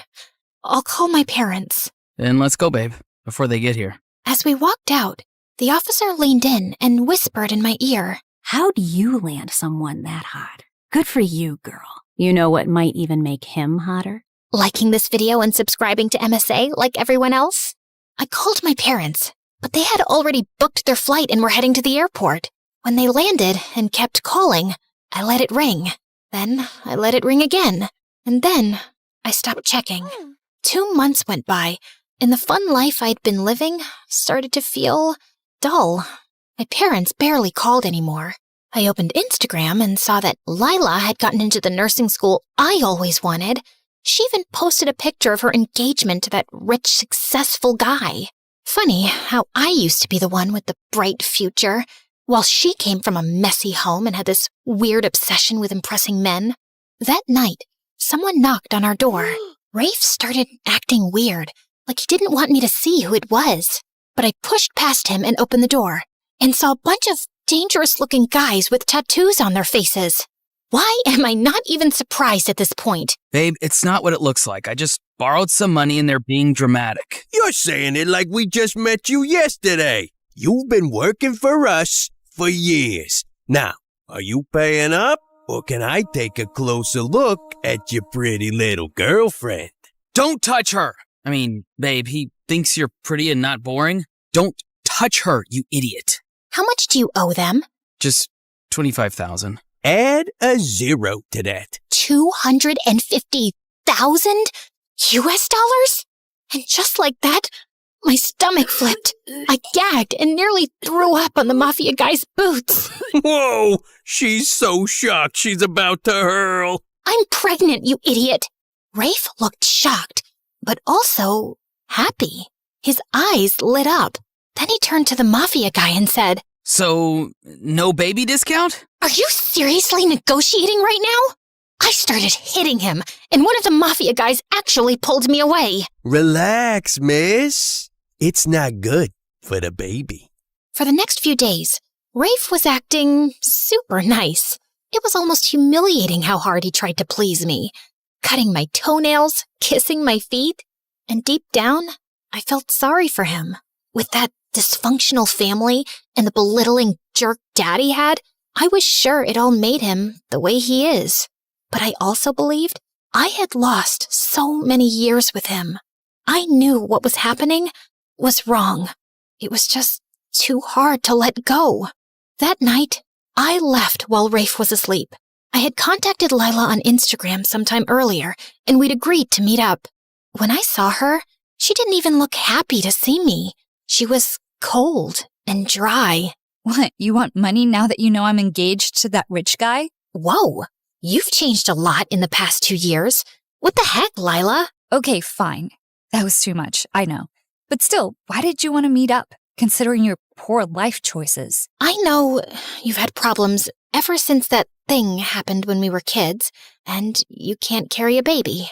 So, I'm offering you something. Please don't take it as charity. I'm pregnant, and I thought maybe you'd want to adopt the baby. Lila looked shocked. Then her eyes lit up. She smiled wide and hugged me. Oh my God, my man doesn't even know I can't have kids. I've been too afraid to tell him. He'd probably leave me. But this is perfect. I'll just fake being pregnant, and when you give birth, I'll take the baby as mine. Wait, you don't mean legally? You don't want the papers to show I'm the biological mom? Who cares? You always said your life was boring. Abandoning a baby just fits you. I know this might feel hard because, well, having a baby might be your only achievement in life, but babe, if cats can do it, it's not that deep. Let me get this straight. You think this is about achievement? Do you even know how hard it is to give up a baby that came from your own body? Not so hard for you, apparently. I mean, you're handing the baby away the second you found out you had one. What kind of mother does that? And bam! I slapped her. She slapped me back. This'll slap you back to reality. You were my safest place, idiot. Look at you now. Take this. Do you hear yourself?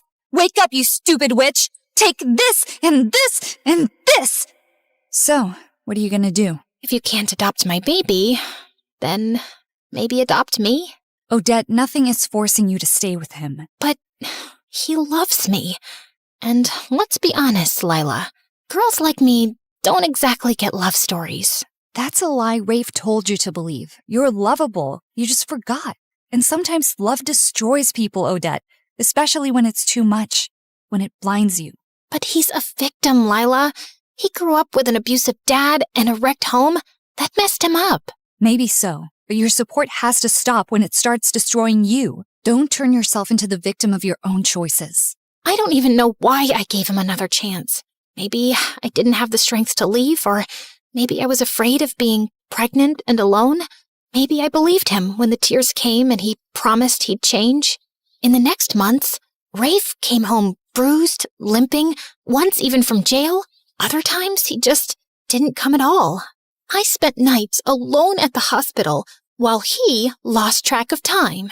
And when he did show up, it was with apologies and bruised knuckles, not flowers. Then one evening, I came home from a long hospital checkup to find him sitting outside the RV, staring into nothing. I have to sell it, the RV. I owe them and they want their money. Wait, what? No, don't sell it. I think I can help. He looked at me like I was a ghost, then grinned. You're gonna borrow money from your parents. Borrow. As if we'd ever pay them back. I didn't answer. What, are you gonna rob a bank or maybe call a friend that hates me? Just wait for tonight. You'll know. I love you, Snarly. What would I do without you? That night, I messaged Lila, asked her to meet me halfway. I told her I needed to go home, and she came and didn't ask me any questions. The drive was mostly silent. I watched the highway lights. She hummed softly. When we reached my parents' house, I braced for anger and shame. Instead, Mom opened the door, saw my swollen face and belly, and pulled me into an embrace so tight it cracked everything I'd been holding in. Oh, sweetie, welcome home. We missed you so much. I thought being loved meant being useful. I mean, why else would a handsome guy love someone like me? Dad draped my old blanket, the one I'd sworn I didn't need, over my shoulders. The next morning, I enrolled in online classes. Nothing grand, just something manageable with a baby coming, and a life to rebuild. Weeks passed. I got bigger, slower, tired, and then the baby came. It was a long night, too long. I was sweaty, shaking, crying, maybe screaming. I don't remember half of it. But when the nurse placed him in my arms, everything went quiet. He was so tiny, red, wrinkly, angry at the world already. His eyes didn't even open yet, but mine did. I looked at him, and I swore, I'm going to give you the life I never had, the love I spent years begging for. You won't have to earn it. You'll just have it. I found out sometime later that Rafe had been arrested for attempting some robbery. I guess he'd gotten desperate to pay off his debts. I almost felt relieved. He was better off in jail than being killed by some criminal on the streets. And he was no longer my problem, because some people just can't be helped. But my mom was by my side, holding my hand. My dad brought me soup, and Lila sent a message that just said, I'm proud of you, idiot. And for the first time in years, I didn't feel like running. I was exactly where I was meant to be. Sometimes, the bravest kind of love is the one you give yourself.